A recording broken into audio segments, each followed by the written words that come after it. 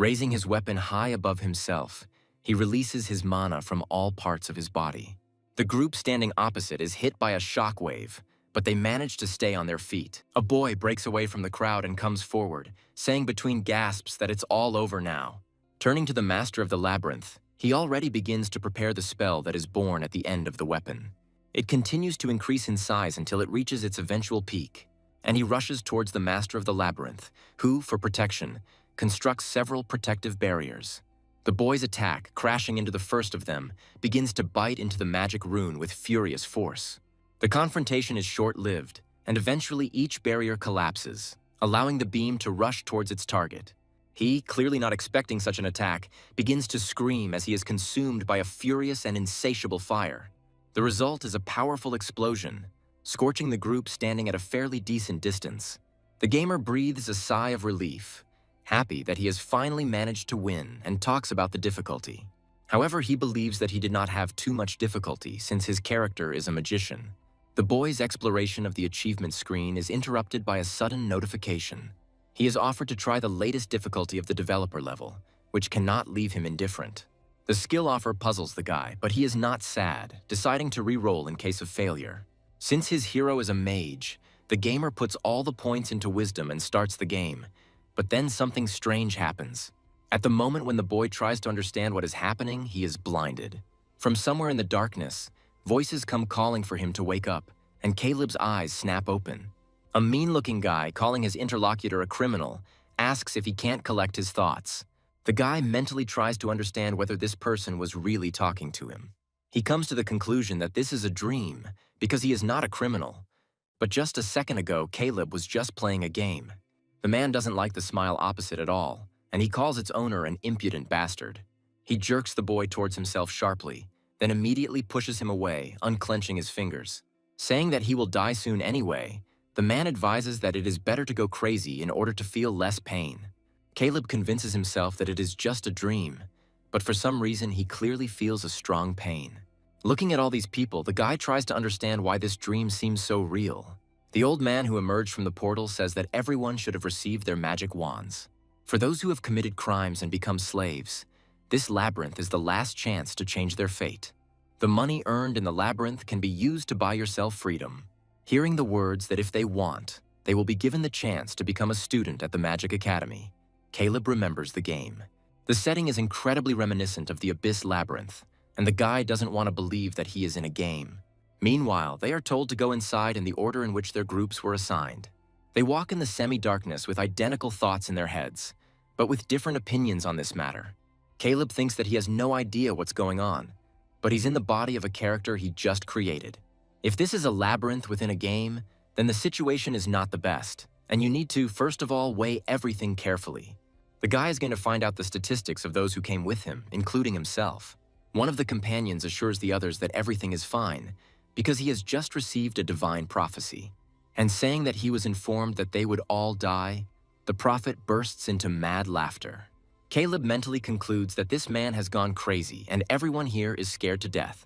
He asks the prophet to calm down, saying that as long as they stay focused, they can all survive. The guy suggests moving slowly, but he is interrupted by a shout asking to be taken away from this place. Caleb mentally calls the panicker a fucking idiot, turning to face him. But I can't voice my further thoughts out loud because what I see takes my breath away. For the escape attempt ends with a resounding fall of his body after he is pierced in several places. A little further down the course, a sinister chuckle is heard, and a goblin's face appears from the darkness of the corridor. The madman, echoing the mad laughter, rejoices that everything happened exactly as he said. Starting to say that the oracle never lies, he falls silent. Forever. The goblins are already becoming more numerous. They appear from the darkness, anticipating a wonderful feast. As the prophet's body falls to the floor, the elf squeals in fear, and the goblins continue to approach. Trying to digest what had happened to the second of the group, Caleb became aware of accelerating footsteps. The goblins rush towards him, and a thought strikes the young man's fevered brain. He involuntarily thinks about what will happen to him if everything continues like this. And the vile creatures, without wasting any time, lower their weapons with a battle cry, finding themselves very close. Thoughts about death prevent one from thinking clearly. But in this situation, one cannot think about anything else. And at this moment, A special ability called the step-by-step hourglass is activated. The clock pauses for one turn for 60 seconds, passing the baton to Caleb and starting the countdown. The guy tries to understand what it is, reading the lines about how the ability is triggered automatically in emergency situations. Caleb realizes that time has stopped only after 5 seconds. He admires this, but quickly pulls himself up short, reminding himself that something else is important now. The guy orders himself to first raise his wand and block the sword strike. Hearing a distinctive sound, he notices the action points indicator and begins to reason. It follows from this that only 1 point is spent on one movement. The guy thinks that it is difficult for him to combine. Just when he thinks he can't dodge and block at that speed, he notices something. And the question arises in his head about how he can still breathe if he can't move. Caleb wonders if he can speak and checks his action points gauge. By visualizing, the guy assumes that his speech will be viewed like a command in a chat. Just one wave of the wand takes away another action point. There are only 5 seconds left until the end of the turn, and moving an object takes another -1. The guy casts a rune, and this is equivalent to another action, emptying the gauge completely. When there are 2 seconds left in the countdown, Caleb speaks the activation words for the fireball spell. The system announces the end of the turn, the flip of the hourglass, and a 60-second recovery time. And the very next moment, an all-consuming flame bursts out from the end of the magic wand, roasting the enemies. The girl's gaze changes to one of confusion when a gust of air brings a wave of heat to her, and the stream of fire, having finally taken the form of a ball, picks up the remains of the goblins and carries them deep into the corridor. Trying to catch his breath, Caleb finally realizes that he just almost died, and he wonders what he did wrong. Looking at the guy who has given in to his emotions, he thinks that he cannot die like a dog without a reason. And while Caleb isn't entirely sure yet, it seems like the system in this world is the same as in the game. The guy thinks that no one knows more about magicians than he does, and also that he doesn't know how long it will take to find a way out of this place. Therefore, Caleb considers farming and finding reliable allies as a priority. Remembering that he is not alone here, the guy turns to the elf. He asks her what magic is in her wand, and it turns out to be lightning. But the girl warns her interlocutor that she has never used magic wands before. Letting out a heavy sigh, Caleb tries to reassure himself that it's better than nothing. He says that even in this situation, the elf has no choice, and advises using a wand in case of an attack. And yet, be that as it may, they should now try and find a way out of this place. Caleb thinks about not knowing who it was, the developer or God, who dragged him into this horror. The elf asks her involuntary companion to wait for her, and he thinks that he will survive. Several years ago, the labyrinth was destroyed, and this caused terrible consequences. Monsters poured out of the resulting portal and immediately covered the entire surface. As a result, countless adventurers and mages died. Slaves are thrown into the labyrinth, and those who survive are raised to train labyrinth-exploring mages. But this is just the premise of the game, so there is no guarantee that everything Caleb knows is true. The girl hesitantly introduces herself as Uernel, and the boy, reciprocating, says that there is no need for thanks. For a while, an oppressive silence hangs between them again, but the girl can no longer hold back. Uernel dares to express surprise at the boy's calm and taciturnity. The fact that he interacted with others quite a lot on the slave ship raises questions in Caleb. He understands that there may be people here who knew who he has now become before. Uernel says that she used to live in the Enchanted Forest, and then got a job at the mission center. But it turned out that the company was dealing in drugs and falsely accused the elf, and that's how she became a slave. Thinking that stress might be the cause of her talkativeness, the guy asks her to calm down a little. And then time, as usual, freezes, presenting a scale to the attention and inviting you to make your move. The countdown that has started makes the guy think that he has stepped into a trap. But Caleb immediately mentally urges himself to remain calm to avoid problems. He recalls that most of the traps in this section are mechanisms that extend out from the wall. Fortunately, on Uernel's side, the wall is clear with no gaps visible. The guy understands that it is risky both to watch what is happening on his part and to do nothing. However, turning around, he sees that there are also no holes on the right wall. The ceiling also turns out to look quite ordinary, so only the floor remains. There are 4 types of traps in the first level of the labyrinth. One of them is the rising one with thorns, whose thorns, rising from the ground, pierce the legs. The second could be an explosive nail trap, which has a wide range of action. Along with them, there is a gas trap that sprays poison or sleeping gas. The last one may be a falling trap that throws those standing on it to the second floor. Caleb concludes that he is also in danger if the ability was activated. But this is not the first trap. He says it really irritates him that he can't move without risking himself. So he takes a step, deciding to just step on it himself. So the guy spends all his action points, and just then his turn ends. The elf, not noticing anything, continues her movement, trying to take a step. Ikaya stumbles, and the girl barely manages to keep her balance. Uernel asks why the guy did that, and he says that she stepped into a trap. It activates when you lift your foot, so Caleb stepped on it, glad it wasn't the fourth. The girl apologizes, asking how she can help, and the guy asks her to remember the barrel she encountered along the way. Uernel remembers one, and the interlocutor asks her to bring the barrel here. Agreeing and promising to return as soon as possible, the girl runs away, and the guy begins to think. 30 minutes have passed since then, but the elf is still not there, which gives rise to certain thoughts. Fears arise in her head, from the fact that the girl herself fell into a trap, to meeting monsters along the way. And just when he thinks that he should have been more selfish, Uernel's voice is heard. She apologizes for the delay, arguing that the barrel is too heavy. Now the guy feels guilty, praising the girl and asking her to roll the barrel to the stove on which he is standing. Now that they're far enough away, Caleb is going to switch to his wand, telekinesis. He wants to check because the trap may be unknown to him. And turning his magic wand in the required combination, the guy makes the movement. The metamorphosis begins to occur at the moment when the barrel is lifted, and then it explodes with a deafening sound, causing Uernel to squeal in fear. Thinking that it was a nail trap, the guy suggests to his partner to continue on their way, and she agrees.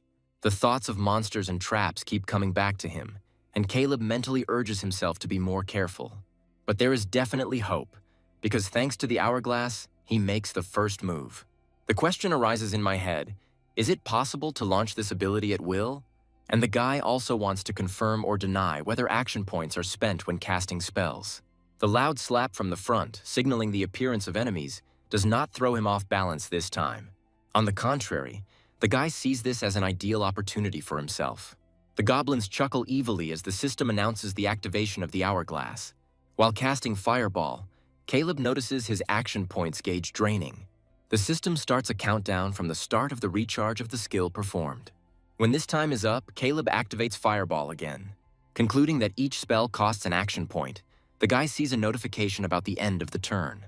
And at the same moment, the space around is engulfed in flames. When the spell reaches the goblins, it fries them thoroughly, forcing death screams out of the creatures. The guy allows himself to look away from his targets only when they fall silent. He thinks that he could theoretically fire 4 fireballs in one turn. The girl is delighted, because she believes that Caleb has quick summoning and summoning without a spell. She says to herself that she is weak and unable to use magic. Saying that she is of no help and calling herself a burden, the elf expresses regret about this. Caleb mentally agrees that the girl is useless as a warrior or a mage, but she has another advantage. The boy asks Uernel how far she can jump, and she is puzzled by this question. Remembering what happened then in the magic forest, the girl says that it seemed to be about 4 meters. The guy makes an analysis in his head, according to which Uernel's agility should be at least 5. Handing her the weapon, Caleb asks if the elf would like to try using the bow. Uernel admits that she also finds it more convenient to use a bow, and sometimes she also shoots with it. The guy encourages this and asks his interlocutor to cover his back, and also asks for a magic wand. The girl promises to try to buy time to make it easier for the guy to cast spells, and he thinks about the abundance of magic wands. The elf's ear catches an unguarded sound, and she turns to Caleb with concern. Turning around, the girl informs her companion that someone is following them. Caleb follows her example, turning his head in all directions in order to anticipate the attack. Not noticing anyone on either side, he tells the girl about this, but she stands her ground. Caleb has an idea about this and asks the girl to close her eyes for a second. The blonde gets scared, asking a lot of questions about the reason for such an unexpected request. But in the end, he gives in, exhaling heavily and meekly agreeing. Caleb asks her if Uernel can tell where and how many stones fell. Hearing the answer, the guy is convinced that the elf has an ability called sound display. Now he asks to name the number of people who were following them, which turns out to be 4. Hearing that they are all heading in their direction, Caleb mentally becomes wary, fearing for their lives. He tells his partner to follow him, offering to find a place to hide, and Uernel agrees to wait in one of the corners until the pursuers pass. Crouched behind the wall, Caleb tries to keep his cool, but the approaching footsteps make him nervous. They are getting closer and closer, and the guy understands that he needs to do something immediately. The elf is even more tense because she doesn't even have the beginnings of a plan in her head. Realizing that delay would only be to their detriment, Caleb jumps out and orders the intruders to stop. Pointing 2 magic wands at them at once, the guy asks about the reason for following them. Baldy responds that he has no business with Caleb. However, he and his friends need our hero's partner. The bald man promises to spare his interlocutor if he simply gives them this elven bitch. Novice spells won't be able to penetrate these shields anyway, just like these toothpick arrows. He advises against even trying to repeat the spells, promising that the first attack will be theirs. The man recommends saving your energy for something else and choosing the easy way out. An alternative option is to join them and work together as a group of 5. The man himself proposes to divide the subject of the dispute between themselves. Uernel's voice vibrates with fear as she turns to Caleb questioningly, awaiting his verdict. The man continues to persuade the boy to his side, but he mentally answers him negatively. Caleb thinks that with Uernel on guard he can rest, but with them that won't happen. And the guide tells these bandits to shut their dirty mouths and leave if they don't want to die here. Uernel can't believe his luck, joyfully shouting out his comrade's name. And the bald man, smiling, clarifies, assuming that his interlocutor is quite the joker. But he replies that he is speaking in all seriousness now. The conciliatory expression falls from the bald man's face as he spits out a word of agreement. He orders his friends to kill both the arrogant boy and the elf bitch. The hourglass activates, signaling that it is Caleb's turn. He, even though the robbers don't hear, reminds them that he gave them a chance. He thinks that if the double stick seemed weak to this idiot, then he was very wrong. Looking at the puddle in which the opponent's feet are immersed, Caleb smirks coldly. Water is an excellent conductor of electricity, and Uernel's wand has a shock charm. Normally, it would have hit only one target, but the liquid changed the situation. The lightning bolt rushes forward, guided by the hand of its master towards its unsuspecting victims. Thinking that the electric shock will make them drop their weapons, the guy adds fireball. The guy says that the first attack will hit the puddle and the second, aimed one, will hit the bald guy. Caleb spends the last point of the scale in the same way as the second, on the fireball spell. The system announces that all action points have been exhausted and the user's turn has ended. And at the same moment, a charge hits the puddle in which our hero's enemies are standing. And already in the next, followed by piercing screams full of pain and despair, the men scream. Reflexively, weapons fall from weakened hands, partially sinking under the water. And the bald man shouts out a puzzled question just as a fireball flies towards them. Contact with water causes steam to form, causing him to retreat and cover himself. Saying that he can't see anything, the bald man tells his boys to spread out. But when the smoke clears, a fireball flies straight towards him, already dangerously close. When they come into contact with each other, an explosion is heard, forcing the bald man's opponents to take cover. Caleb turns to Uernel, giving the elf the command they had agreed on earlier. The girl pricks up her ears to more accurately determine the source of the desired sound. And literally a second later, he releases the arrow, having finally decided on the trajectory. Caleb is confident that despite the density of the steam, Uernel's echolocation will not be affected by this variable. And then the guy gives the girl the order to shoot at each of the enemies. He thinks that the elf must remove at least one before the cooldown of his spell ends. Caleb is sure that the bald one can be written off since he was hit by the fireball, only the others remain.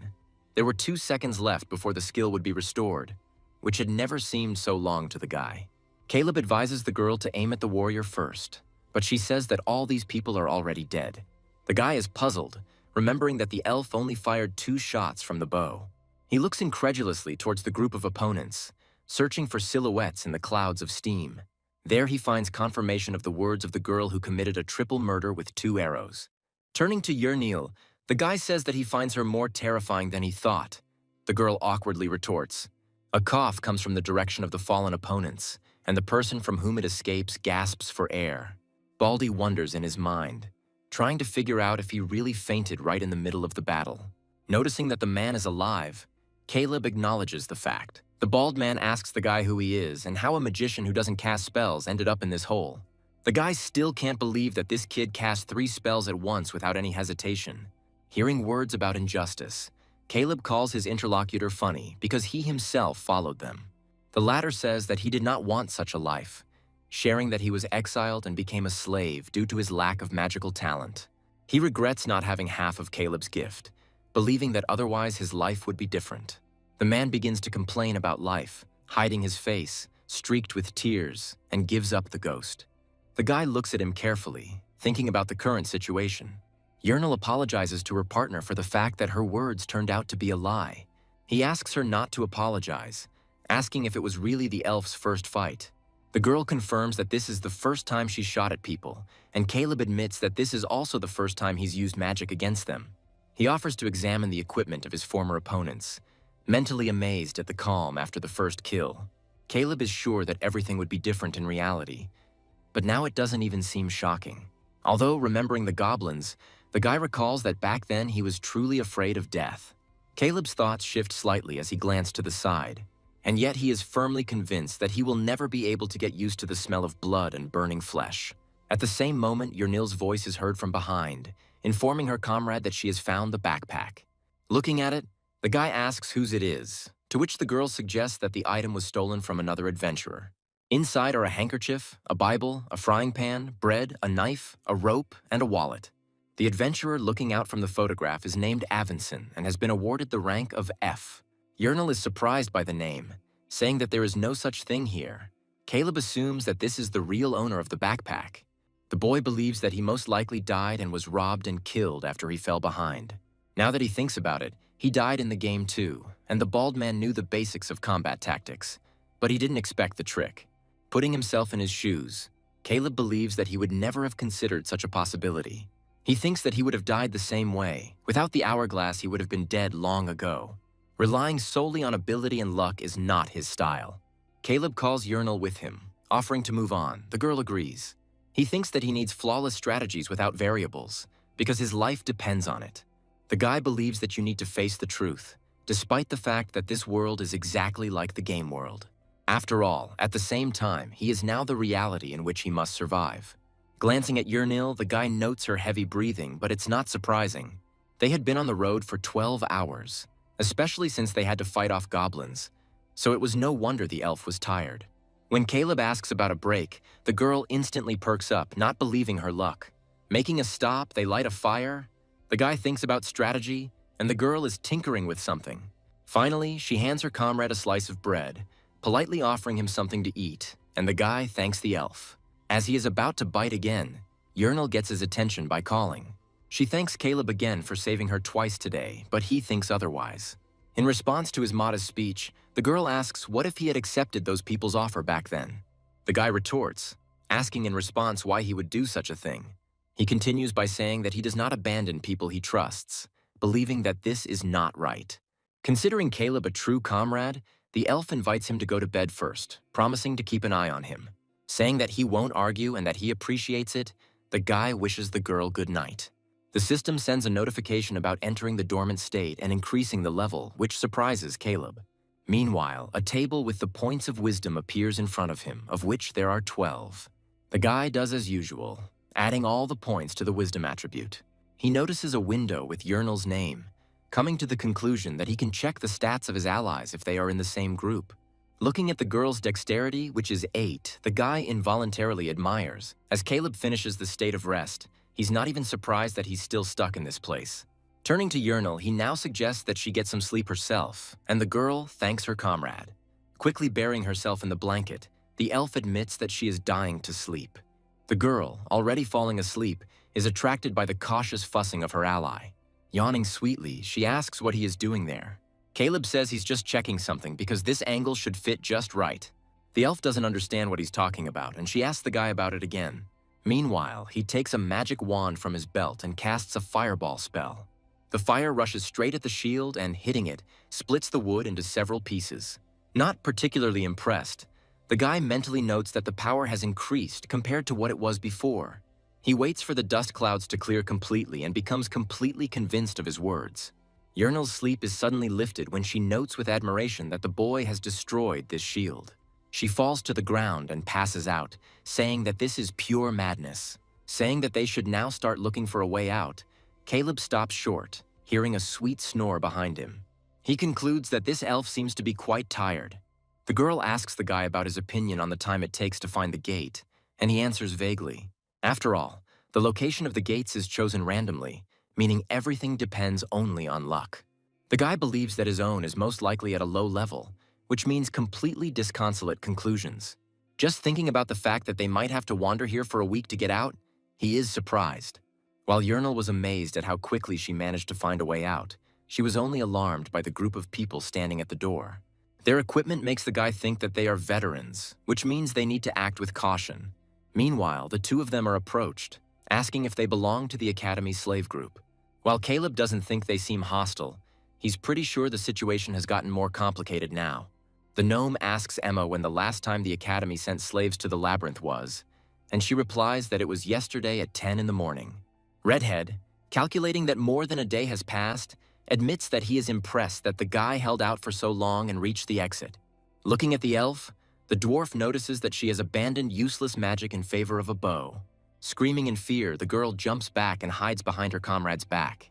Noticing two sticks in a person's hands, the interlocutor makes the assumption that he is confident in his abilities. The gnome likes Caleb's confident answer and asks about the fireball wand.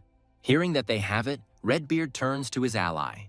Saikal believes that they can't just continue to sit in this place forever. Emma likes Caleb's confidence and suggests simply taking the guy in, but the dwarf retorts. Not only is he a low-level mage, he might be the same as that clown, Avison, and our hero gets tense. Assuming that this is the group of that adventurer, the guy asks them if they have lost their teammate.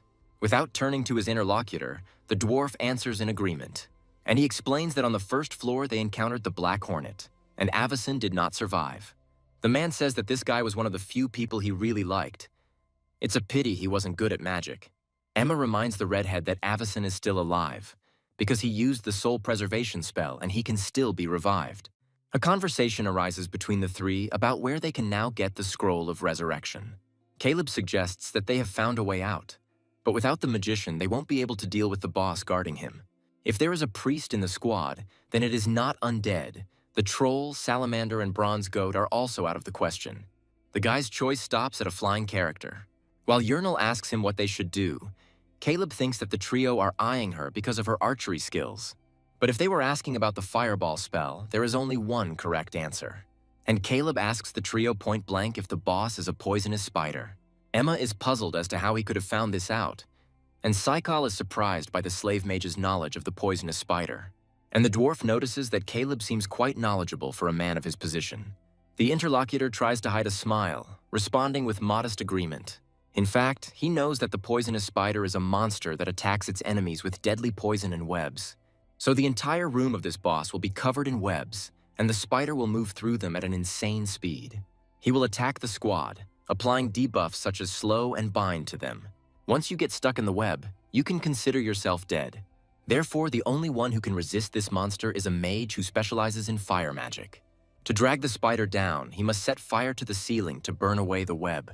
Caleb is very clear that he is the only one who can do this right now.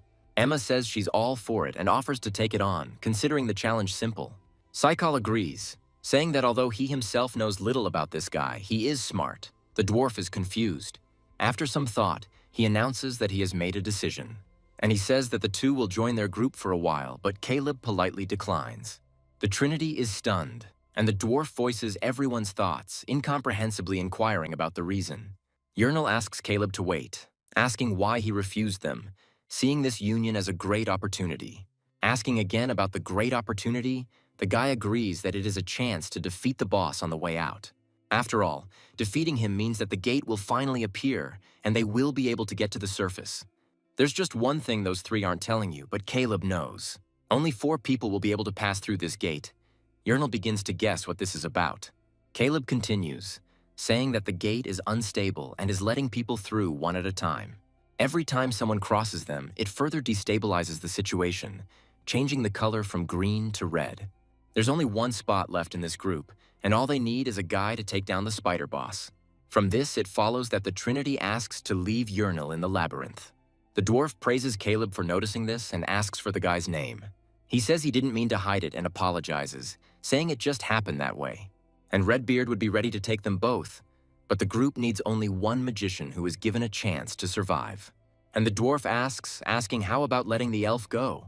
The girl begins to stutter, questioningly addressing her ally by name. He remains sullenly silent for a while, causing the silence in the corridor to become tense. Thinking that this offer is tempting, the guy admits that it almost convinced him. But if he's still a slave after he gets out, they'll just send him back. Thinking about whether those three would have left him in their group, the boy believes that he would have been thrown back among the outcasts. Thinking that he will never find another Uernel, Caleb begins to speak, and he says that he will not leave this girl, adding confidence to his voice. Hearing these words, the trio tenses up because they expected a completely different answer. Even the elf herself is puzzled, considering her friend's behavior somewhat reckless. Our hero, meanwhile, says that he will make a counteroffer to the group instead. Hearing the proposal to hire them, the dwarf is perplexed, because in exchange for payment, this guy will lose the gate. But he still tells this impudent little bastard that he agrees and specifies the price. By naming a price of 10,000 gold, the boy makes Uernel cry out and ask if he knows how much it is. Caleb grins and answers yes, and he mentally adds that the magic stones and equipment they looted today can be sold for 2,000. Each of their slave contracts is worth 3,000, meaning the pair will be able to cover the cost of their freedom and emergency expenses. Emma offers to simply pay, but the gnome reminds her that she herself is costing a lot. Caleb thinks that they hired this notoriously expensive priest because they could afford it. Cycle suggests ending it and going their separate ways, and the question of 10,000 of his share comes up. Caleb is well aware that the real reason for all this is Avison. After all, they need the scroll of resurrection before his soul-preserved corpse begins to decompose. Meanwhile, time is running out, which means the trio will have to accept Caleb's terms. Cycle asks to simply agree, since there are no other magicians nearby. Meanwhile, Caleb asks the priestess Emma to swear oaths before the goddess Nathaniel for the contract. She asks her interlocutor not to worry, because divine oaths cannot be broken. The dwarf can't just agree to this guy's terms completely, so he offers 9,000 instead of 10. But Caleb is no slouch either, and to make sure everything is on his terms, he asks for another 500. The dwarf does not back down, naming the sum of 10,300, but his opponent is adamant. Then the interlocutor begins to lose his temper, not wanting to pay the slave mage 9,500 gold pieces. Realizing that there is no other choice, Redbeard agrees, and the guy promises that he will not regret it. The dwarf already regrets starting this dialogue, and Emma suggests that the mercenaries come closer. She begins to speak the words of the agreement before the goddess Nathaniel sealing it. The priestess says that Vertanen, Saikal, and herself are hiring Caleb and Uernel for 9,500 gold. After pronouncing the conditions and possible consequences, the priestess asks the opponents a question. She asks Vertanen and Caleb if they swear to keep these vows, and they both agree in unison. Immediately after these words, the gnome turns around and, going to the door, opens it. And he announces that since they have successfully resolved everything, they should not stand still. Inside, it turns out, just as Caleb had previously assumed, everything is covered in cobwebs. The guy thinks that it is too dark here, which is why the visibility has become worse. Assuming that the boss is most likely hiding under the ceiling, his gaze catches on something. In some corners, there are neutral objects that are filled with explosives. The gnome advises his companions to watch out for the cobwebs covering the floor. After all, if you step on it, it will stick tightly. Caleb considers it even more important to determine the location of the boss. The gnome thinks that you just need to burn the cobwebs on the ceiling and not play the hero. He is about to say something else, but from somewhere above comes an eerie sound. Something flies straight at them at high speed, causing everyone in the group to tense up. The web ball is closest to the gnome, and milliseconds remain before their collision. But he is not going to allow this to happen, reacting sharply and making one sweeping motion with his weapon. The gnome quickly turns to the magician, ordering him to launch a fireball at the ceiling. After all, they need to force this spider to come down to the ground at any cost. Caleb silently notes the monster's fast speed, considering it ideal that it gives itself away. And although the chances are slim, you need to inflict maximum damage in just one hit. After activating Hourglass, Caleb spends action points to fire 3 fireballs. He spends the last one on it, resetting the scale and thus ending his turn. Several spells soar into the air, heading straight towards their intended target. Already feeling the heat from the nearby fireball, the spider lets out a piercing scream. The collision proves inevitable, hitting the same spot 4 times. Cycle is hit by 4 attacks in just one turn, causing even the priestess to curse. And while the dwarf is trying to figure out if he missed the boy's spell, he tells everyone to concentrate. Thinking that, from his experience, there is no need to waste time, the guy gives a prearranged signal to Uernel. Several arrows immediately rush at the monster, one after another, not giving it time to catch its breath. However, as they approach, the spider manages to shoot out webs several times. Caleb tells his companion to stay put for now, mentally considering that the goblin-made bows are useless here. With a screech from the spider, a pillar of fire suddenly shoots up, scorching those standing nearby with a wave of heat. Caleb asks the priestess to create magical shields, and she obediently agrees to put them up. He tells Saikal to attack when the shields are raised, and he tells the brat not to give him orders. But despite this, he takes off like a lightning bolt before the smoke has cleared. When this begins to happen, the man is already close, clearly seeing the outline of the spider. The monster helps the foggy haze to disperse and, also noticing the enemy, hurries to protect itself. But Saikal isn't about to let his target go so easily. Concentrating on the attack, he gives himself a boost of speed with a push and performs a shadow strike. One swing of the blade is enough to make the spider squeal in pain. His squeal only gets louder as another paw flies into the air. The creature twists, beginning to move frantically, synthesizing webs for its next attack. And then the dwarf shouts and turns to the priestess, reminding her that she needs to hurry. Emma already knows this, but she doesn't hesitate to activate the star shield.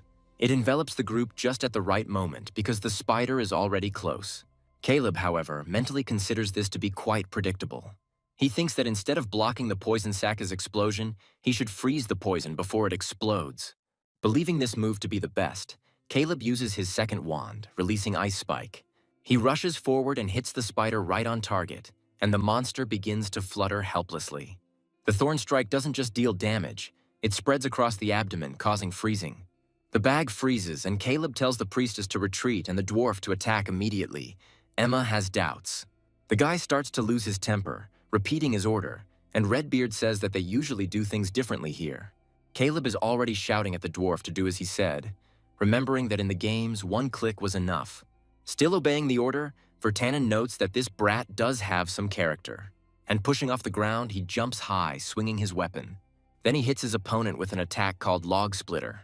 The impact is so powerful that it creates shockwaves on both sides. Taking out his axe, the dwarf breathes a sigh of relief, notifying everyone else that the job is done. Looking at all this, Caleb mentally asks not to tell him that they don't know one nuance, which can happen after the poisonous spider becomes the boss. Looking up, Caleb continues to think, remembering that it is a tiny chance, but still. The fact that the second phase may begin cannot be cancelled. The Trinity is happy that they finally defeated him, because they simply could not afford to fail. The elf, watching everything from the side, does not understand what Caleb is thinking. So she asks him directly why he still holds the magic wand in his hands. The guy asks her to look up for a second, and the girl, obeying, asks why. She pauses for a few moments, trying to come to terms with what she has seen, and then lets out a frightened squeal. Hearing this, the dwarf asks what is up there, but Emma also cannot see, as it is very dark there. But the beastman has no difficulty with visibility, so he recoils in horror. Seeing that the entire ceiling was teeming with spider eggs, he cursed and asked what it all meant. The dwarf, just in case, clarifies whether his comrade is joking, but his voice still sounds wary. The priestess remarks with fear that no one warned them about the second phase, and Redbeard echoes her, burping. Caleb orders Uernel to immediately roll him an orcish barrel of ale, trying his best to do so. Obeying her comrade unquestioningly, the elf hurries to carry out his order. And although this is really not easy for her, the girl, as ordered, puts in all her efforts. The dwarf asks Caleb not to tell him that he wants him to throw the thing away, but the answer is yes. Meanwhile, the guy asks the priestess to cast weapon light on the elf's arrow, and she agrees. Obeying the command, Emma speaks words of radiance even in the deepest darkness. Caleb asks Uernel to shoot at the ceiling to set it on fire, and the girl accepts the order. And the very next moment, her arrow breaks away from the bowstring, beginning its flight. To the dwarf's cries, the arrow hits the spider's nest, and then he himself throws the barrel, sending the elf after the projectile. There is no more than a meter left before the barrel and the masonry touch, which Caleb is carefully monitoring. And then, realizing that the moment has come, he activates his hourglass. Following this, the mage releases a fireball, spending the first action point. Considering that this is not enough, 3 more follow him, helping to complete the line. A powerful explosion thunders, and everyone standing below is glad that such a distance separates them. And yet, despite this, several small streams gusts reach the members of the group. The Trinity is already mentally running through a repeat attack in their heads without casting a spell. They try to remember if it was always so ordinary and simple. Looking at Caleb, Uernel tries to understand who this slave with such amazing talent is. The guy's gaze catches the movement nearby. It turns out to be an expanded portal, signifying the opening of an exit. Caleb breathes a sigh of relief and is glad that it's finally over and they made it. He thinks that while working with a competent group is important, not being able to control everything is frustrating. When Saikal addresses the newcomer, asking who he is, his tone of voice changes abruptly. The Beastman admits that at first he thought the mercenary was trying to kill them all, but he was magnificent. Caleb says he didn't think about it because maybe they could have secured the gate too. Seriously speaking, the dwarf also praises the boy, admiring his skills, and asks who he was before slavery. Memories of playing computer games all day long flash through Caleb's mind. But of course, he can't say that. So he replies that he was an ordinary slave at the Magic Academy. But the dwarf roughly understands what is going on, agreeing that his interlocutor has his own reasons for his silence. Uernel, meanwhile, says he can't believe they beat the boss without a single injury. Uernel echoes that. And he admits that he agreed to the contract thinking that this couple would quickly die. Caleb now understands the reason why the dwarf assessed the work in this way. Redbeard agrees that he knows the value of money, but says they are not finished yet. Caleb also confirms that this is not the end. But Saikal does not understand what they are talking about, because the gate has already been found. The guy says that the contract must be completed in the village. The elf is puzzled by this.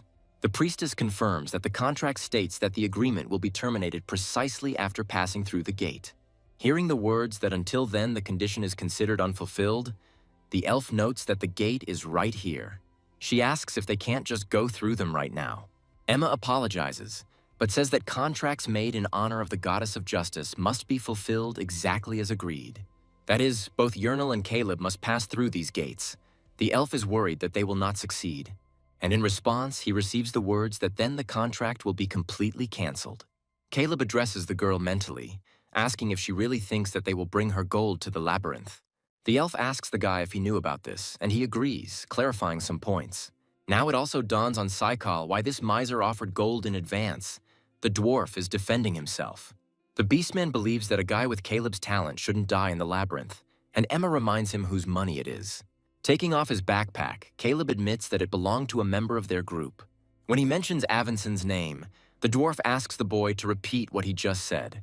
He immediately jumps up, asking if this is really the boy's backpack, and now he understands why the thing seemed familiar to him, and then asks about Avinson's body. Hearing the words that they did not find a corpse but took a backpack from another group of slaves, the guys become confused. Uernel suggests that Caleb expects something in return for his confession. He says that he just wants to take the backpack, and personal belongings should be kept with the deceased. The dwarf mentally addresses his interlocutor, amazed that he doesn't need money, and he immediately perks up, saying that in exchange for Avinson's personal belongings, they will give up all their rations. After all, Uernel now considers them simply extra baggage. Caleb clarifies, asking if his interlocutor really plans to return. The dwarf replies that it will take some time to obtain another scroll of resurrection. The priestess confirms Uernel's words, saying that they have already used one. Caleb asks what happened to the previous one. They tell him that Avinson was already dying, to which the guy mentally addresses him, asking him to get out of this damn place already. The dwarf admits that Caleb is 100 times better than Avinson ever was. Saikal asks his comrades to imagine what would have happened if they had hired this guy from the very beginning. A friendly dialogue begins between them about the next time, although it will cost more. Carefully raising her hand, the elf draws attention to her modest person. She politely asks this team to take Caleb with them right now. Each of the three turns a stunned gaze to Uernel, and Caleb himself, turning around, mentally asks an involuntary question. Uernel clarifies that if at least one person reaches the village, the contract is considered fulfilled. She repeats the words that the agreement will remain in effect until both sides are destroyed. Uernel continues, saying that with this money, Caleb will be able to buy himself freedom and equipment, officially joining their group. Emma asks her interlocutor to wait, asking what about herself. After all, even Caleb almost died in this place. What can we say about the elf? And she replies that she doesn't think they will ever be able to find a way out again. At this rate, she'll just die here, so Uernel asks Caleb not to stay for her sake. The elf believes that if she were here alone, she could have died long ago. And only thanks to Caleb did she manage to get to this place. The guy says Uernel's name with puzzlement. The elf says that she is sincerely grateful to the guy and will never forget him. She asks him to live on for both of them. The silence that reigned, interrupted only by the blonde's sobs, was broken by the dwarf. Addressing the elf lady, he says that recruiting members of another group in the labyrinth is usually considered rude. The dwarf admits that he thought of them both as former convict slaves, without thinking about the future. But now things are different. Uernel wants to respect them both as an official group. And first of all, he invites Caleb to officially join their group, receiving, in addition to the promised, 25%. Thinking about it, the guy finds this offer quite generous. Uernel stands her ground, saying that she is fine and will somehow manage on her own. The elf cannot allow Caleb to die because of someone like her, so she suggests that the guy at least part with a smile. And the system informs about the possibility of expanding the hourglass when choosing to stay with Uernel. Caleb ponders the possibility that this might be a hidden feature of the hourglass, wondering what to do now. It looks like the skill expansion is about commanding party members, which brings up some interesting thoughts. Caleb suggests that this way he can give orders to others during his turn, but within their capabilities. But he is more inclined to believe that the command he will be able to give will most likely be a simple action. After this, Caleb moves on to discussing the expenditure of action points. If Uernel can act instantly as soon as his turn ends, that would be great. Meanwhile, the dwarf is rushing the guy, and he mentally asks to give him a little more time to think. Caleb thinks about which choice will benefit him the most, because he has to be careful with that. On one side of the scale sits the hourglass update and the talented archer Uernel, and on the other, an immediate escape from the labyrinth, liberation from slavery, and becoming a member of an experienced dwarf squad. The system announces that its owner's turn is ending, and he voices his choice. Saying he appreciates their offer, Caleb replies that his opinion remains unchanged. He plans to stay with Uernel, allowing the group to pass through the gate as originally planned. Tears from the elf's eyes begin to flow down her cheeks even faster. Uernel asks incredulously whether his interlocutor is serious in his words. The answer is yes. Caleb admits the thought that even in a computer game he would do the same. After all, he thinks that Uernel's studies are the best investment in the future. And besides, under the elf's disapproving cries, the guy admits that he is not so heartless. When the girl continues to press, asking why he doesn't leave, Caleb tries to contain his emotions. Cycle steps forward, changing the timbre of his voice, and addresses the newcomer. And then he says that he thinks he's incredibly cool, remembering how he himself was once a newbie. Emma thinks that it looks like the Magic Academy has acquired a real talent this time, and the dwarf agrees. The priestess doesn't want to ruin the touching moment, but she's curious how the two are going to handle the next boss. For this reason, Caleb asks permission to take the spider's corpse. The dwarf considers this a different story. Listening to his interlocutor's complaints, the guy calls him heartless. But the magician does not give in, asking, in this case, to deduct the monster's corpse from the amount due to him. After this, Uernel turns to the elven lady, asking her name. He jokingly calls her charming, and the blonde stoically defends her real name. The dwarf agrees, saying that the sincerity the girl showed was more impressive than a rapid-fire fireball. So he asks to make sure that the two return safe and sound. Handing the girl the potions, Uernel says that this is his way of cheering them up, and the elf enthusiastically thanks him. Saikal, saying he has nothing to give right now, promises to buy Caleb a drink when they meet outside. The priestess asks that when they get out, they look for her in the city at the Temple of Nathaniel to receive a reward. Caleb politely thanks Emma for this, and she blesses the boys, promising that she would pray to the goddess for their safe return. Uernel thanks the priestess, and Caleb recalls how the blessing worked in the game. As they say goodbye, the dwarf squad says one last thing. They will be the first to return to the city. Saikal, reminding Caleb of his name, asks him not to forget it, and Emma wishes the boys good luck. The dwarf hesitates for a moment before noticing that it is time to say goodbye. This magical stone allows you to count how many people have passed through the gate.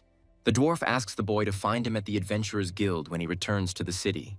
Giving his name, Uernel says he will be looking forward to it, because he is confident that Caleb will succeed. The portal collapses, disappearing, and the elf, falling to her knees in dismay, asks her companion a question. She asks why the guy did this, and how they will be able to get to the next room, just the two of them. He mentally replies that it really was quite reckless, but then a smile appears on the guy's lips, asking this elf not to worry. After all, this ultra-experienced gamer has already calculated everything in advance right now. Touching the blonde's shoulder, Caleb asks her not to cry, promising that they can overcome this. But first, he offers her to pull out the spider's fangs, to which the girl meekly agrees. The elf's trust reaches 100, allowing Caleb to give her commands during his turn. The girl says that she is not trying to relax, but is completely ready to do whatever he tells her. Uernel even allows the guy to use her as a shield, but she's interested in something else. The girl asks if it wouldn't be faster to act together, to which Caleb asks her to trust him. There is a reason for this, and the guy asks the elf to simply focus on removing the poisonous fang, and she agrees. Caleb thinks he really wants to help, but the chance of successfully retrieving the item depends on his agility stat. Based on their points, it's pretty obvious that Uernel will be better at extraction than the guy. He thinks that the advanced ability mechanics still need to be revisited to develop strategies for upcoming battles. Rereading the Hourglass update again, Caleb finds additional information about identity-breaking commands. These are highly complex actions or commands directed against the individual of a group member. He thinks that the visualization has given him a rough idea, but it still needs to be tested in practice. Speaking of specifics, the guy is interested in how far he can go when giving commands. Noticing that Uernel has finished, Caleb suggests that she move on, preparing poisoned arrows along the way. The girl can't stop being happy, saying that she didn't even know she had such a talent. Caleb finds this amusing, because just a minute ago this elf was crying. And although they could die at any moment, the guy likes this smile much more than tears. He tells Uernel that by combining goblin arrows with poisonous fangs, poisoned arrows can be produced. Caleb asks the elf to deal with this too. She agrees, but she has concerns. Uernel is not sure that this will help them in a real fight. The guy seizes the initiative, and he says that the reason the elf couldn't deal good damage was because she had inferior equipment. Making a bow is difficult, but arrows can be varied, especially if you combine materials using special arrows. So even a trash bow can unleash serious power. The guy says he's counting on Uernel, remembering that this also depends on the level of agility. He admits that due to the low score, he did not expect the elf to have a better chance of success. And now the guy asks how she did it, and the blonde says that she just carefully inserted the fang. Caleb remembers that if you don't control the power, the poison gland can burst and you will die. He asks the elf out loud not to shoot yet, but to save the arrow for later, and the interlocutor agrees. Caleb thinks about testing a new feature of his hourglass. By activating them, the guy asks Uernel to take a flask of water from her backpack and give it to him. The fact that it doesn't consume any action points is something Caleb likes. As soon as the action ends, Uernel takes a flask out of his backpack and hands it to the guy. He asks why she suddenly decided to do this, to which he receives the answer that the girl thought that Caleb was thirsty. Mentally chuckling at this argument, the guy thinks that in a fight this could have completely different consequences. Noticing potential opponents nearby, Caleb believes he has a great chance to test them. And he activates the hourglass, cutting out a turn for himself in the usual 60 seconds. The first thing he does is take out one of the goblins with a fireball spell.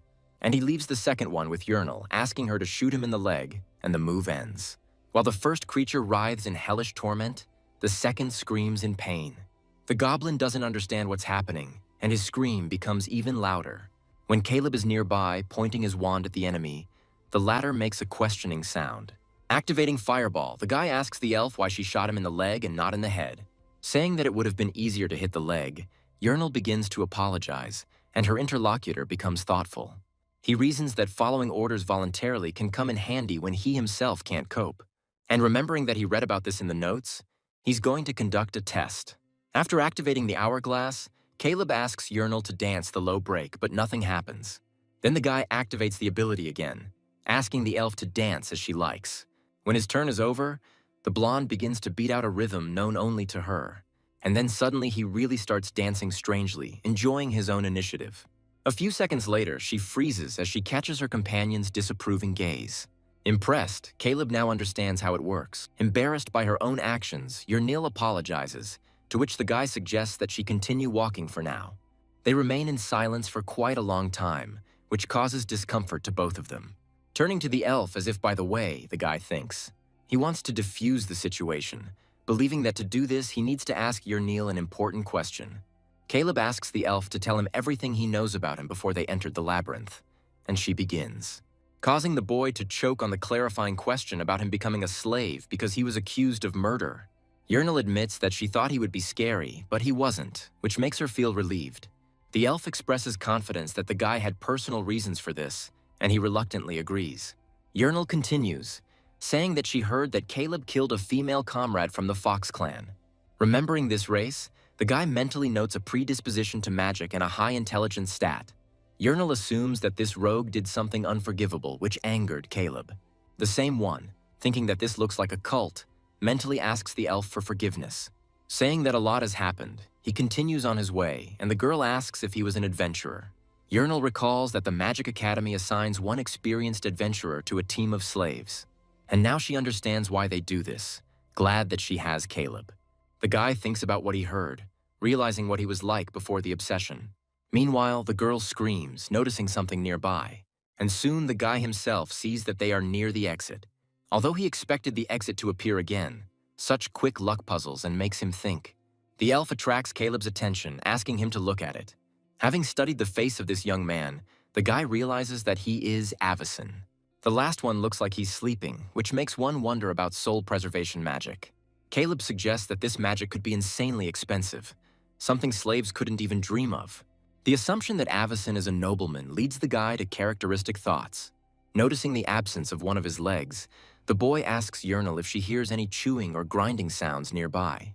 Listening at the same moment, the elf confirms his guess, catching truly unpleasant sounds. The interlocutor asks her about the flapping of wings, but Uernel denies this. What's happening seems strange to Caleb because the dwarf was talking about the black hornet. But if it were him, he would not fly away and go hunting again if the prey was still there. Caleb then rhetorically asks if they should check the direction of the noise. Uernel pauses and says that in fact, there is no need for this. After all, what makes these unpleasant sounds is right here.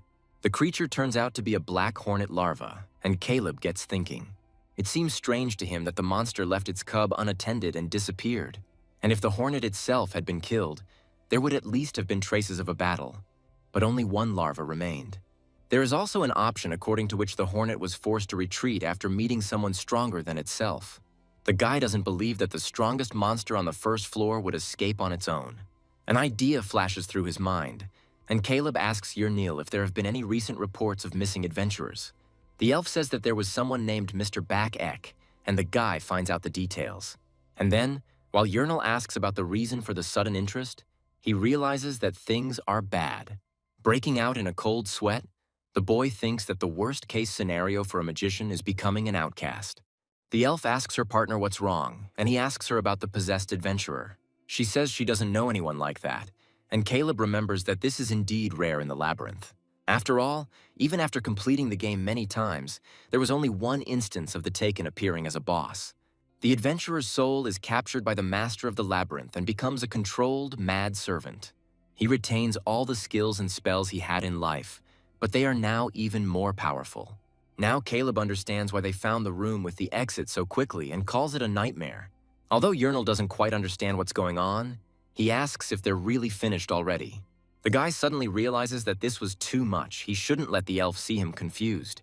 Asking her not to worry, Caleb says that although the situation is difficult, they will cope with it. Waved his magic wand, he promises that everything will be fine, because the girl has him. A nasal laugh and a request addressed to the interlocutor to stop talking like that come from the tavern. The offended dwarf defends his position because he is telling the truth, but his interlocutor still does not believe him. The innkeeper begins to argue why a super-fast spellless mage is a fiction, and Vertanen retreats. The interlocutor notes that the most important thing is that the dwarf returned alive, and then asks him to wait. Vertanen is surprised by the foam, asking what it is, since he didn't order anything. The innkeeper says that he ordered it in a sing-song voice and, laughing, suggests that they drink it faster and stop talking nonsense. The dwarf pours the contents of the mug into himself purely out of anger. The innkeeper asks how Saikal is doing, and his interlocutor replies that he is doing well, despite his lack of experience. The man believes that everyone he introduces to the dwarf is promising. He compares them to Mr. Back-Ek. Vertanen laughs, considering the latter a legend among adventurers on the first floor. The dwarf says that no one could have thought that the master of the labyrinth would catch him, and the interlocutor agrees with him. Redbeard begins to talk about even more sad things, but he is interrupted by those who entered the tavern. Almost running inside, this woman asks if it is true that her son Avacyn is dead. The interlocutor, expressing regret, is forced to agree, speaking about the fate that befell the boy. Hearing the words that the young man was stung by a black hornet, the lady screams in disbelief, and he asks if she didn't ask him to take good care of Avacyn. The eldest son reminds his mother that his brother's soul is still alive. He suggests keeping calm and listening to Vertanen's story, agreeing that he is not guilty. The young man expresses confidence that a member of the Britvan family could not end his life so stupidly. Vertanen says that soul preservation magic lasts for a week, so resurrecting Avacyn shouldn't be a problem. The Scroll of Resurrection will be available in 2 or 3 days, and that's when they plan to set out. The dwarf says he's going to use a tracking spell on Avacyn's things. Hearing the words that some brilliant magician helped the Redbeard, the guy is surprised. The innkeeper briefly recounts what the dwarf told him, and the dwarf again takes offense at the narrator's ironic tone. Clarence remarks that now is not the time for jokes, but his mother interrupts him, suggesting that this magician can help them. The dwarf agrees that it is possible, but says that there are only 2 people in his group. Clarence exhales heavily, repeating the words about there being 2 people in the group of slaves. The woman pulls him back, and she says that she doesn't care how long the search takes and is ready to offer a reward to whoever finds the body. The space is cut by the scraping sound of a chair sliding back and the address of a random listener to Madame. He is interested in the price of the issue, which is what he actually inquires about, and he asks to hire them, since they have already been on the 3rd floor and are not as incompetent as Vertanen. Clarence seems to be politely asking the Beastman to be quiet, but his tone is unnervingly creepy, and the interlocutor, puzzled, begins to shudder under such powerful pressure. The Beastman, squealing, backs away and then quickly returns to his table. Clarence points out that if you try to settle things with money alone, weird bastards like these get involved. He tells his mother that he will personally talk to Vertanen, and he thinks about the magician from the 5th floor in his group. Clarence says that he will find Avacyn himself since he is his brother, and besides, he is interested in that brilliant magician. And that same magician, turning to Uernel, says that this won't do, suggesting to end it. The girl clarifies what he means, and Caleb says that the larva can die of starvation in 2 days. But she is the child of the main boss monster on the 1st floor, and her scent prevents others from approaching. They need to move, because as soon as the smell disappears, the monsters will come to them en masse, Uernel worries. Caleb says that if Bakek is really here, the 1st level group won't be able to defeat him. He thinks that the best plan is for us to win and escape. Although it is difficult, we must have enough strength. Stumbling mid-sentence, the elf asks Caleb if they can defeat Bakek. Smiling, the interlocutor says that there is only one way, but it is extremely difficult. Uernel inquires about him, promising to do everything his comrade orders, and he inquires about the possibilities. And then he asks her to get ready, because they need to use a more aggressive strategy. The flames continue to spread rapidly across the area, growing in size. The goblins, frightened, recoil, preparing to run in the other direction, but they are overtaken. And a powerful electric charge pierces the green bodies, knocking out stifled screams. Caleb announces that from now on, they will begin their hellish training. The guy says that they will catch 100 of these goblins, which causes Uernel to be confused. But he, leaving the elf without an answer, jumps up, rushing into the very thick of the enemies. And he begins to throw opposing spells in all directions as he moves. The goblins don't have time to attack, let alone defend themselves. And Uernel joins his comrade, providing support with a bow. Caleb thinks that on the 1st floor of the labyrinth, the limit of possibilities is the 5th level. Since he defeated the spider, he has raised his own to just above 4th. The guy is confident that with intensive training over 2 days, pumping will be easy. The reason the 5th level is important is because you learn a new ability. Caleb wants to collect only the most useful magic stones and throw away the rest. And now Uernel offers to hunt the goblin sorcerer. The elf, stuttering from exhaustion, agrees. The guy is going to track down the creature by finding the most useful scrolls. And he, already on the move, invites the girl to come with him, and she voluntarily, compulsorily agrees. Later, the guy praises his partner for her excellent work, and she echoes him in a tired voice. Caleb mentally assumes that all the preparations are finally complete. Uernel says that the sounds of the larva's breathing have become much weaker, as have her own. Caleb is sure that she is still alive, but will probably die tomorrow since she has not eaten for several days. An exhausted Uernel offers to feed the larva Avacyn. In his mind, Caleb apologizes to her, saying that they still need this guy. He says out loud that desecrating a corpse while its soul is still intact is a grave crime. In response to Uernel's question, the boy replies that he is going to fill this oak barrel with water. and he agrees that this is part of the plan, and then suggests that the elf get some sleep. She perks up when she hears these words, because that's exactly what she was waiting for. But he clarifies about the changing of the guard, to which his interlocutor says that he will sleep first. Uernel asks if he is serious now, but the guy remains silent, addressing her only in his thoughts. He thinks that there is nothing he can do about it, because he needs to level up to plan a strategy. Surrendering. Caleb says that in exchange, he will be on guard for 30 minutes longer, which pleases Uernel. Then the girl wishes her partner good night, and he thinks that she can be surprisingly scary. But in the end, the guy asks Uernel to wake him up in 2.5 hours. Later, Caleb says that from now on they are heading to the exit room. The elf begins to hesitate. She assures him that she doesn't doubt him, but she wonders if he's really going to fight the boss like that. The guy asks her not to doubt him, saying that what she sees is not everything, and the willingness to kill the boss does not change anything.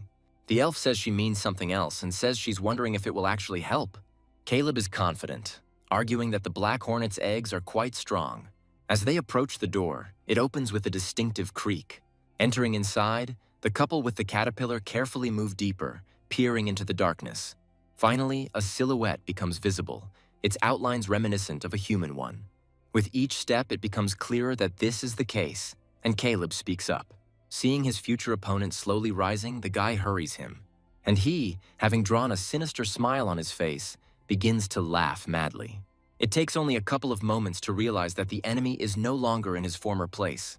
But they are not able to turn around so quickly to see it with their own eyes. Continuing to chuckle nastily, the opponent makes a move, and at the same moment, Caleb's turn begins. The latter mentally admits to himself that he didn't even immediately notice such a rapid approach. He assumes that the enemy used shadow ambush to get behind him, and it's good that this action was predicted. And first of all, Caleb is going to hit him with a lightning strike, which consists of 4 charges. After this, the guy gives the command to Uernel to pour water on the enemy when he falls from shock. When Caleb's turn ends, the system routinely informs him about it, about the action points spent, and about the skill recovery. The enemy, clearly not expecting this, growls angrily, trying to regain control of his damaged body. As soon as he takes off, Uernel douses the enemy with water, as ordered. He is even taken aback by the plan that was so well thought out in such a short time. And Caleb, thinking that Bakek is in wet state, uses Ice Spike. It seems that he manages to get to the enemy, but the latter manages to outplay the strategist. Caleb, seeing this, realizes that Beck used a skill called Shadow Jump. Thinking that the enemy has used up all his movement skills, the guy realizes that there is still time. He then turns to Uernel, announcing his intention to lift the barrel. All this is necessary so that the elf can shoot at her. The elf follows her partner's orders unquestioningly, already knocking an arrow onto the bowstring. Throwing his hand with the ice magic wand forward, the guy repeats the spell he used earlier. By directing a stream of magic at the place where the puddle of spilled water begins, Caleb freezes it. Thus, they soon find themselves separated from the enemy by an icy lake. He, looking at the floor with irritation and suspicion, understands that this is also part of his opponent's strategy. And Caleb, mentally turning to Beck, asks him what his next step is. And while the guy is thinking about which skill the enemy will use, something unexpected happens. Uernel, who noticed the movement a little earlier than him, screams out, shouting her partner's name. She asks if he's okay and receives a positive answer, since the eggshell was able to protect him. The guy mentally admits to himself that in fact, it scared him. Looking at the magic throwing dagger, he is amazed that it was used from such a distance. Caleb is only glad that distance has been able to reduce its destructive power. The enemy, grasping the blade more comfortably, begins to dissolve, which leads to certain thoughts. Caleb is confident that Beck's next move will be to use the invisibility skill. Then the guy asks the elf to find their enemy's position. She says that she understood him. Beginning to slowly move his ears, Uernel uses his echolocation, and soon she manages to recognize the cautious and almost silent movements of Bakek. Saying that he is here, the elf points an arrow in the direction, indicating the opponent's position. He freezes in surprise, trying not to make any unnecessary sounds, although he understands that he cannot hesitate. It's not particularly difficult for him to dodge to the side, but it's not without disappointment. Thus, visibility opens up, and now the enemy's location is known not only to Uernel, but he's not going to give up. He still has an ace up his sleeve. And when Caleb sees a grenade, the guy starts to panic. After all, his hourglass hasn't recharged yet. There are still 15 seconds left until that moment. But a smile of anticipation appears on Caleb's lips as he admits he's been waiting for this moment. And then the guy, pointing his magic wand at the caterpillar, says the words of the ice thorn spell. The creature's piercing scream suddenly stops, accompanied by other sounds. Caleb admits to himself that he leveled up just for this moment. As he takes aim, he's about to use a special ability called Kill Pulse. In the game, it restores 2 action points when you defeat an enemy, but now the conditions have changed. Defeating an enemy will award a temporary hourglass containing 2 action points for 60 seconds. The guy declares his target to be a bomb the size of a ping-pong ball, which is 10 meters away from him. And despite this, Caleb feels obliged to get into it at all costs. In his mind, he calls out to the divine powers, asking them to let him hit the target just this once. Caleb casts Lightning Bolt and the system tells him his turn is over. His opponent only has time to glance sideways in fear at the weapon in his hand, after which a crushing explosion washes over the space around him, breaking off pieces of the vault. And Caleb remains standing for some time with his magic wand pointed towards the enemy. The guy is mentally happy that his idea worked, remembering that he was the best shooter in the army. Turning to Uernel, Caleb asks about Beck's location, and the elf names him. Then, without even thinking much, the guy sends the ice spike straight to the designated spot. The spell, hitting its target accurately, knocks muffled sounds out of his opponent. As it begins to spread throughout his body, it also causes him to wheeze softly. Believing that Beck will not be able to dodge, Caleb gives Uernel the order to shoot. The time has come. Knocking a poisonous arrow onto the bowstring and taking aim, the elf silently follows the order. Piercing the crust of the previous spell, the projectile hits the target precisely. Caleb breathes a sigh of relief because he thinks it's all over now, regardless of the level difference. The bursting of the poison sac means certain and slow death. The guy remembers that under the influence of the gas, the target receives 20 points of damage for 20 seconds. Even though the enemy's health indicators are not visible, Caleb is confident that everything will be over in a matter of seconds. In his mind, he asks Bakek to stop resisting and give in, but something makes the guy pause. At what he saw, Caleb cursed harshly, and the elf tensed up like a string. The guy is convinced in his mind that he shouldn't have relied solely on luck and tells his comrade about Plan B. She asks again incredulously, and it makes Caleb think that he had hoped to avoid this. The realization of why the possessed adventurers in the labyrinth are so dangerous flashes through my mind. This is because they retain access to the special abilities they possessed during life. Caleb remembers the conversation with Uernel the day before, when he suggested she start with just 1 poisoned arrow.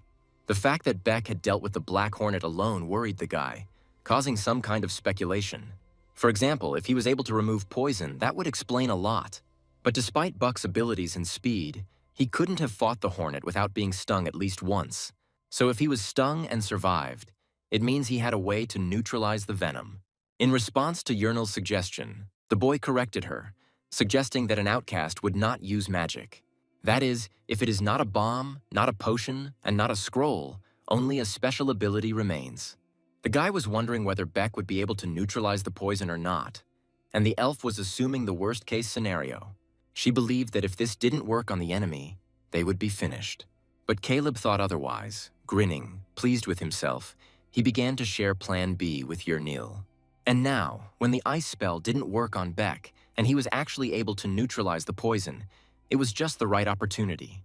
His special ability is called Adrenaline Rush, and it primarily restores 50 health, and then resets the cooldown for 1 first-level skill, removing the negative effects. And using the skill, Careful Steps, Bakek takes off, leaving behind only clouds of dust. Caleb flinches back, realizing his hourglass still has 3 seconds to recharge. Meanwhile, the elf asks whether she should shoot, to which her interlocutor answers negatively.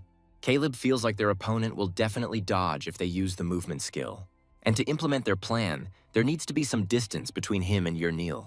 That's why the guy decides to take a crazy risk by making a move. Moving towards his opponent, Caleb shoots Lightning Strike at him. But Beck dodges such a ridiculous attack, almost laughing. And the very next moment, Caleb finds himself completely in his power. The pressure is unexpectedly strong, and my eyes begin to darken from the pain. Caleb screams not only from the unpleasant sensation, but also from annoyance at being forced to drop his wand. Meanwhile, Beck sits down on him, grabbing him by the chest and raising a dagger, its tip glittering in the light. As the enemy's hand moves to his neck, Caleb hurries to give Uernel the command while there is still time. Realizing that something is wrong here, The enemy also turns towards the elf. Seeing her take aim, ready to release the bowstring at any second, Beck comes up with a plan. Using one of his lightning-fast skills, Shadow Surge, he moves himself and his victim away. A triumphant grin appears on his face when Beck sees the stunned state of his opponents. As the blade enters the yielding flesh, Caleb calls upon Uernel to execute Plan B. The elf herself shudders, shouting her partner's name, and he manages to dodge the second blow. Involuntarily, thoughts of how damn painful it is flash through his head. But the guy tries not to lose his composure, remembering the potion the dwarf gave him.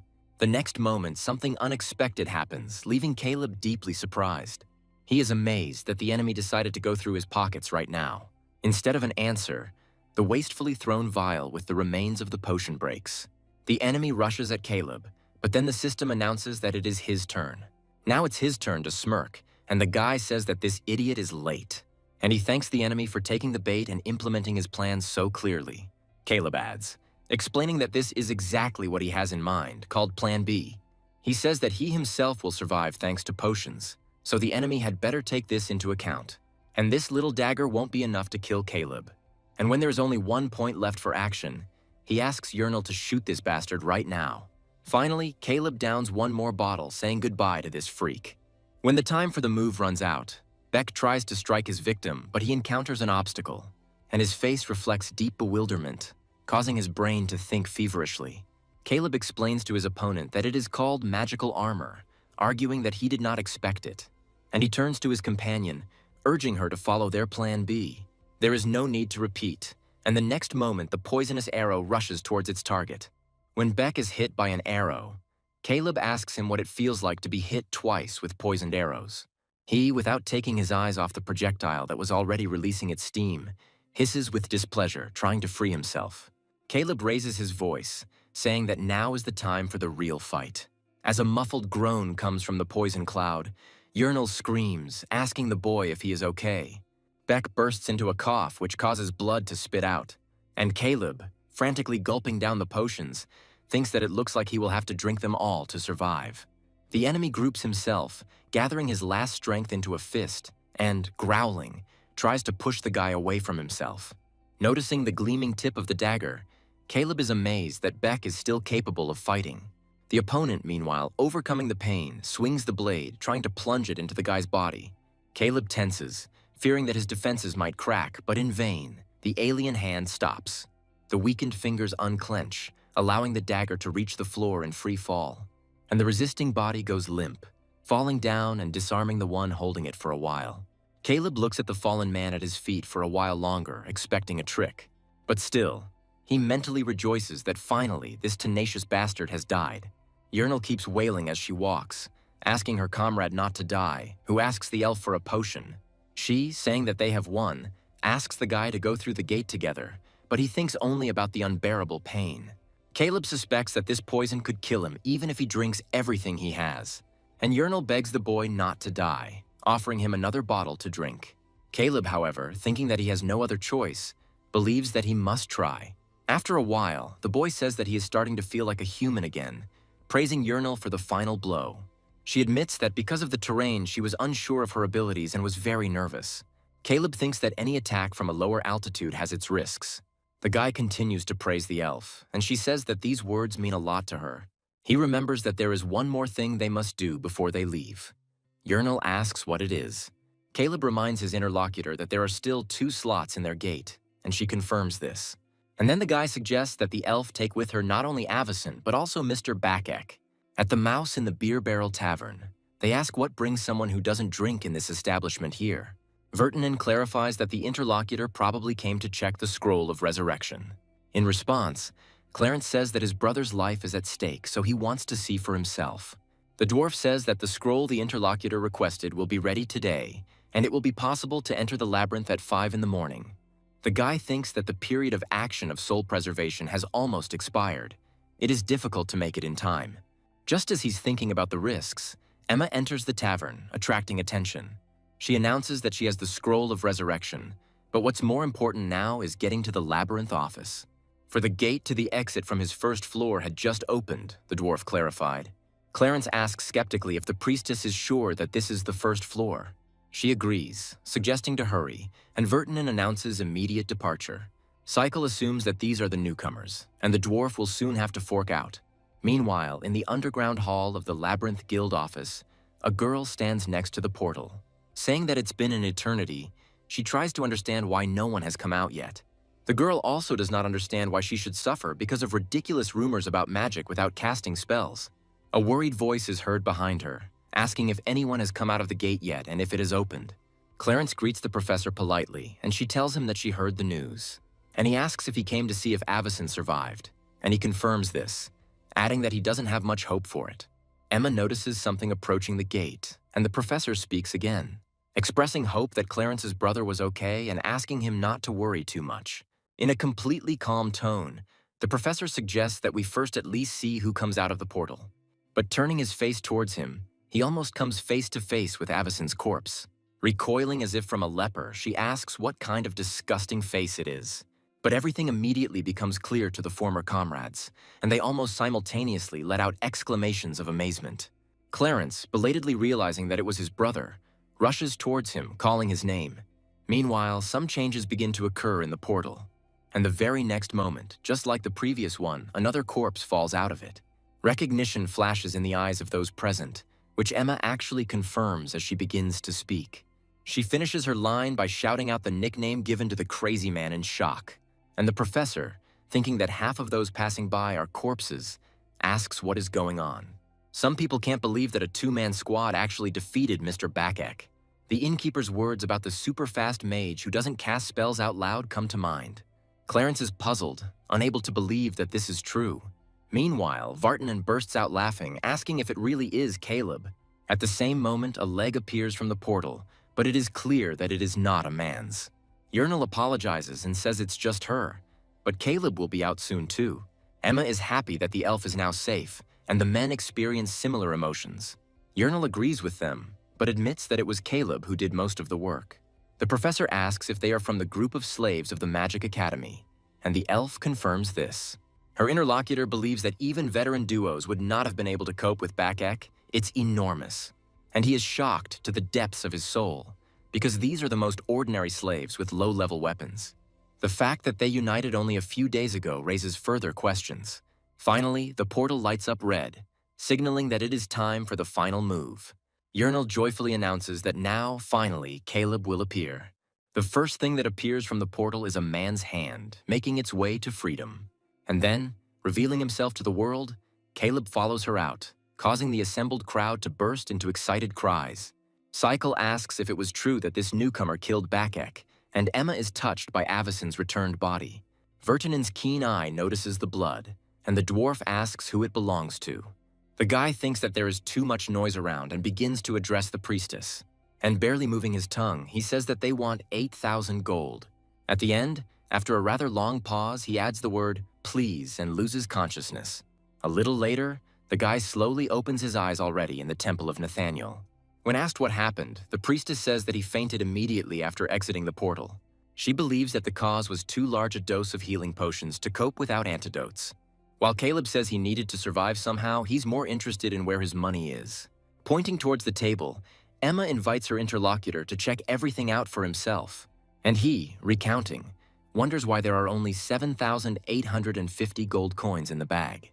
When the guy asked the priestess about this, he received the answer that the rest was deducted to pay for the treatment. Caleb says he never asked anyone for treatment. The priestess laughs, saying that Uernel did it, and the boy mentally addresses the elf, scolding her for her extravagance. The interlocutor asks whether Caleb is now going to buy his freedom at the Magic Academy, and he confirms. And he asks about the bodies. Emma says that Avacyn is in the intensive care unit, and Beck is in the morgue. Caleb becomes curious about whether it is possible to revive Bakek. Shaking her head, Emma says that the soul preservation spell was not cast. Soul preservation magic binds the soul to the body, lasting for a week during which one can be reborn. But only if the body is returned, and the guy believes that in the case of Bakek there is one loophole.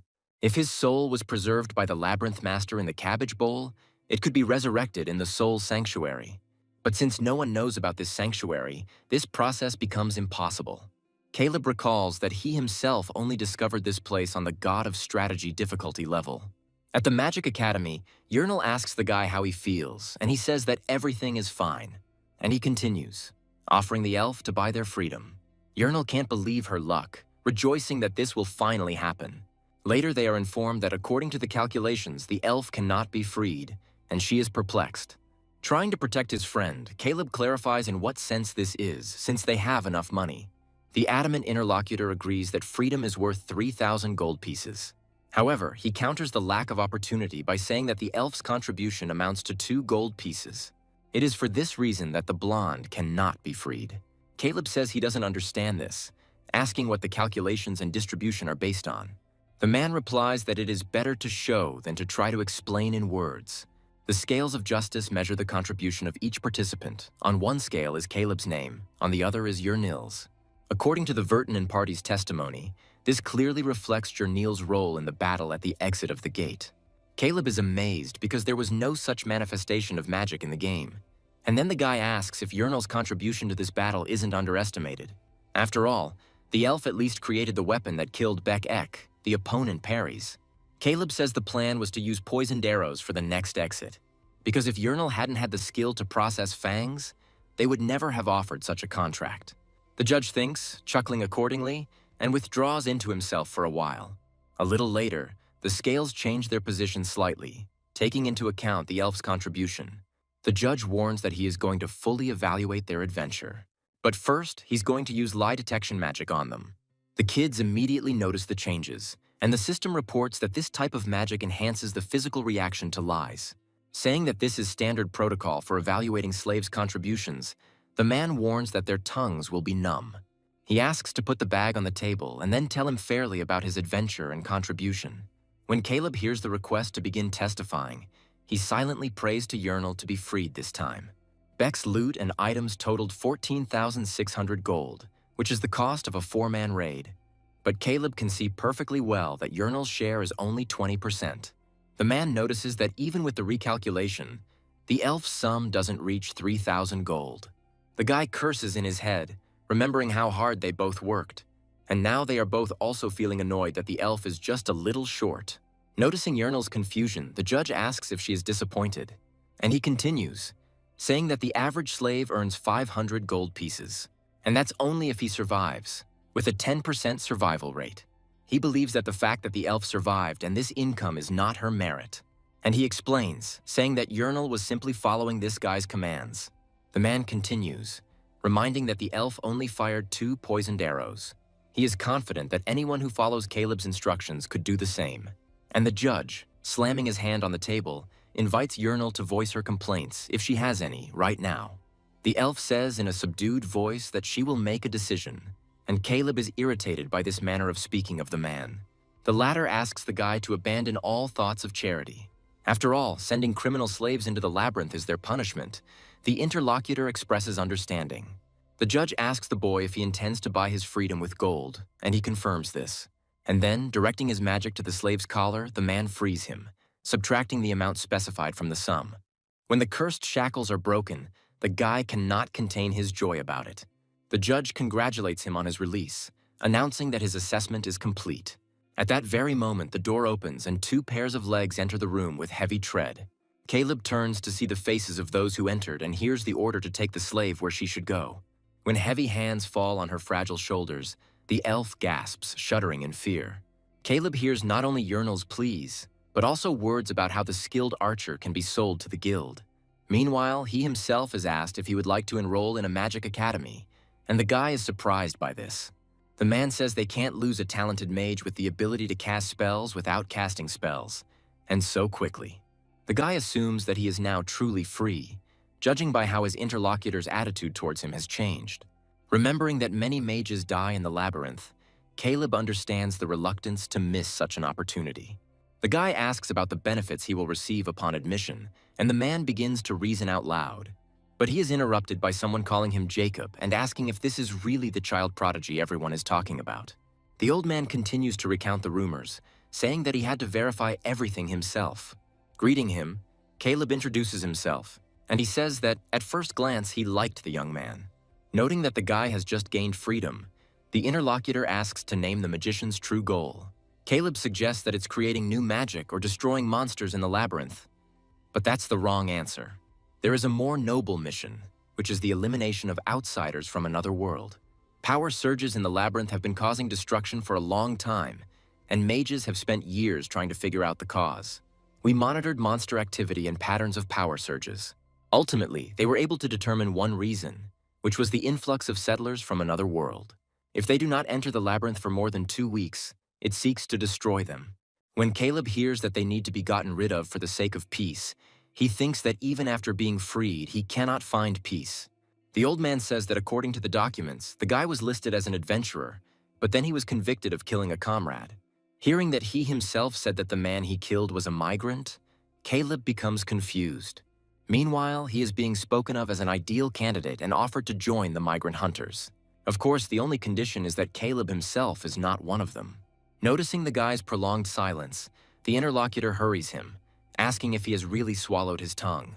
And Caleb understands that one wrong answer will cost him his life, literally, because the lie detection magic is still active.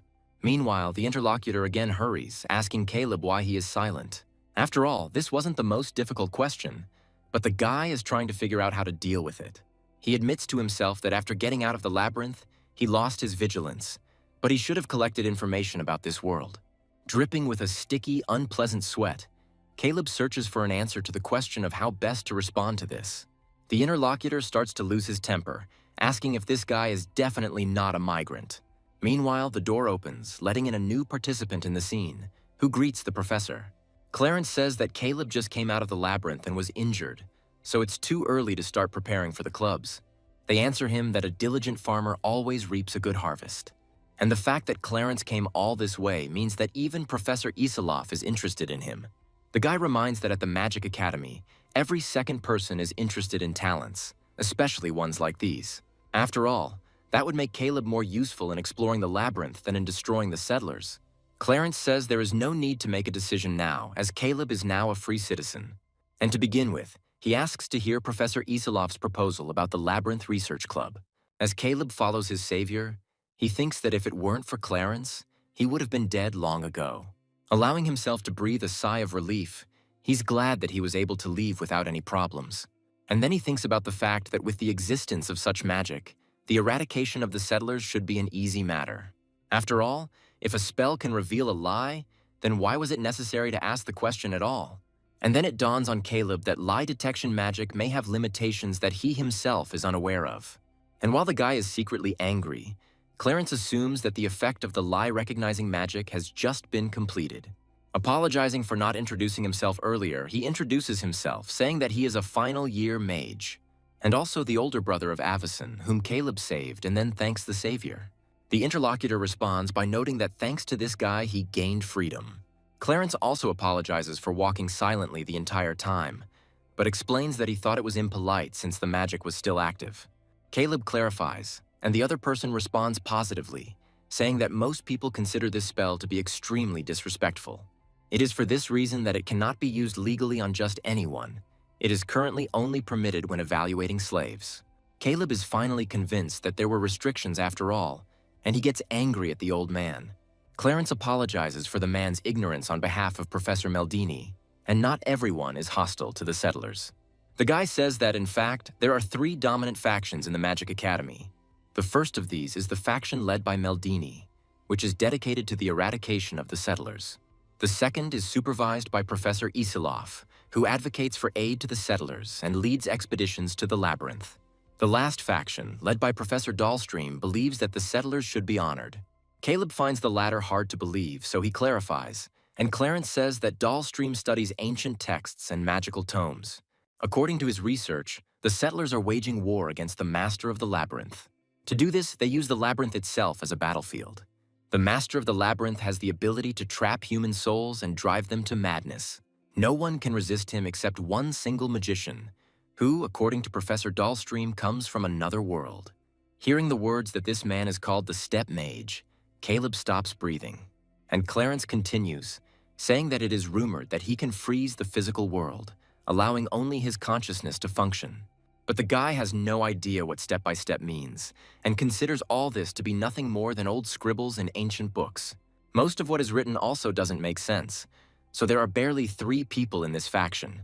Caleb wonders if it can even be called a faction, and is told that the senior professor insists on it. And approaching the necessary door, the guy says that his professor is already waiting for his interlocutor. The man inside explains that their club is engaged in research into anomalous phenomena in the labyrinth, and they, in turn, focus on obsessive adventurers and not on the settlers from another world. For example, like Bakek, someone who is not completely dead but not truly alive either. As the elder speaks, Caleb realizes that even he doesn't know about the existence of the Sanctuary of Souls. Meanwhile, Isilov says that thanks to the return of Bekek's boyfriend, they have a rare opportunity to trace his soul. He considers Caleb to be talented and believes that he will be a great addition to their club. And now the man asks directly if the guy would be interested in joining them. Hearing the words about their mission being to track down Bek's soul, Caleb mentally smirks at the ease of the task. He considers that by restoring the soul of the possessed adventurer in that place, he could recruit him. At the same time, Caleb comes to the conclusion that Meldini's faction is no good, and the worship of Dahlstrom looks ridiculous. So far, Isilov's club seems the most adequate, but the guy asks if he can create his own group for club assignments. The man's gaze becomes focused. He says that this is the first time he has encountered such a question, and he shares that students usually ask to be enrolled in a group of senior students for safety reasons. And then he agrees to fulfill Caleb's request, who thanks him for his trust and accepts the offer to join their club. Later, the guy is taken to the dorm and shown his new room.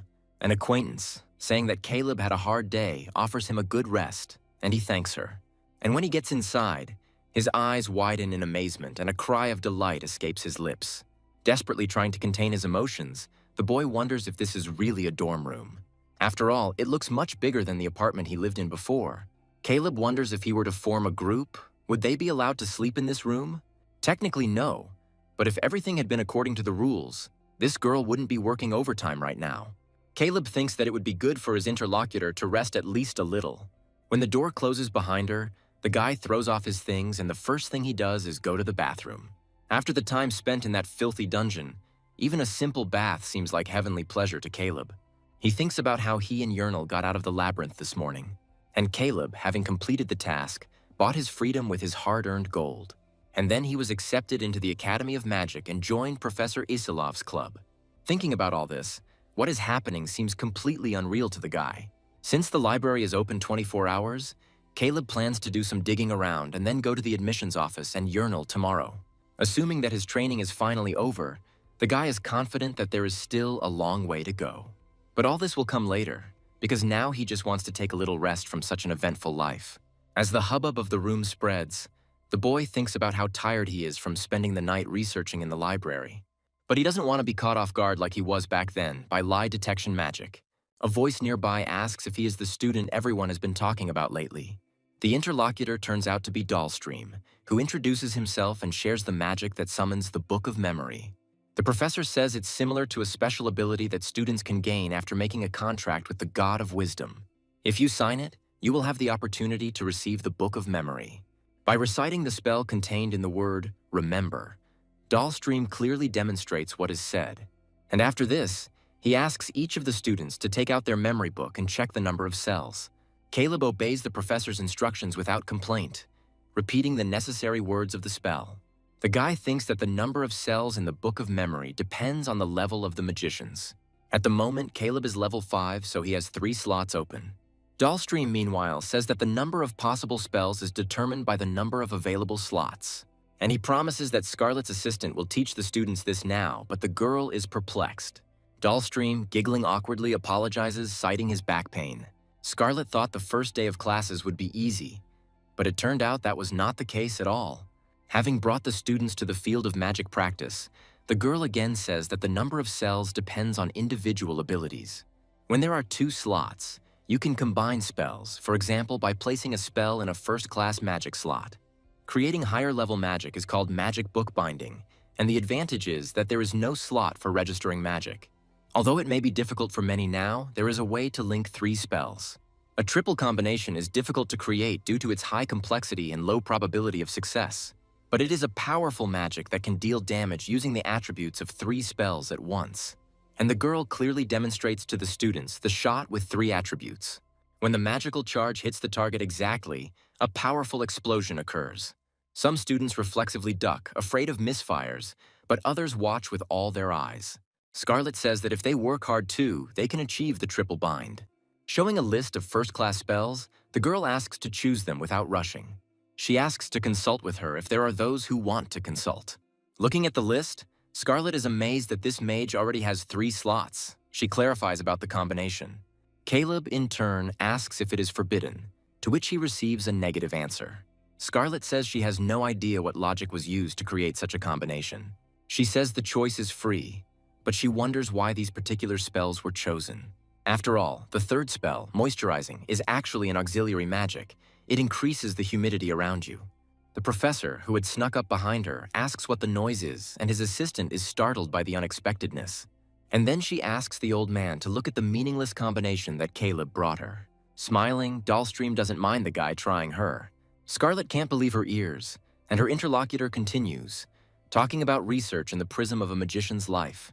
The old man reminds that the Academy of Magic always welcomes new methods from magic books. Saying that he himself will be eagerly awaiting the results, Dahlstream wishes Caleb luck. Later in the dorm, the latter notes that he has registered the purchased spell books in his memory book slots. He wonders if he should start making the binding. The Book of Magic contains a second-class magic called Dust Explosion. Blast Dust and Heat Blast have low lethality, but anyone can buy them at the bookstore.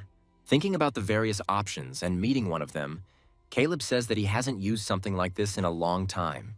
Cumulonimbus is a cloud that creates lightning, and the guy wants to test it with the hourglass.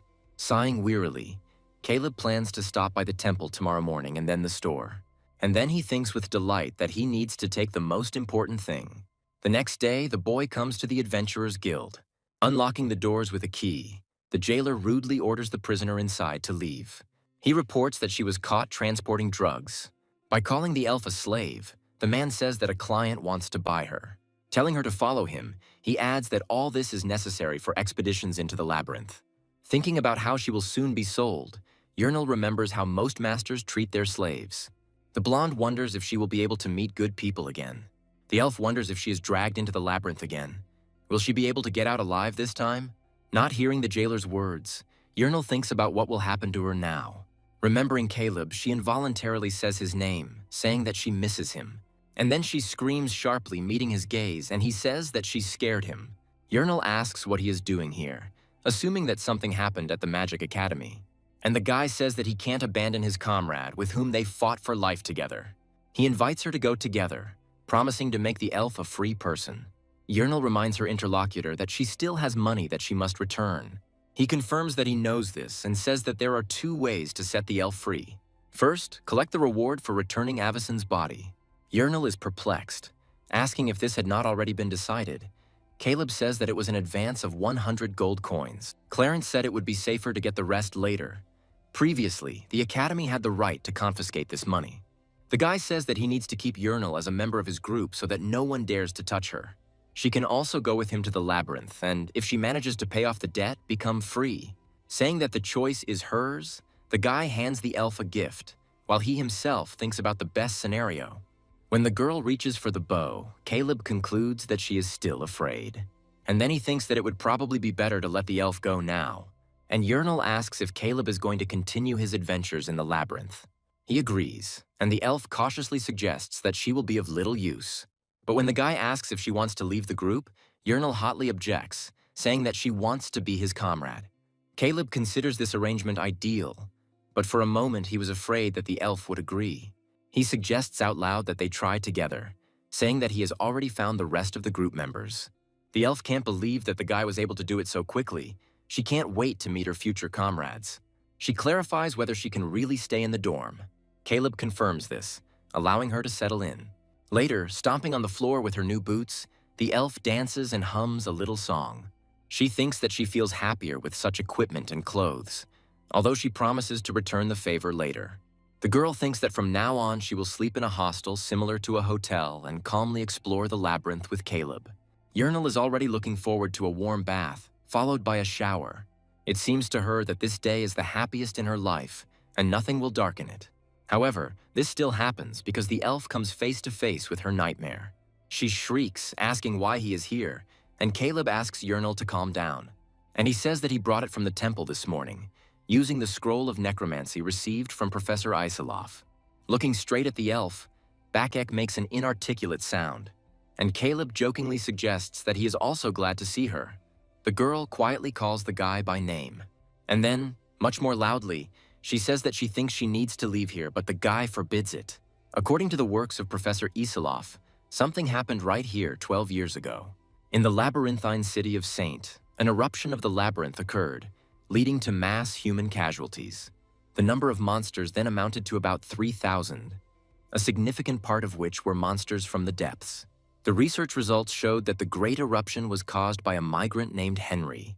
He lived secretly in the southern slums of Saint and was eventually found as a corpse with signs of resistance. This man conveyed a message to all the settlers to beware of the Magic Academy. Caleb wonders why he left a message that only the settlers can read. And he comes to the conclusion that perhaps this is not just a warning. Perhaps the problem is in the Magic Academy itself. What's even more suspicious is that the place that suffered the most from the eruption was the Magic Academy. The conclusion suggests itself about a battle on the front lines, or the intention of monsters who have chosen the Academy as their next target. If this hypothesis is true, then there is one thought whose probability is very high, namely, that many of the settlers hide their identities while within the walls of this academy.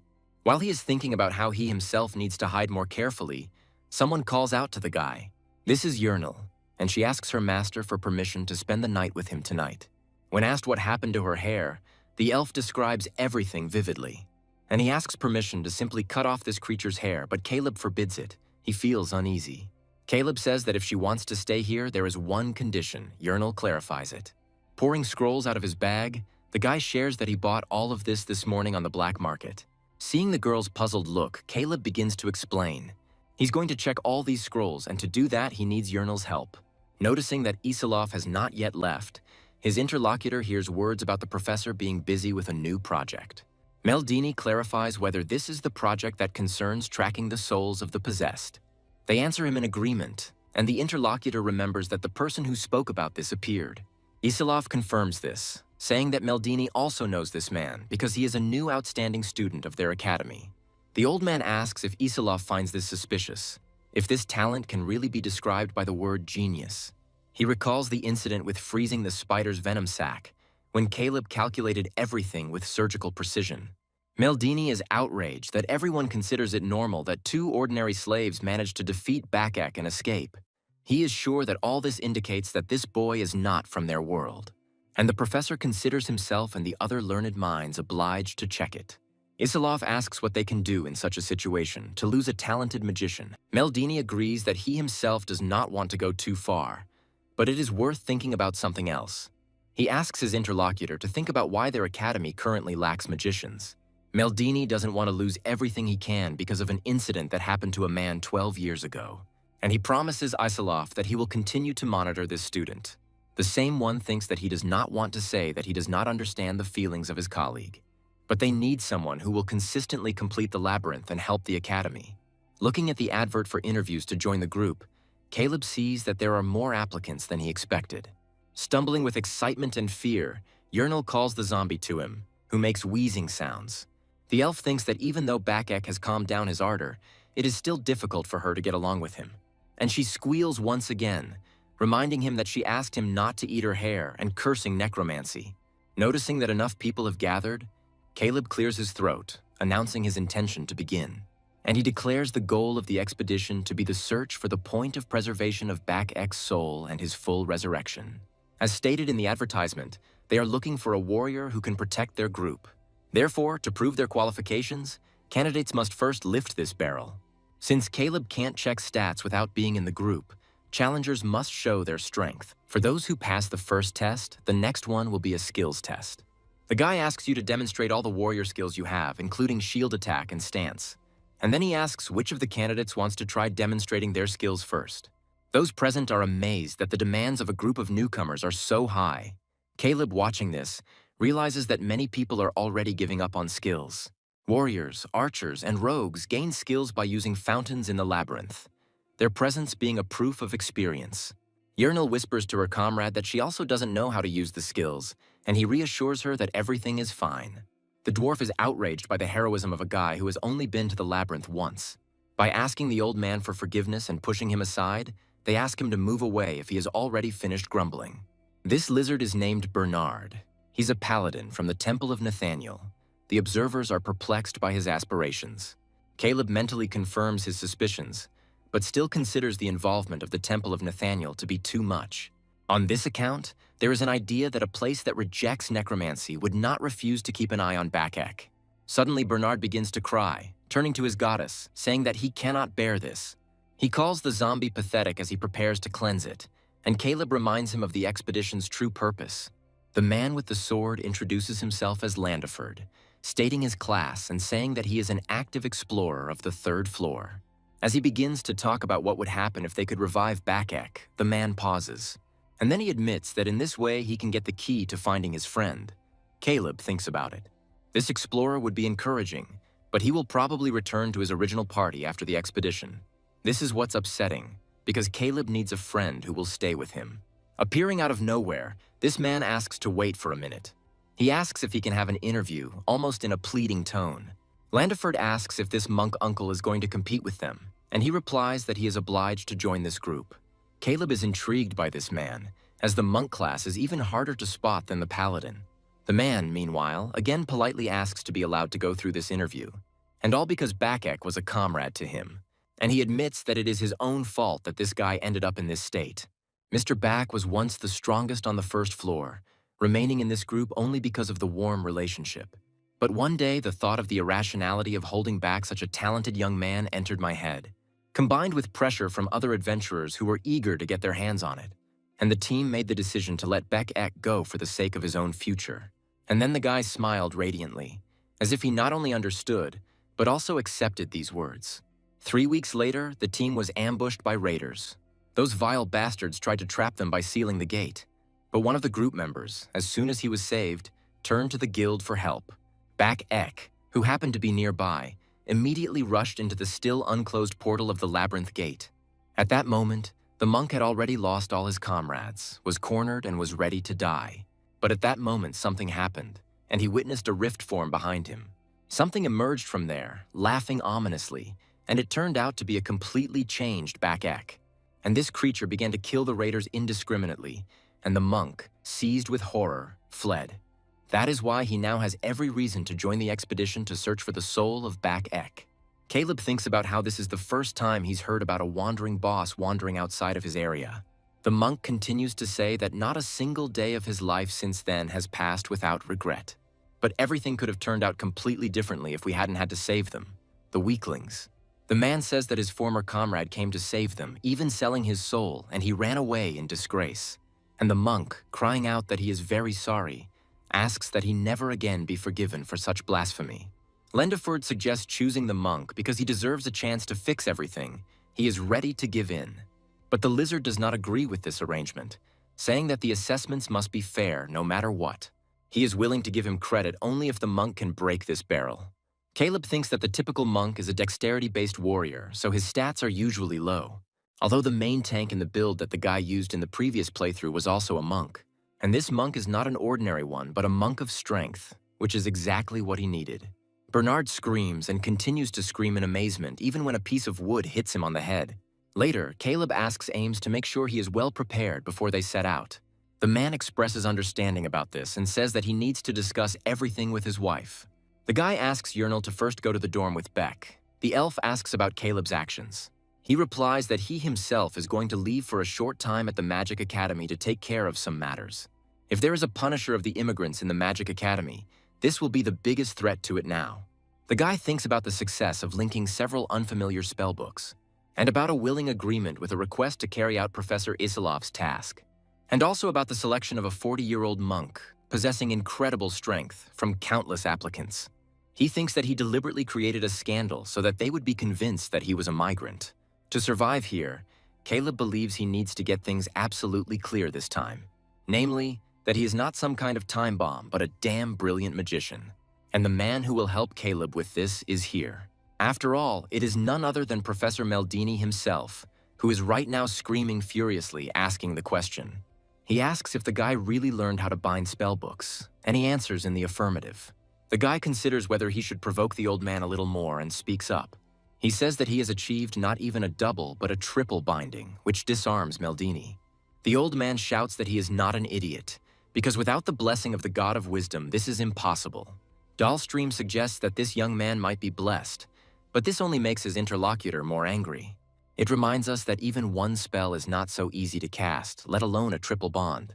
And he's going to use the G detection spell so that Caleb can prove to everyone here and now that he's not from another world. If he is wrong, Meldini is ready to apologize and offer appropriate compensation. Caleb suggests not to delay, asking to begin, since the professor knew the correct answer to this question from the very beginning. The provoked and enraged interlocutor activates the lie detection spell, and Caleb screams, asking if that's what he wanted to hear from him.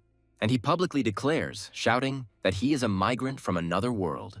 The hourglass activates, causing the surrounding area to freeze. Caleb is amazed at the stubbornness of this old man, because he still uttered the words of this spell. And now the guy is going to take advantage of the moment to look around and see if there is a punisher of the immigrants in the academy. He considers this the best chance to find out this important detail. At first glance, Isilov seems friendly towards Caleb, but his colleague is a real demon. Old man Dahlstream has no emotions on his face at all, so it's impossible to tell what he's thinking about. But the worried expression on Professor Amber's face gives rise to certain thoughts. And the guy makes a mental promise to himself that he will keep a close eye on this person. And then, about to start with a little lie, he says that the abyss of the labyrinth is the greatest game of his life.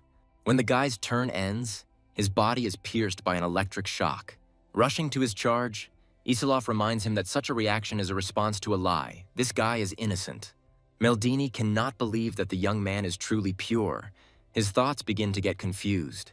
Caleb mentally apologizes to him and admits that it hurt like hell. A week later, Uernel checks to see if his comrade has fully recovered. He says he's fine, but remembers to himself that after that he was out of action for a couple of days. As hot-tempered as Professor Meldini was, his apologies were equally sincere. He gave the boy the compass of greed, which had the ability to find chests in the labyrinth at level 1. Looking at this little thing, Caleb thinks that he doesn't know what other abilities he possesses that are gradually revealing themselves. And now he turns to Uernel, to which the elf readily responds. And to Imus, who, although he confirms his readiness, does not look like it at all. Zombieback even utters something exclamatory and inarticulate. And Caleb himself asks everyone at once if they are ready for the expedition. And without waiting for an answer from them, he invites them to begin their adventure in the labyrinth. Once inside, the guy mentally tries to understand what is going on here. The group standing in front is actively discussing something, not noticing the uninvited guests. Caleb whispers to the elf if she can hear what they are saying. She conveys the words that they consider themselves to look poorer than expected. Noticing the close attention being paid to them, the four of them turn around, stopping their conversation. And the girl, greeting Caleb's group, asks if they have a minute before entering the gate.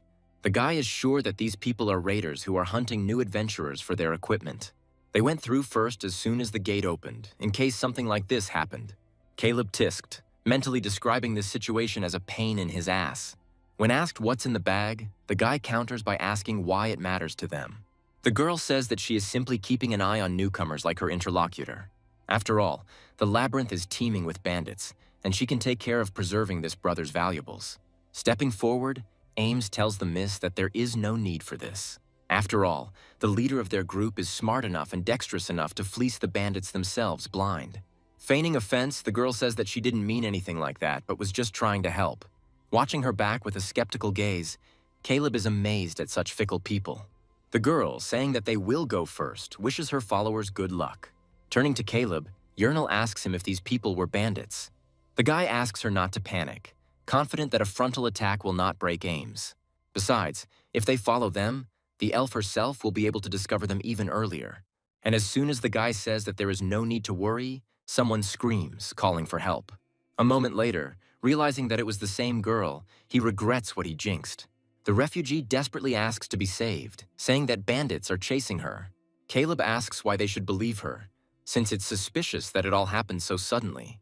The girl says they were ambushed, and the guy reminds her that she tried to rob them today. She says she won't deny it, but they never expected this.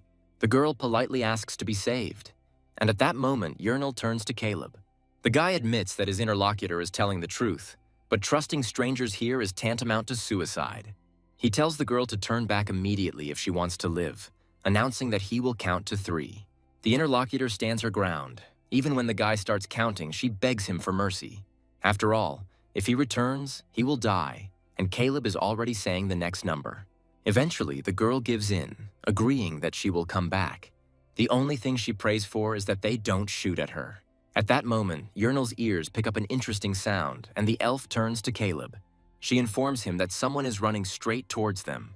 The girl staggers back with a loud scream, and several figures appear in the light at once. Panicking and saying they're coming, she grabs Imst, who asks the intruder into his personal space to stop. Caleb asks Uernel how many pairs of legs she hears, whether someone is hiding, and the elf says that there are only 4 of them. At the same moment, a swift arrow flies towards them with its characteristic whistle. However, the monk manages to quickly repel it, thereby protecting his comrades. Caleb concludes that the ambush was real, and the girl continues to run away, wailing. The maneuver works, and with a satisfied grin, she turns around sharply. And it breaks, doing all this unusually nimbly and on the move. Taking Caleb hostage, the girl asks about her acting. The monk, catching these words, turns to his leader, shouting his name. The girl recites the words of the jester's spellbreaker spell. Caleb yells at Ames that he's okay, advising him to look ahead. And at that very moment, the hourglass activates, stopping time around. Allowing himself a sigh of relief, the guy thinks that it was close. He encourages himself to stay calm and set his priorities straight. Their mage lured them from the center. They didn't try to attack Ames. They needed to get past him to take out Uernel. The lightning strike fails because Spellbreaker has corrupted Caleb's magic. After immobilizing the leader, the mage eliminated Uernel, who was vulnerable in close combat, leaving only Ames. Since Beck is undead and unable to fight, the enemies took advantage of this as well. Caleb regrets not being able to use Lightning Bolt. However, there is no time for regrets, as just one mistake can mean total failure. Caleb remembers that thanks to Uernel's help back then, he learned a few things. And that's what hourglass flipping also reduces the cooldown. Caleb knows full well that 60 seconds in a fight is a fatal outcome. However, now he has the hourglass and the scroll of preparation in his arsenal. This status effect reduction scroll reduces the debuff duration to 1 minute. Although he has the weakness to buff, Caleb plans to use it in the remaining 3 seconds. So when his turn ends, the lightning strike spell fires properly. The boys recoil in bewilderment, amazed that their magician's spell didn't work. This girl herself does not understand how this is possible, because such an incident has never happened before. Caleb thanks his interlocutor for the fact that his head has now become clearer, but she is perplexed. And the guy says that his path is correct, and death is the only way out for bastards like her. The girl asks her opponent to stop, starting to say what she can do, but he is adamant. And he uses Dust Blast on her, getting the time hourglass. The opponents are amazed that this guy uses magic without full spells. And while they wonder what happened to the destroying spell, Caleb takes action. Using the step-by-step hourglass, he turns to Killing Lust for help. Looking around carefully, the guy notices that the gnome's ability is to control dolls. This puts everything into place, explaining the 4 steps to Caleb. Using Lightning Strike, the boy asks Uernel to shoot the dwarf. He himself uses Dust Explosion for the 2nd time, but on a different enemy. When the action points are completely spent, the mage's turn ends, causing an explosion. The dwarf also gets it along with his puppet, causing the puppeteer to let out a stifled cry. The bewildered beastman tries to understand what is going on, but he is unable to do so. Meanwhile, he gets it too, along with the blood and pain, causing a sharply interrupted whine. Having committed an unpleasant act, the monk begins to pray silently, atoning for his sins while the trail is still fresh. The gnome begs his looming opponent to spare him between attempts to catch his breath. Caleb reminds him of his words from earlier, that now there will be no mercy for them. When someone else's magic wand hits the gnome's forehead, he starts thinking feverishly, getting scared out of his wits. Caleb, repeating the words that no one will ever expect any more hesitation from him, produces a lightning strike. Later, having dealt with the enemies, they make a fire, allowing themselves to rest. Uernel mentally calls herself an idiot, believing that she is screwed up again. She orders herself to pull herself together because she must be a comrade she is not ashamed to be. Caleb apologizes for dozing off, assuming it was a side effect of the scroll. While saying he's fine, the guy suddenly notices something and asks what they're doing. The monk says they're simply sorting through the loot they took from the raiders, checking what might be useful to them specifically. Thinking about this, Caleb suggests taking only what they can really use. He points out 5 healing potions and 1 elixir that reduces recovery time. The guy is convinced that these raiders had really good things, including the Scroll of Resurrection. Caleb is initially surprised by the telekinesis, but quickly cools down, assuming it is just a trinket. While he is identifying the scroll, he thinks about this engraved magic wand, but just as quickly comes to the conclusion that this thing is meaningless. Addressing his team, Caleb suggests that they wrap things up and leave, and Uernel agrees. But her sensitive hearing picks up something, and the elf asks Caleb to wait. She says cautiously that she hears something in the pouch on the leader's belt twitching. The guy has an idea of what it could be, since there aren't many other options. Uernel confirms that this is the same sound, and Caleb shares that Professor Meldini gave him this compass. The boy remembers that this compass can lead them to treasure chests, the monk clarifies. Caleb confirms his interlocutor's words, but reminds his guys of their priority task. The guy suggests putting off the rest for later, and specifically asks Uernel not to react so sharply to every rustle. The elf is despondent, believing that her hearing is her only virtue, but the guy retorts. After all, he believes that she is already capable of a lot. The blonde asks if she shouldn't pay attention to the sounds of water either, and Caleb laughs condescendingly. And then it suddenly dawns on him, and the guy clarifies, and Uernel says that he hears a stream or a fountain. An idea suddenly pops into Caleb's head and he shouts, asking where these sounds are coming from. To acquire skills for some classes, you need to look for randomly appearing fountains in the labyrinth. They are called Fountains of Blessing, and their origin is associated with fragments of the old gods. Caleb says they found such a fountain thanks to Uernel. The elf couldn't be happier that she was able to be useful to the team. The leader asks if the two would like to receive a blessing from the fountain. The monk recalls that he tried several times already, but still got nothing. Uernel is still on his wave. Caleb thinks that in order to obtain a skill, certain conditions must be met. And he asks Ames if he has tried using his current weapon. The answer is vague. Caleb asks the man to just take his word for it and try it. And he mentally begins to calculate the monk's strength and level of mastery of the club. Ames doesn't say he wants to do it, but he agrees if his leader insists on it. Taking a deep breath before proceeding further, the monk plunges into the water. At first, the man closes his eyes tightly, feeling tense, but eventually relaxes. Emerging, he says incredulously that he actually has the skill. Caleb reminds him of his words and adds that he himself knew that Ames would be able to do it. While the man announces the name of his skill to everyone, the leader turns to Uernel, saying that it is now her turn. When the elf dives into the water, Caleb begins to analyze her level and characteristics. Meanwhile, Uernel announces that she now has a triple shot, and she invites the leader to try it too. The guy is at a loss when he says the words about how magicians cannot receive the fountain's blessing. But the elf insists, saying that until you try, you won't know. Caleb thinks about this, remembering that this is no longer a game, and no one has canceled the experiments. Moreover, he becomes interested in finding out what is inside one of these fountains. A system notification appears before the guy's eyes about his use of the Fountain of Blessing. This is surprising, as is the ability to choose the starting skill of your weapon, the Hourglass. Time Raider allows you to spend 1 second to reduce the cooldown by 1 minute or a debuff. The Book of Memory Editor allows you to open the book and swap spell slots during your turn. The final option is the Mind Controller, which is currently active. Caleb doesn't understand what it is because every skill gives him a headache. However, he believes that one shouldn't overdo it. He does not want to exclude those that will not be useful yet, and takes possession of the direction regulator. Uernel expresses concern, saying that she thought Caleb was drowning, but he denies the latter. The hourglass activates, announcing to its owner the beginning of his turn. Checking his action points after waving his wand, the guy is satisfied, as they don't count as used. Finishing his turn, Caleb suggests they set out and the elf agrees with her leader. The guy thinks that all they need to do is follow back Ek. It will be easier. He considers this method the best way to avoid traps, but Ames has his own thoughts. Noticing the shiny thing, Uernel asks what it is. It turns out that this amulet was given to the man by his wife. The elf finds it romantic that the monk is married and learns that they met at the Adventurers Guild. Ames admits that it was this woman who helped him organize a group with Beck and allowed him to go on the current expedition. Uernel admires the monk's wife, considering this woman incredible. The man says that this is why he must return safe and sound, but Caleb does not share his enthusiasm. Back Ek, who was walking ahead of everyone, pauses and shuffling freezes in place. Looking ahead with interest, he makes a questioning wheezing sound, and then, exclaiming something a little too excitedly, he takes off from his place, rushing forward. The puzzled elf asks where he ran, and the zombie, sharply turning the corner, falls to the ground, continuing to repeat the same sounds.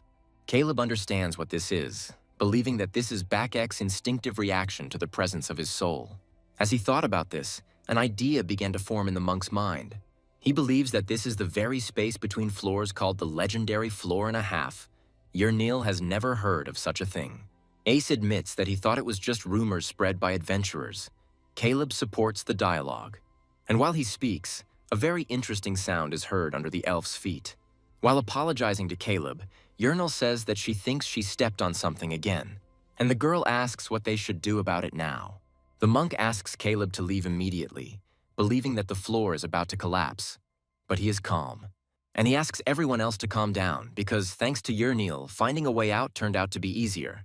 At the same moment, clouds of air begin to emerge from the widening crack in front of them. And soon, step by step, the stairs rush down, marking the road. At the very end, when the entire process is completed, a portal opens, and the leader invites his team to visit the floor 1.5. Finding himself on the other side of the portal in turn, Uernel freezes in place. What appears before the elf's eyes makes her let out a cry of delight. And all because the settlement spread out before the girl does not look like what is usually found in the labyrinth. She notices that the village looks ancient, and Caleb thinks that everything is exactly the same as in the game. Uernel suggests that this is the reason why there is complete silence here. Caleb whispers that from now on they need to move quietly so the guardians don't hear them. Border guards, being floor 1.5 monsters, tend to attack in swarms, which can easily end the game. Caleb says that if a fight breaks out, they will be at a disadvantage, so it is wiser to act quietly. He suggests simply quietly taking the reliquary with Bakek's soul and getting out of this place. The guy is confident that he won't get lost, since he has already played in this area in the game. Taking his next step, he says that they are already there, and this temple in front of travelers is called the Sanctuary of Souls. Touching the old tree, Caleb thinks that so far everything matches what he knows.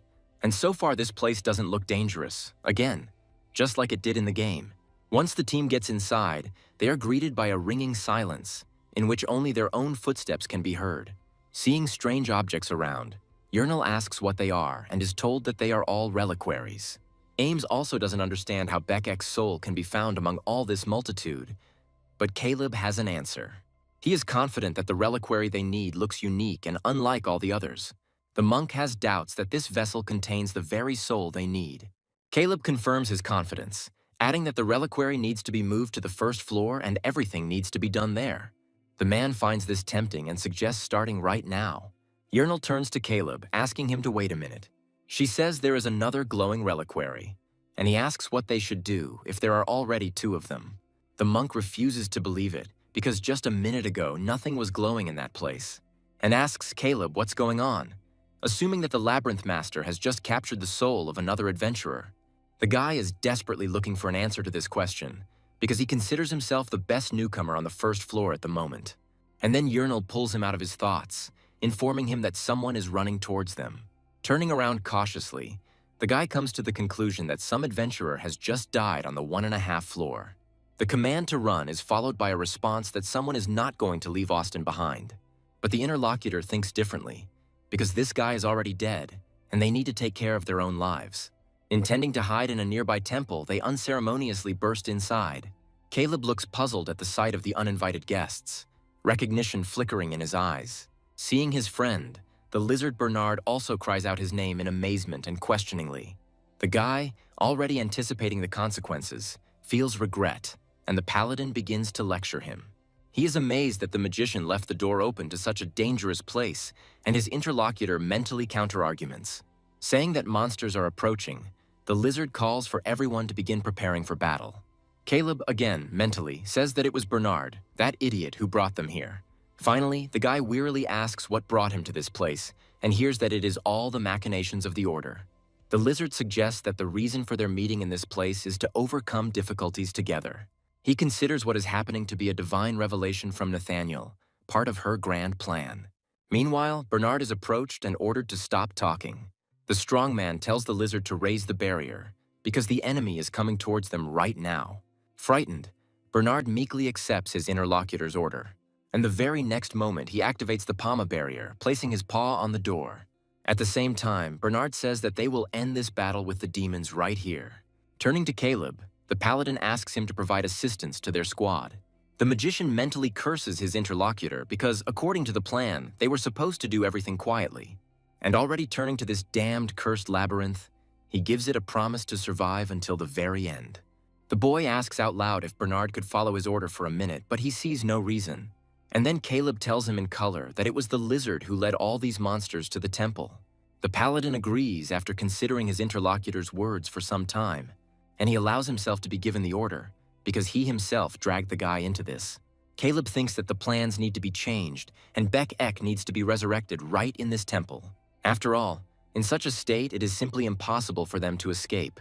And first, it is worth using Iselov's scroll to calm the undead. The boy speaks words about resting in peace in eternity, thinking that the priority is to protect Ek. Caleb promises himself that this will not last long as he draws the power of necromancy from his body. Saying that he will lower the reliquary with telekinesis, the boy asks Uernel to catch it for him, and she agrees. As he lowers the vessel containing the soul, Caleb addresses the new arrivals, and he asks to tell him about their skills in order to develop some kind of strategy. Not everyone is thrilled with the idea, as this is an experienced group from the second floor, and its members only follow the orders of their leader, Bernard. Caleb clarifies if this is true, and he asks the lizard what his main strategy was for today. The paladin replies that it was a frontal breakthrough. The interlocutor reminds him of the results of this, and about the fact that in this way I had to lose a member of my group because he was not visible nearby. Bernard agrees for everyone, admitting that one of their comrades died very recently. And then a cunning plan comes into Caleb's head, part of which he begins to voice right now. The idea is to help these kids revive a member of their group if they behave obediently. And Caleb asks them to turn around, promising to prove that he is telling the truth. Explaining that when someone dies between floors, their soul is automatically placed in the reliquary. Bernard asks if it is Austin, and his interlocutor answers in the affirmative, voicing alternatives. And then he adds that compensation will be paid later in the temple. The lizard still has doubts about this. And his comrade says that he will carry out all the instructions with all readiness if the words about the resurrection are true. He says he can shoot accurately, and the barbarian has a strong blow and the jump of a wild warrior. And this guy politely and wholeheartedly asks his interlocutor to return his comrade. Caleb, who was just waiting for this, with the same readiness expresses his agreement to help. He warns everyone that soon both the barrier and the gate will break. Therefore, they need to start as soon as possible, trying not to panic and keep their cool. Bernard recalls how the bishop invited him to his office, announcing an important commission from the church. The old man ordered the paladin to immediately go to the labyrinth to find out if the rumors about soul preservation were true. The church promised to give its warrior full support, so there was no room for failure. Now all these thoughts from the lizard's head have almost completely displaced the prayers to his goddess for the preservation of the life of his slave. And he asks her why she subjects him to such a cruel test. Caleb considers a frontal attack suicidal as they are outnumbered, but staying inside is also not an option. And then the guide turns to Bernard, Ames, and Barbarian, asking them to move the cabinets behind him so that he can climb up. Uernel and Rimusuparan give the order to take the reliquaries, and they accept it without complaint. When they have completed the task, the monk announces its readiness by addressing his leader. He announces his intention to make a passage through the roof, asking everyone to move away from him for now. The spell that makes this plan come true turns out to be Dust Explosion. And at that very moment, a powerful discharge pierces the vault with just one blow, creating a hole in its place. Caleb tells everyone to get on the roof immediately and do it as quickly as possible. And while his order is being carried out, the guy himself is below to cover his comrades. Caleb turns to Ames and Bernard, calling them to action, urging them to hurry. But a sharp sound makes the guy turn around and start playing out a new plan in his head. The men also turn around, not wanting to lose sight of their enemies who are already moving in their direction. In their heads too, like Caleb, they are looking for different options that are most beneficial for them. Ames, turning to his leader, asks him to move on, while he takes on the enemies himself, promising to restrain them as best he can. Paladin is now less verbose, instead activating Guardian's shield. When the monk enters the fight, the lizard allows himself a delay of only a couple of moments. And then he joins his unwitting comrade to help hold off the enemy. Looking at them, Caleb mentally admits with regret that they won't be able to hold out like this for long. And then he asks the guys to retreat and not to move too far forward. The lizard asks why. Caleb is afraid to say it out loud, But mentally he allows himself to hear the words about his appearance. And literally a couple of moments later, like something out of a horror movie, a terrible grip descends heavily on the doorframe. Bernard screams out, involuntarily asking what the hell is going on. Seeing this giant monster, he tries to understand who he is and where he came from. Caleb again mentally replies that this creature is the administrator of the sanctuary. And his comrades are already noticing how many of the defeated monsters are beginning to regenerate. Caleb recalls that the main problem is the ability of this creature to restore every single one of its subordinates. Turning to Barbarian, the guy asks him to go down and help his comrades, simply buying time for the others. Although puzzled, the man agrees, asking to leave this matter to him. Meanwhile, Uernel rushes to his leader, calling him worriedly. When she says that she will go too, determination flashes in the elf's eyes. The leader agrees, asking her to take care of herself, and Uernel agrees with this. Remus asks her to succeed, saying that he is counting on her. The elf promises to do everything in her power.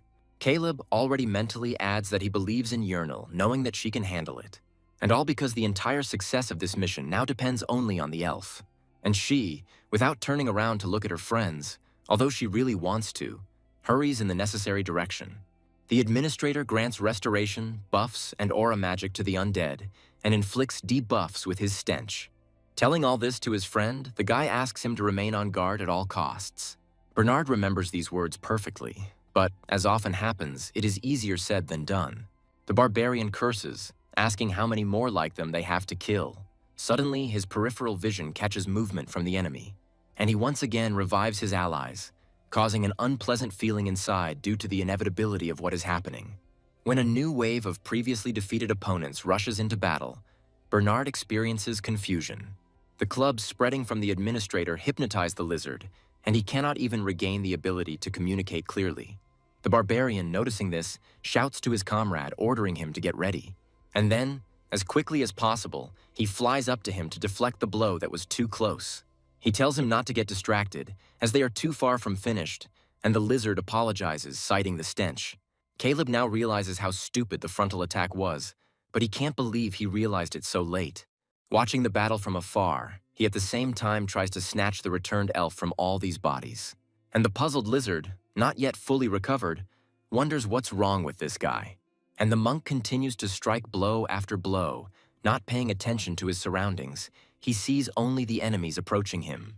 This battle makes Bernard think of certain things that he is unable to voice. Namely, how is that monk still in perfect order, and the lizard decides? Getting closer, he, overcoming his pride, asks how Ames can resist this stench. The man responds by saying that he was taught this on Dolly Mountain. This technique is called the art of silence within the mind, and the lizard is delighted with the new knowledge. The administrator at this moment points his staff at the fallen undead, preparing to put his strategy into action. Noticing this, Caleb turns to Ames and warns the monk about the creature's intentions. But it is too late, as the fallen begin to stir under the influence of the spell's charms. The monk doesn't want to just stand there idly and begins to recite the skill activation words. It turns out to be his newly acquired skill, Smashing Gaia. The men are confused, wondering when Ames managed to learn such a technique. At this moment, Remus hears a sound behind him and turns around to look at it. Finally convinced that this is the signal they need, he turns to Caleb. Notifying him of the flare, the leader, in turn, addresses the others. Telling them to retreat, Caleb mentally praises the elf for following her instructions correctly and for her timeliness.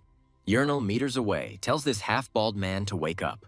He, staring at the stranger in bewilderment, asks who she is. Caleb thinks that now it's their turn to buy time. The range of his dust is limited, so they need to detonate it manually. The guy comes to the conclusion that there is only one way out and stops time. When he activates explosive dust 4 times in a row, his action points are exhausted and the turn ends. They will drop debris on the administrator and his guards to stop the enemies. Remus, stunned by the overabundance of emotions, cannot even express his amazement at this out loud. And Caleb is already starting to put his plan into action. The administrator, hearing the rumble of stones from the collapsing temple, turns around worriedly. And those, falling down very close at the same moment, crush his comrades. Bernard didn't expect such a maneuver, which is why he is now trying to understand what just happened. Caleb urges him on, saying that this is their chance, but they need to act quickly. The barbarian echoes the boy, and Bernard, agreeing, tells him to save himself first. And at that very moment, with a piercing screech, an enemy flies out from the rising dust at them. But Bernard was prepared for this, so the undead parted with life from the enemy mace. The paladin says he will hold off these creatures, ordering the monk to go forward. He, contrary to common sense, refuses because the wound is still too fresh. A painfully familiar image appears before the monk's eyes, causing his heart to ache. And just as quickly, it is replaced by an alternative, intensifying the feelings and making him feel guilt more clearly. Before he starts speaking, the man tries to control his overwhelming feelings, and then he says that he will not run away again, not to leave his comrades abandoned to their fate. Shouting out that he won't do it again, Ames rushes to back up his words. Leaving behind a stunned Bernard, the monk tells him to go away, promising that he will sort everything out himself. He, although seriously puzzled, reluctantly agrees, realizing that his interlocutor cannot be dissuaded so easily. And finally, the lizard admits that Ames is the best of all the vanguards he has ever seen. Several guardians rush after the paladin, but the monk shields his comrade with his body, blocking the enemy's path. And then, with a war cry, he rushes at the one standing closest and swings his club. But Caleb makes him stop, saving him from at least serious injury. The guy tells the monk to get up too, promising to cover him while this happens. And at that very moment, the sound of crashing stones is heard nearby, and the dark part of the temple is illuminated by a magical light. Caleb's eyes widen, momentarily taken aback by what it is. But the guy quickly comes to his senses, alerting his team that the administrator has returned and the guardians are about to surround them. Caleb screams again, telling Ames to run as quickly as possible. The man asks the elf to slow down, to which she remarks that they don't have time for that. He reminds Uernel that he just died and came back to life, and she replays the recent events in her head, where she cast a spell over him, pouring potions on him and completing either a revival or a healing. So now she reminds the man about this, and he says that this is not enough for full recovery. Then the elf says that if they don't hurry, all their comrades will be in mortal danger, and it works. Before firing the projectile, Remus warns his companions to be careful, and Caleb, at about the same time, performs a lightning strike, covering Ames from the other side. Bernard, saying that time is running out, asks his interlocutor to hand him his weapon, and the monk obediently follows the advice of the lizard, and he pulls him towards himself. Caleb, noticing the enemy getting closer again, provides support to his allies with his lightning strike. Remus is not far behind, also proving to be very useful and efficient. Paladin offers Ames to take his hand, and he immediately grabs it. But suddenly he becomes puzzled, wondering what could have gone wrong. Thinking that his ankle is frozen, the man lowers his head. The administrator's mouth stretches into a grin, beginning to spew out a sinister laugh. Remus swears with annoyance that they were very close, and offers his interlocutor a fun game. He doesn't feel the slightest fear at the sight of the projectile heading towards him, continuing to laugh. And even more so, when performing its maneuver, this monster makes the shooter tense up. Saying that it is all over, the paladin asks the monk to hold on tight. He remains silent, mentally answering that he can't do it anymore. His hands are already unbearably sore, ready to loosen their grip at any moment. But Bernard is not going to leave his comrade so easily, and with the intention of saving him, asks him not to let go of his hand. Ames says it's too late and asks everyone to just leave, assuring them that he will be okay. Caleb starts shouting, ordering his interlocutor to use the dagger now. And in the air, following the words, double magic swords fly, causing the monk's surprise. Cutting right into the center of the administrator's mask, the blade forces him to open his grip. And with renewed strength, the lizard begins to encourage Ames, urging him to get up. Making a wheezing sound as it flew, the administrator fell silent upon reaching the ground. Once Ames is safe, he is praised for working so hard, and the man is asked to greet someone properly. When he hears a painfully familiar voice, he cannot believe that it is reality. When Ames asks in disbelief if it is who he thinks it is, there is a few agonizing moments of silence, and then this boy admits that he doesn't understand what's going on at all. Looking around suspiciously, Beck asks his adopted brother where they are, and when he asks about the strangers surrounding them, the man can no longer bear it and jumps up from his seat. Ames pounces on the younger boy, causing him to yelp in surprise, and then he begins to lament, giving praise and glory to the Lord God. Beck barely manages to say the words about how he can't breathe because of the tight hug, and he shouts, turning to the monk, calling for reason, because he does not want to be left with broken bones. At the same time, a familiar voice is heard nearby, attracting Caleb's attention. The elf informs him that they have just arrived at the appointed place. The stranger next to her, having caught his breath a little, also spoke up. And now his comrades, overjoyed, confirm the fact of Austin's return. The barbarian, trying to hide his tears, congratulates this idiot on his return. Austin asks why he didn't run away from there and how he ended up there, calling his interlocutor a dumbass. And Caleb, by ruining the wonderful reunion, reminds them that this is not the end. This is especially true for the elf, who should not draw attention to her person. She apologizes. Turning to Uernel, the guy says that now he will tell her the plan of action. So you need to listen to it very carefully and share it with Austin. To begin with, the guy talks about the distance from the roof of the temple to the ground, and from it to the portal of the gate. And at the same time, he warns that jumping from the roof would be a real suicide. In his mind, the guy thinks that due to their lack of dexterity, the monk and the lizard will simply break their legs this way. Uernel shares with Austin her concerns about getting injured and possibly being surrounded by guardians. The first priority is the safety and neutralization of the sentries and their commander. To do this, you will have to resort to strong magic, which will require additional time. Caleb also asks to deal with the monsters that are trying to get up there so that they don't get in the way. The barbarian, clicking his tongue, remarks that they don't really have a choice as such. And with alacrity, the man strikes the intruder, sending him back down. Promising to deal with them, he hears Caleb's objection and words about there being another task for him. The magician is going to leave this task to Bernard and Beck Eck. The lizard accepts the order. While apologizing to the stranger, the redhead notes that this guy is not his leader. The adventurers who have already been through this unanimously tell Beck to obey the magician. He expresses incomprehension, but the monk gently says that at the moment, Caleb is their overall leader. Remus asks if there is a way to deal with them all, and his interlocutor talks about holding back enemies with the power of massive lightning magic. After this, Caleb turns to Uernel, and the elf readily responds to his call.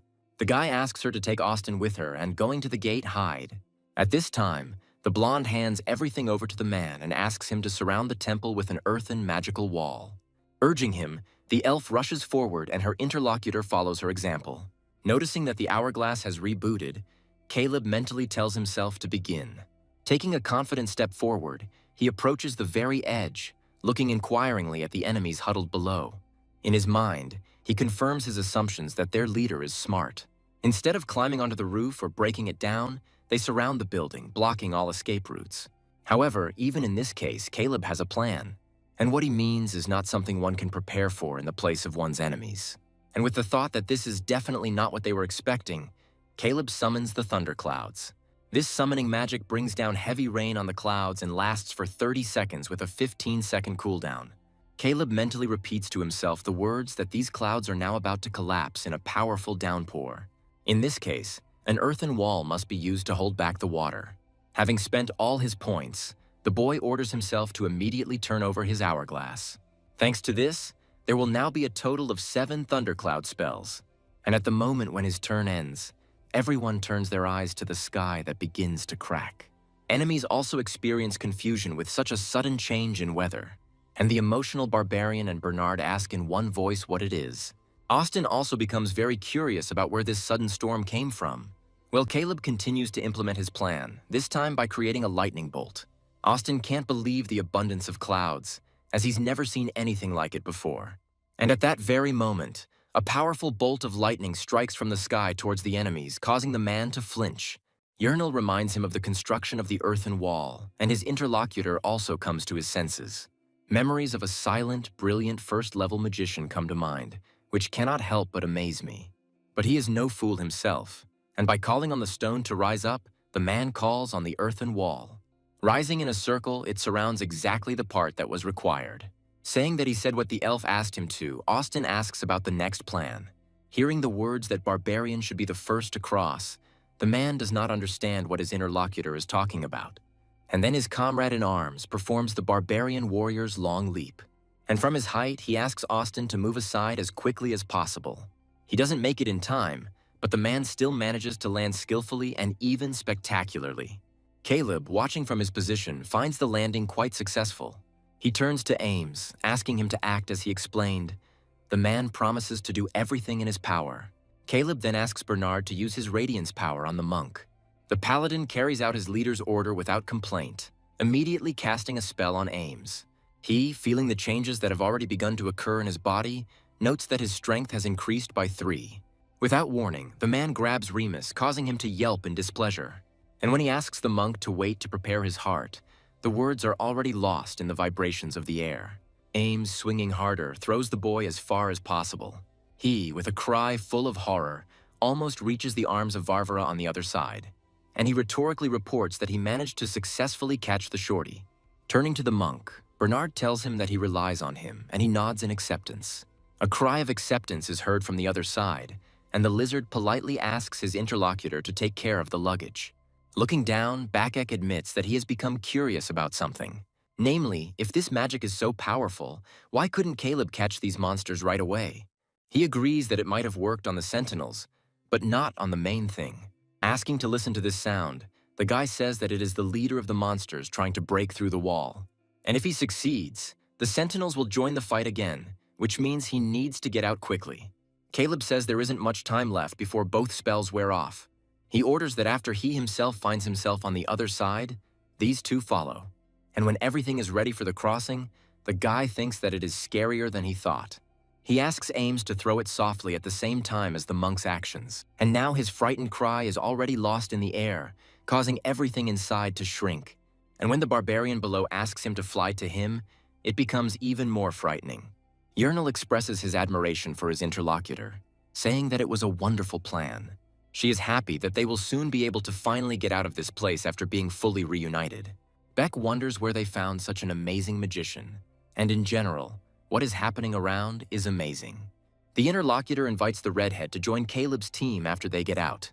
After all, with such a past, everyone will be afraid to take Beck into the team, especially with the mark of the master of the labyrinth. The boy doesn't understand what they're talking about, and the monk continues talking about Caleb accepting him. Beck expresses understanding and reminds that there is very little time left. Ames says that's exactly what it's about, continuing to recruit the kid to Caleb's team. Beck thinks that his friend is acting strangely, and he calls on him, if he understood, to move forward. And the kids, as the leader ordered, perform the shadow jump together. The barbarian happily announces that Bakek and Ames are also already here. Caleb is glad that everyone managed to get out of this unpleasant situation successfully, and literally the next moment the earthen walls effect ends. But now this is not important. It is much more important for everyone to go to the gates as soon as possible. Not wanting to remain on the 1.5 floor or further, everyone passes through the portal with delight. When the last of the companions reaches this side, Uernel cries out in joy. Delighted that they managed to do it, Remus joins her. The barbarian is most impressed by the fact that they managed to resurrect Austin, who is also grateful to the young magician. And while everyone is rejoicing and praising Caleb, the paladin stands aside silently. He praises the guy mentally, amazed that this young man was able to come up with a brilliant plan so quickly. At the same time, the lizard celebrates the success of the mission entrusted to him by the religious order. After all, the fact that Austin was resurrected is proof of the existence of the soul preservation system. But it wasn't their team that completed this mission, which means they didn't do anything in this adventure. And what's more, if they hadn't met Caleb's team, they wouldn't have been able to get out of there alive. Bernard thinks that the goddess brought him to this guy to save him and teach him a lesson, to help him realize his inadequacy. The paladin is brought out of his gloomy thoughts by a sharp cry and groans of pain. A worried Beck asks his comrade-in-arms what happened to him. The boy screams in fear and begins to talk about what happened to the monk's leg. And Caleb, seeing this with his own eyes, is also deeply perplexed. The guy mentally tries to understand when this could have happened, making assumptions in his head about the nature of the wound.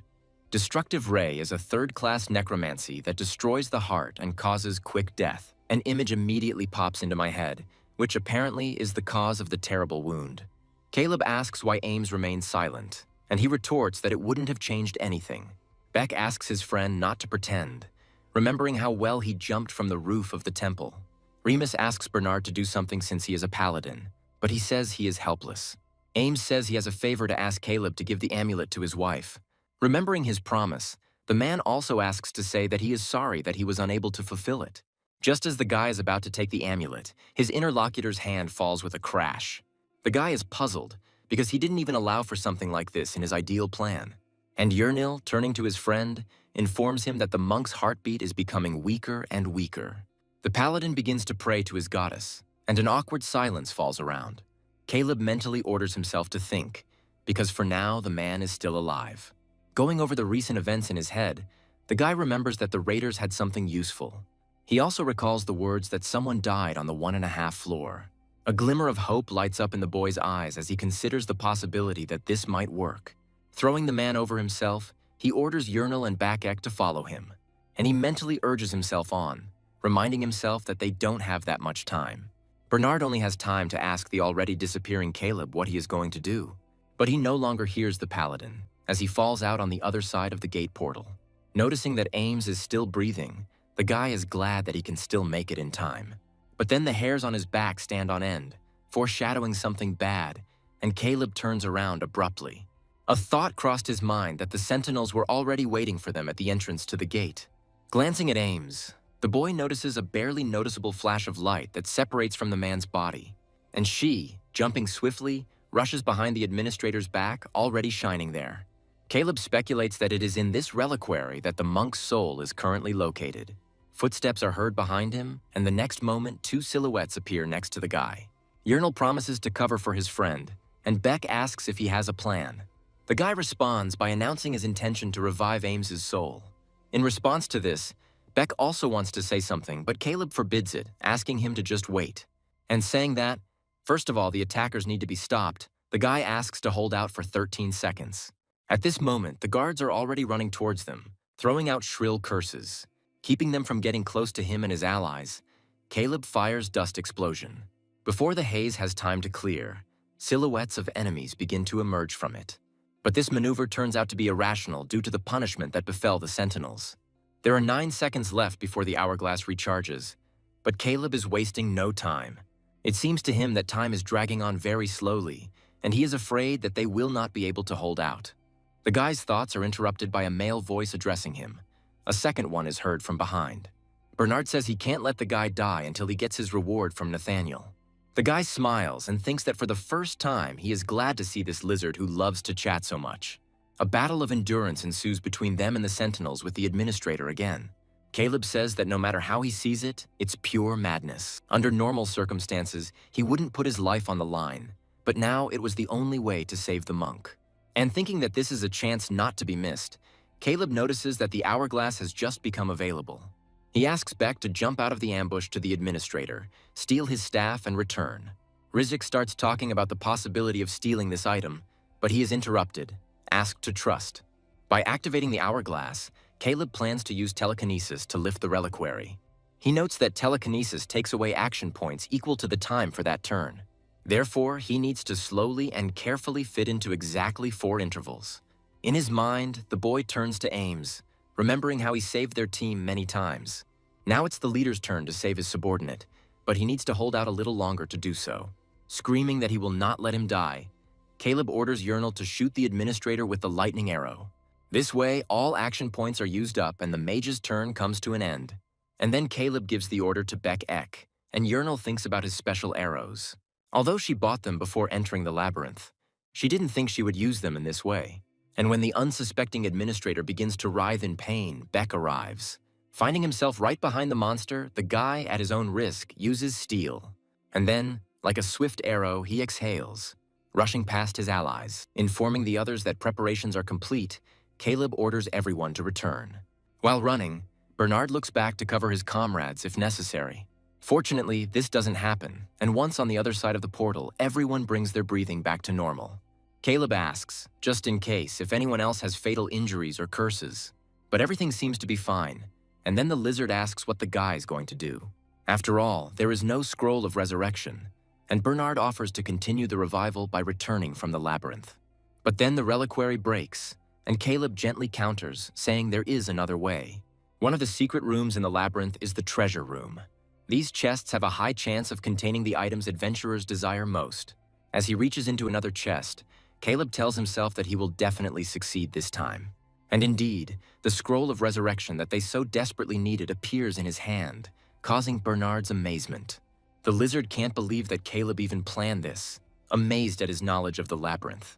The guy suggests to his comrades to start, since now they have everything ready. They begin to read a spell that will help the dead body to resurrect. But in order to cure Ames, you first have to turn him into a zombie. And right now, Caleb is speaking the words for the revival of the undead, offering to plunge the future risen dead into eternal sleep. The staff must be used to remove the curse, then remove the necromancy and return the soul to the human body. And finally, you will need to use that same scroll of resurrection. Inhaling sharply, the man, stumbling with unaccustomed speech, asks what it is. Giving the amulet back to Ames, Caleb asks him to return the item to his wife himself. Bernard says he learned a lot from the boy, inviting him back to the Temple of Nathaniel. In order to collect the reward, the guy agrees to this, promising to come. Austin says he owes Caleb's team something, and he plans to repay the guy even at the cost of his own life. The guy refuses, asking not to mention it again, even as a joke. The guys say goodbye to Caleb until the next meeting in the city, and he becomes thoughtful. Even though they messed everything up, the guy ended up getting more than he wanted. Uernel turns to Caleb, offering to continue his journey as well. But he refuses, saying that he is not finished here with the treasure chests yet. The elf says that she already looked inside, and there is only useless junk and some kind of trash. Ames says this is only for the newbie in the labyrinth, but there may be treasure among this junk. Caleb agrees that there may be useful things there, not what the adventurers expect. Cool items, a couple of which can almost certainly be found in such chests. The efforts are crowned with success, and the guy's gaze catches on something truly interesting. It turns out to be a blank scroll, which allows you to enchant it, creating any scroll you want. There is also a decent-looking dagger that can be appraised or given to Bakek. But that's not all. Caleb is once again able to discern value in the depths of the tree. Although, on the other hand, coins, even ancient ones, have always been commonplace among trash. And yet, for some reason, Caleb cannot let go of the find. Its pattern seems familiar to him. And then the thought of a village between the first and second floors bursts into his head. After all, the flag of this settlement had exactly the same image. The guy realized this only now because the image in the game was too small to see it. From this, he concludes that all these things are from that village, and he is going to show the coin to Isilov. Saying he is finished, Caleb invites the others to continue on their way. Handing the ribbon to Uernel, he says that he is giving it to her, and the elf clarifies the purpose of this item. Caleb remembers that she didn't like it when Beck chewed her hair. The redhead is perplexed, and he says that he wouldn't chew this greasy hair, but the elf protects it. But Beck isn't about to let his saliva comment go unanswered. And Uernel seriously thinks about the words about disgust during hair loss while eating. Caleb turns to the girl in his mind, amazed that she can be so easily deceived. The elf reluctantly says that everything is fine as long as Beck doesn't do it again. And he continues to become aggressive when told that there is no need to spread dirty rumors. While securing the ribbon, the elf says that she has a question for Bakek about the name. And without waiting for an answer, she asks what the guy's real name is. He, after a theatrical pause, says that this is his real name. Uernel is about to burst out laughing, but she manages to hold back, even though the girl's intentions are easy to read. Rizik tells her not to mock him, saying that he personally chose and changed the name like a real thief.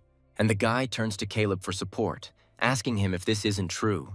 The brunette asks his interlocutor not to ask him, otherwise he will definitely not be able to restrain himself.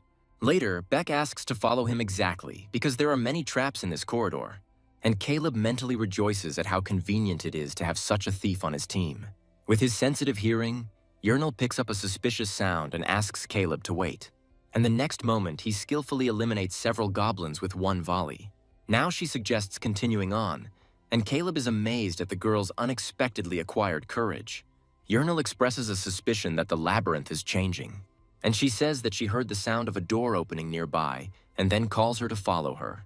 Meanwhile, Caleb begins to feel useless, unlike the others. The ringing of Saint's bell alerts its inhabitants that the first floor gates have been opened. Abandoning the task she had just begun, the novice immediately rushes to the designated place. Bernard tells his interlocutor that this journey was touching, and he informs them that he needs to convey a report on their mission to the Temple of Nathaniel. Meanwhile, the bell rings again, signaling the second opening of the same gates. The paladin is puzzled, amazed at such a quick repetition since they themselves only just arrived. And he is amazed that Caleb and his team returned so quickly, but is glad that they are okay. The guy explains their quick return by saying that they were lucky to find a way out. But he falls silent without saying what he wanted next, realizing who is in front of him. The guy turns to Ames, advising him to run away quickly because his wife is probably completely exhausted. And it reminds us that the man was going to personally give the pendant to his beloved. These words have a sobering effect, and the monk rushes towards the woman with all his might. She, jumping into his arms, expresses joy that her husband has returned home safe and sound. She says she was worried when they told her the pendant was fake and apologizes, saying she didn't know. To sum up, the woman concludes that a real miracle happened to her. Beck says he would also like to say hello to his daughter-in-law, but he is advised not to ruin the reunion.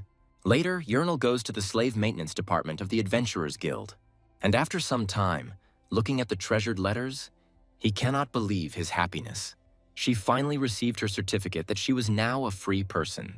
The joy of the happy moment is interrupted by Caleb, who says that this is not entirely true yet. After all, she still has debts from the clothes her boyfriend bought her to the food he fed her. The elf says that if she has to become Caleb's slave, then she doesn't mind at all. He mentally condemns the girl for such words because he was joking and she is spouting such nonsense. Beck mocks the blonde for being a slave, and such a cheap one at that. But she retorts. The boy finds a hole in this argument, and then Caleb comes to his friend's aid. And he says that the redhead himself is not free, because right now he is classified as a boss monster. If we reclassify him as a human, he will already be deceased, which also needs to be corrected. While the boy expresses hesitant understanding, an elf nearby bursts into laughter. She mocks the fact that he is not even a living person, and the interlocutor asks her a question. He asks what he needs to do to make them believe him, and then suggests fixing everything as quickly as possible. Uernel laughs, saying that Caleb will first go to the Magic Academy to report on the success of the expedition. Excited voices can be heard on the city streets, delighted by the revived guy. Caleb admits to himself that he didn't think so many people would gather. Moreover, he didn't even imagine that they would all flock to this very place. Red asks hesitantly what this crowd is, and from its depths, someone calls out to Caleb. Landiford loudly asks the boy where the soul vault is. He replies that everything is as he expected. It is located in the village between the floors. Conversations about this begin. People are amazed at least by the power of the boss of that place. And Caleb notes to himself that it turns out that quite a few adventurers knew about the 1.5 floor.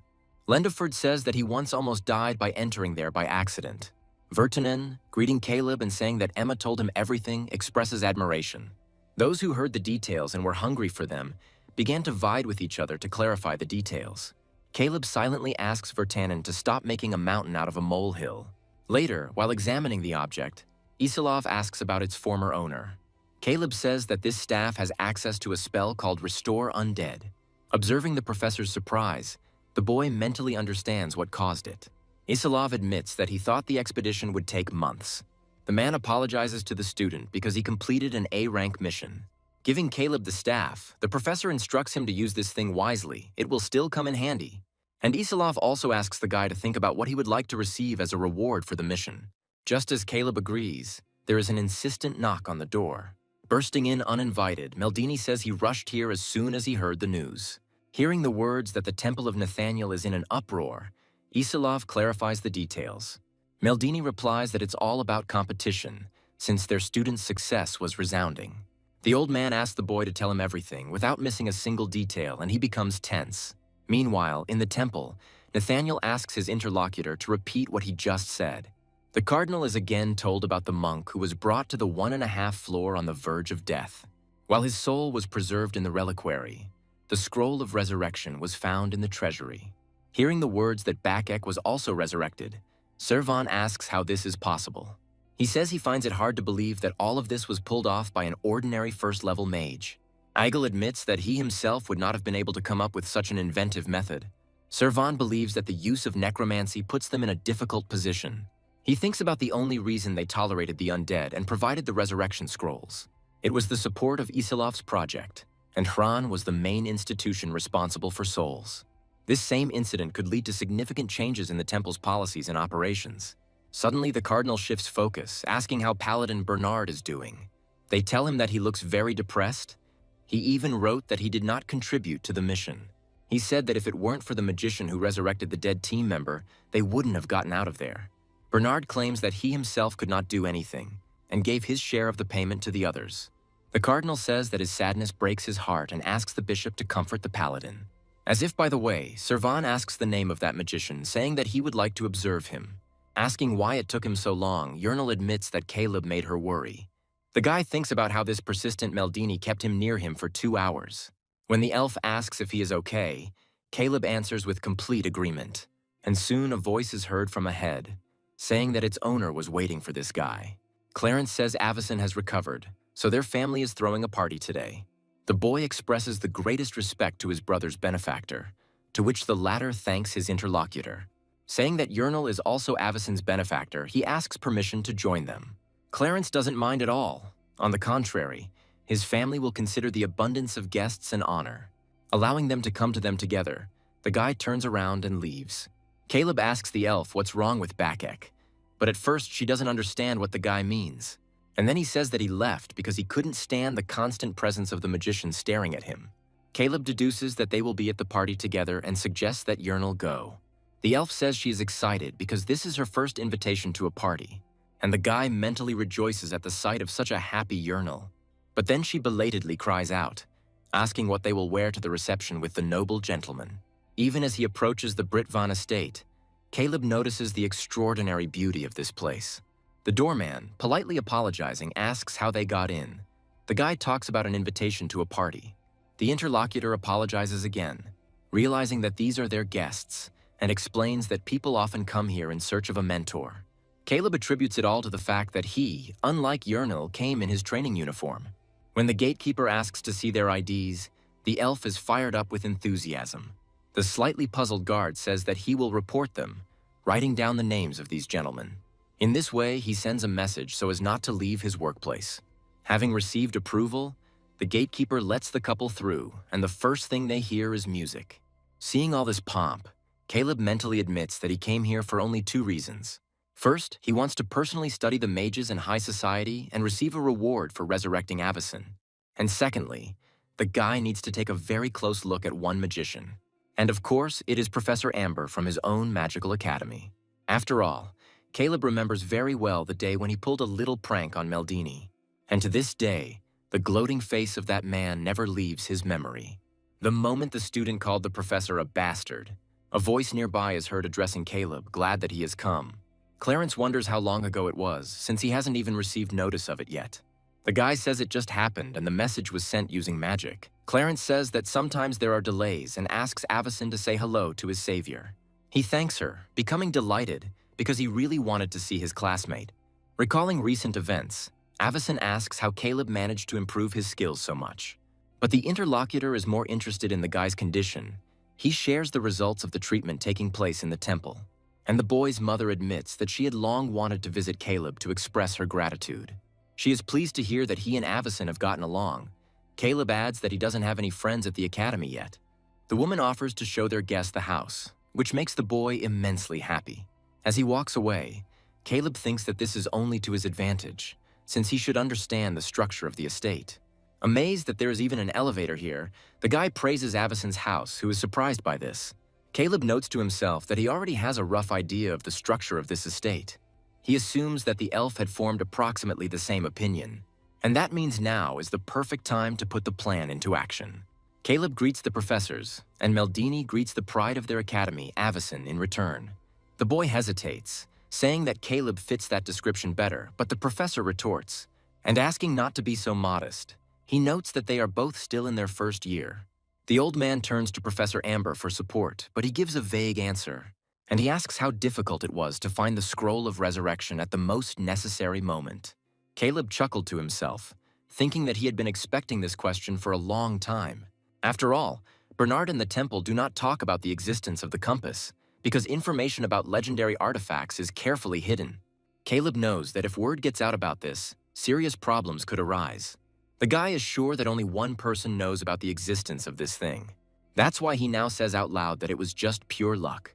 Meldini appreciates this answer, mentally adding that it is all thanks to him and he is proud of Caleb. Amber, on the other hand, experiences the opposite emotions, feeling offended that such information is being kept secret from him. But in the end, he himself suggests changing the topic, saying that, in fact, he is interested in many things. When asked about creating thunderclouds, Caleb replies that he combined 3 first-level spells. But his interlocutor is confident that this is not something that you can just think of and everything will work out. Caleb grins and endures the intrigue, during which Amber thinks the guy is about to crack. But he again replies that it really is all about luck. Amber even loses face for a moment from such blatant impudence. After all, there is no room for luck in spell combinations. Even Professor Meldini knows this. Moreover, this boy did not come even a little bit closer to the professor's level. This makes it even more unclear how he can possess the knowledge of the one who invented this spell. The man continues to stare at his opponent, trying to understand what the matter is, and he comes to the conclusion that the guy could have killed the possessor of otherworldly powers from the Yoho tribe. This prompts me to ask permission to ask Caleb one more question, and Amber asks if the guy plans to continue relying on luck alone. In response, the man hears words about how he plans to always rely on his luck. The professor's lips involuntarily stretch into a smile as he expresses his understanding. And leaving, the man politely apologizes, citing the fact that he still has things to do. Caleb thinks he has successfully overcome the complexity the developers intended. He monopolized information that other professors had never encountered before. And now Amber knows that the magician, who is not yet a professor, knows more than him. Activating the hourglass, the boy gives Uernel the order to follow Professor Ember. And after that, report to him about who this man met with and what they talked about. Knocking on the door with a special code, he says that he has brought important news. The interlocutor reminds us that he has already spoken about his lack of interest in cooperation. Amber doesn't give up, saying that this is about Caleb and this guy knows more than they thought. The man suggests that the Yoho tribe's professor completed the difficult levels faster than they did. Caleb now has the knowledge of a wise player, although it seems he has not yet revealed all his cards. Amber continues, saying that she sees this as an opportunity and offers to lure the guy over to her side. When asked whether he should be recognized as a professor, he denies it, since Caleb is close to Meldini. Amber feels it necessary to request a meeting upstairs, because if she delays, something irreparable could happen. Specifically, this will mean that Black Dog will get to Caleb. Later, the boy himself, retelling Uernel's story, thoughtfully savors these words about the Black Dog.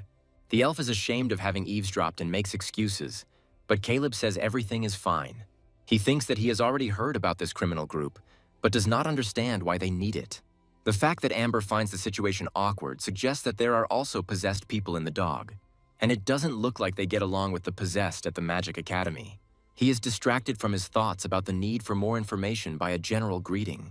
Avicen's father talks about the reason why they are all gathered here today and thanks the guests. Edward says that there are 2 adventurers here today who rescued his youngest son. He introduces the mage Caleb and the ranger Uernel to general approval. Edward announces that he has prepared something special as a reward. And he says that for today's celebration, they have prepared a small, entertaining game. It's called The Message Lost in the Labyrinth and requires both magical and witty skills. To get started, you need to split into teams of 3 and use a spell to transmit messages. The team that finds the exit scroll and gets out first will be the winner. The choice of class is not limited. There is 1 minute for discussion, after which the decision is written on the form and submitted. The response will be assessed according to the probability level from critical success to critical failure. To make things more interesting, participants must make a contribution and if they win, receive 5 times the amount of their contribution. The entire entry fee will be transferred to the academy. Questions are welcome. Caleb asks if he can put the amount of his reward as an entry fee. Edward allows this privilege only to him and Uernel and asks them to move on to forming teams. The man also lets his son's rescuers choose their teammates first, since they are newcomers. Caleb chooses Uernel, causing Edward's admiration. He is impressed by her concern for his comrade. When asked if the elf agrees, she replies that she also wants to be on the same team with Caleb. Edward asks if the guy will regret his decision, since there are plenty of strong candidates around.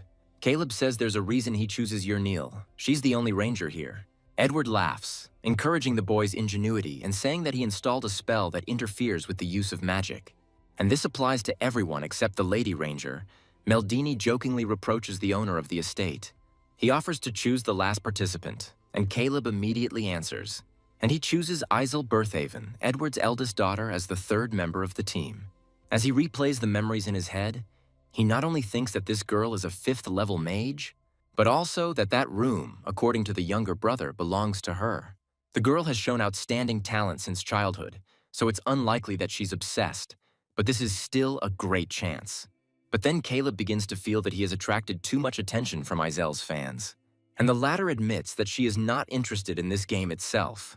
However, she is curious to see the power of a genius magician, so she is not against this scenario.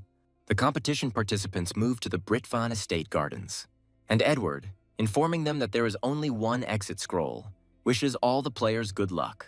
The guy admires the magic of illusions, because this labyrinth is indistinguishable from the real one. The elf says that she can't hear any members of other teams nearby at all. The guy suggests that noise suppression magic was also used here, which upsets Uernel. But the girl immediately comes to her senses, asking what about them then. Izel asks not to worry about it because she just took care of it. Caleb suggests hurrying. Uernel indulges in memories, but they are asked to stop. And he shares that each participant has 5 messages, that is, 15 in total, offering a strategy. Caleb believes that other teams will think the same way as Izel, so it's worth hurrying, because they need to pass all the tests as quickly as possible and get the scroll as soon as possible. Izel still doesn't agree. Believing that the risk is too high, Caleb mentally curses the slowness of the mages, and he suggests voting, taking advantage of his elf's loyalty. She is at a loss, asking again if the guy wants to know her opinion, but pulls herself together. Uernel immediately says that he is on Caleb's side, and he mentally rejoices. And Izel gives in, repeating that she doesn't give a damn whether they win or lose. The girl thinks that the rumors about this guy's genius may simply be exaggerated. A little later, running past the site of a brutal battle, Caleb calls out. He announces his intention to use another message, but is interrupted. Izel asks what he's doing since the test hasn't even begun yet. If you look closely, you can recognize the illusion of corpses pierced by spears and swords. Caleb points out that most of them are naked. If they were kobolds, the bodies would be mutilated, so it can't be them. Caleb knows full well that the monster that has a habit of ripping off clothes is a banshee. This means that he now needs a disguise, and the guy activates shorthand magic. She turns the entire squad into children until the entire team leaves the banshee's territory. This is because Caleb knows that banshees don't harm children. Since this monster's territory is passed silently, the team receives a bottle of banshee's tears. Immediately after this, the squad finds itself in a very hot place, where the air becomes heavier with each passing moment. Caleb suggests it could be a magma forge, a sludge, or an elemental. Izel thinks that the monster might be a fire giant, but the boy retorts. These marks look like steel eaters chewing on pieces of iron. Caleb asks to send a message to throw the explosives without setting them on fire, but not Uernel. Izel doesn't argue, obediently activating message transfer magic. And he is surprised that after successfully completing the task, they receive the knight's two-handed sword. The girl is amazed at how reckless this guy can be, and he remembers Amber's words about Caleb's possession of exceptional knowledge about the possessed. She admitted that something like this was possible, but she didn't think that this knowledge was so deep. The girl doesn't believe that even one possessed person is capable of something similar. After the cleanup, Caleb suggests the girls slow down and catch their breath, and Izel agrees. Taking advantage of her weakness, the guy asks the girl about her knowledge of the possessed. She becomes even more confused, asking why he suddenly brought up this topic so suddenly. Caleb continues relentlessly, citing Professor Amber as an example. The girl freezes in her tracks, realizing that her interlocutor knows about her relationship with this man, and she begins to fear that Caleb overheard their conversation before the start of this game. But she doesn't understand how, because if she used the noise suppression spell, she would expose him. Brainstorming helps, and the girl manages to extract the necessary detail from her memory. For she remembers the elf's words about how she is useless when she can't hear anything. And Azel begins to guess why this guy took with him not an experienced magician, but a newbie. It also suggests that these two initially suspected the professor and were keeping an eye on him. When Izel thinks that Caleb found out about this not today, she is called out, drawing attention to herself. The guy asks her to calm down, saying that he does not intend to harm the otherworldly beings, but just wants to talk. And first, he asks the girl to tell him about the meeting of otherworldly beings that the professor is gathering. The girl stutters, saying that she herself doesn't really know all the details. She understands mentally that she won't be able to evade this, which is why she chooses this option. Izel says the meetings are held at the academy, in a closed club whose members hide their identities. Caleb asks why she goes there if she is a displaced person, and the girl answers. Caleb now understands that they wanted to ensure their safety by relying on the power of the Brit fans. He asks the girl why a 5th-level mage still attends meetings, and she hesitates. and he says that although he cannot say it, he can do everything else except this. Caleb says he doesn't need the money, but the girl can get information about 2 old members of his team. Izel agrees to obtain this information in lieu of an answer to the question asked earlier. And then the guy suggests trying to guess why she is a member of Amber's closed club. The girl tenses up when she hears the words that she wants to get to other floors of the labyrinth. Caleb says it was easy because the club can only offer what is most lacking. He offers to join forces with him, saying that he will tell her something that even Professor Amber does not know. Of course, the guy doesn't insist on this, promising to keep this conversation only between them. While the girl is thinking about these words, the elf turns to Caleb. Coming closer to him, Uernel asks the question that torments her most now. Namely, do they really have a lot of money now? To which Caleb sighs heavily. And he mentally wonders if this elf really doesn't understand what's going on. The torchlight illuminates Izel's face, momentarily revealing her true emotions. The girl thinks about the content of the message, which turned out to be quite humiliating. According to it, Izel must sing hymns and dance for 3 minutes in front of her team. Caleb jokes. The girl asks if she really has to do this. The answer is yes, if there is no fine involved. Realizing there's nothing he can do, Izel takes a deep breath and hesitantly begins to sing. And make awkward movements of some kind of dance, helping yourself with your hand and then your foot. Caleb is amazed at the girl's lack of talent, wondering if he's at the kindergarten matinee. Izel stops dancing, squealing in protest and asking not to be laughed at. Caleb tries to cheer her up, but the girl asks him to keep what he saw and heard a secret. Then the guy invites his companions to continue their journey. Once they're there, Caleb makes an announcement alerting the girls. The elf, saying that she sees an altar, asks if the summoning of the scroll takes place there. Instead of a precise answer, Izel advises summoning the scroll in 5 minutes. Voices are heard nearby, and from the conversation it becomes clear that all they have left to do is send a message. Complimenting the opposing team, the trio says that they were simply following them all this time. Meldini says Professor Amber offered to help, as things are not easy for a team of newbies. But Caleb doesn't believe it, realizing that this cunning bastard was simply watching them this whole time. The guy suggests out loud that Amber wanted to evaluate his knowledge of the otherworldly. The professor challenges Caleb to a battle, asking him to view the game as part of his education. The guy notes that regardless of the outcome, the winnings will belong to the opposing team. But he suggests doing things differently, offering the winner of the duel the chance to take the jackpot. Professor Meldini says it will be a fight against the use of messages. Caleb accepts the challenge and, turning to the elf, asks her to run to the altar.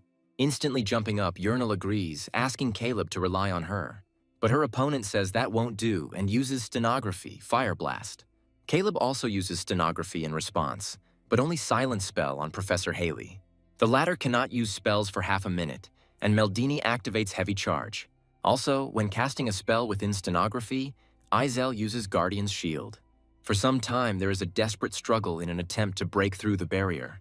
But eventually, Izel's shield is destroyed, stunning the girl and leaving her unable to move for 10 seconds. She slumps down, repeating these words, and Caleb is asked why he is doing nothing at such a moment. Meldini becomes curious about what the guy is going to do at such a moment. He only smirks before activating his hourglass, starting his turn. The guy thinks that Haley is a mage by class, and Meldini is a barbarian. Since Ember hasn't attacked yet, Caleb suggests that he might be a support. The one who observes, while fulfilling the role assigned to him, can only be a priest.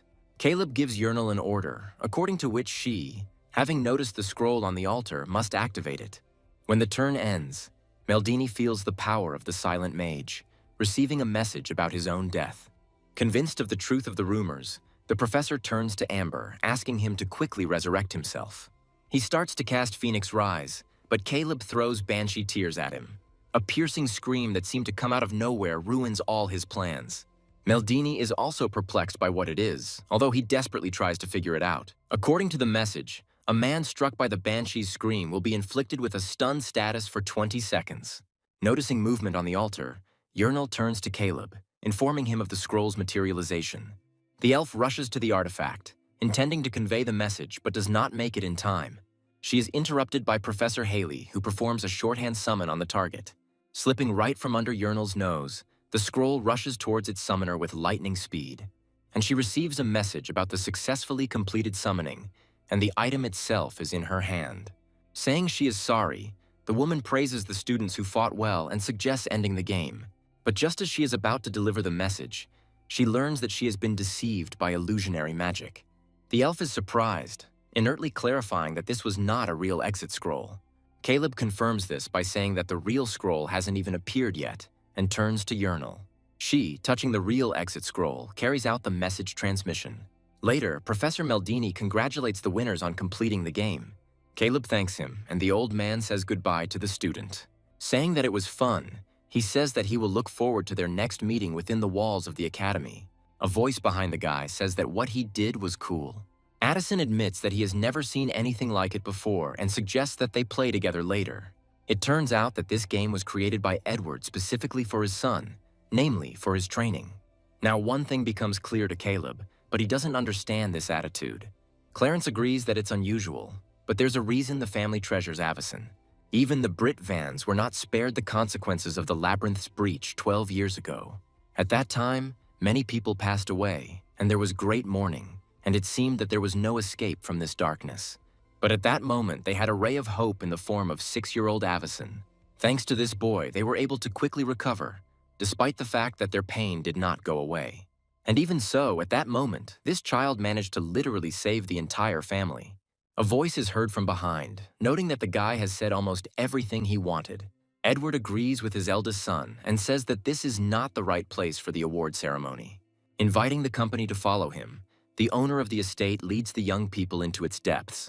Edward says he would give them anything without regret, but he believes that doing so could corrupt the newcomers. Therefore, the man is going to give them something that will be useful and appropriate for both of them right now. Uernel becomes even more interesting when the other person expresses hope that they will like it. Caleb expected something similar from this family, since they all studied well at the academy. He holds the ring of instant copying in his hands, carefully studying this magical item. This magic allows you to instantly transfer the original text and reproduce it anywhere.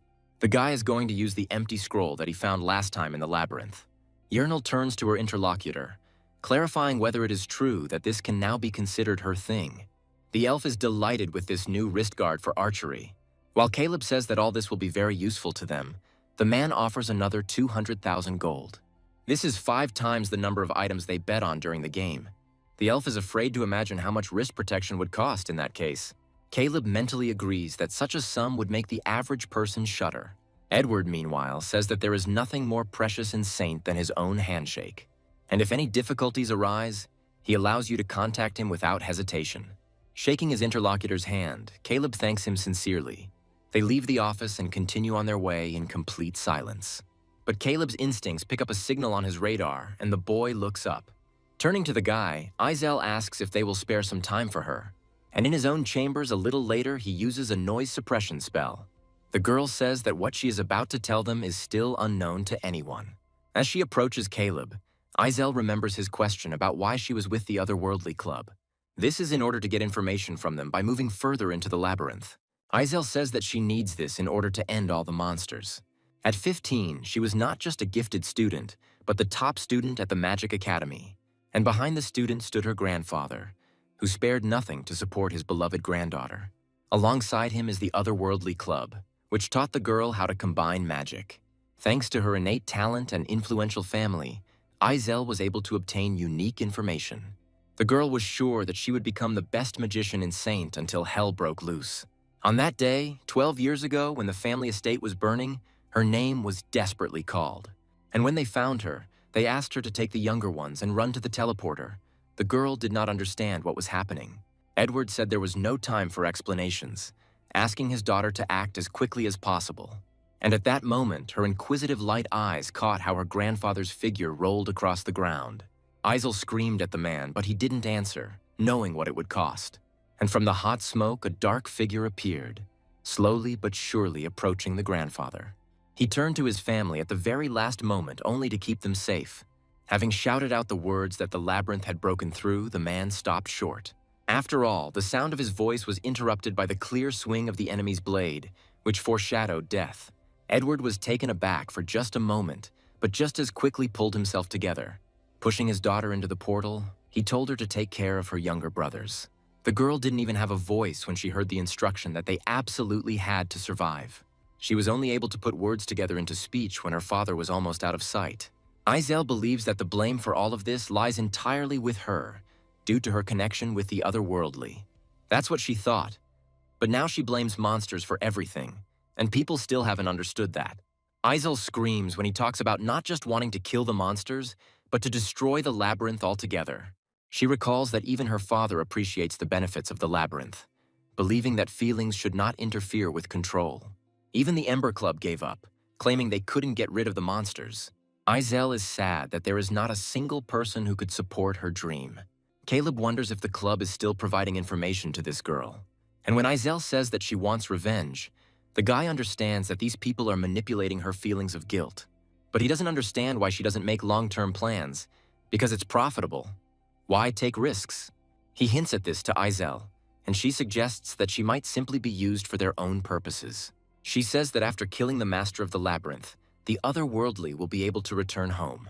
For Caleb, these words come as news, crashing down like a powerful stream. Similar words were engraved on the tombstone doll stream found on the 3rd floor. It said that when the master of the labyrinth dies, the war with the otherworldly beings will end and they will return home. Now Caleb understands the reason why they want to send this girl even deeper. Meanwhile, Izel says that Ember's club will try to involve him as well. The guy thinks that he now knows the reason why they want to get him before Black Dog. Izel says that by telling about this she is risking a lot.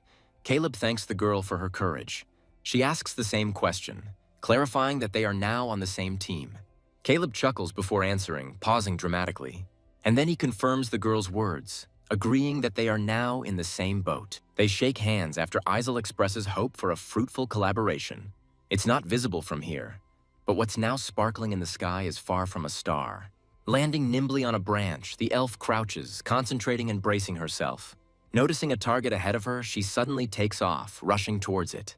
And then he asks Caleb how he is, and he praises Uernel, saying that everything is wonderful.